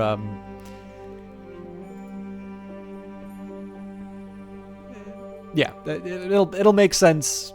If it happens, you'll know what I'm talking about, and if it doesn't happen, no point in disappointing people. But I every once in a while, I'll get a chance to talk with someone who is kind of a name in independent gaming, and I was talking with such a person. And I kind of told them, it's like, yeah, actually, I've got a key for, like we were talking about a game which, there was some controversy surrounding it, but I did know that I was given a key, and I sort of said, as like, I'll be honest, I'm kind of skeptical about this thing, but it is obviously a big opportunity to cover something like this right away, so I'm going for it. And her first reply was, "You?" To which, of course, I naturally have to give a hurt. What do you mean? But it's like, of course, like somebody my size generally doesn't get opportunities like that. So I seem to have a similar one potentially on the horizon. And that is one of the rare things that I'd be willing to break up Book of Hours for. Now, the primary focus of the channel will still be Book of Hours until I complete this playthrough. But I did just want to say my original intention was to sort of mainline this game until I completed it. And circumstances may be such that I have an opportunity to do something kind of cool and special, and I would like, if I can, to follow up with that. So with that incredibly mysterious and not at all clear story, I'm gonna leave it there. I am, however, gonna try and find someone to host. I know I shed a number of you talking about stream stuff. Okay, nobody's playing Book of Hours. What about Cultist Simulator? Nobody's streaming Cultist Simulator. Okay, Industries of Titan? Nope, Phantom Brigade. Old World? Okay, apparently nobody on Twitch has any taste. Kilgore Trout. Kilgore Trout is streaming, so I will leave you in his capable hands. I'm sorry I don't have more Secret Histories material to send you along to, but I do hope you have a good time with Kilgore. Kilgore does a lot of classic games, and particularly ones that he played and enjoyed when they first came out. So he does this nice job. I think there's two things that are interesting about his channel, which is number one, you get some of the joy of playing some of the classic stuff, which maybe I don't always appreciate because I'm very much steeped in sort of modern gaming conventions, and so sometimes the sharp corners are the sorts of things that I always catch myself on. But I think to a certain extent some of what Kilgore is doing, especially when he plays it on original hardware, is there's a certain degree of sort of preservation in terms of gaming history. I don't mean to overstate it, but I think there's something quite valuable in that, because obviously it's a big problem in terms of compatibility and some of the rights tangling. There is a lot of gaming history which is not necessarily accessible. And so I do like channels like Kilgore's just because they do wind up being an opportunity for me to maybe appreciate something in the context in which sort of he might have originally played it. And so that's one little perk about watching some of his stuff. He's playing Gothic 3 right now, though, so that's not quite as classic as some of the other things that he plays. But I will leave it all to you to check him out. I hope you all have a good night. I hope you have a good weekend. And I will see you Monday, hopefully with Book of Hours or potentially something mysterious. Take care.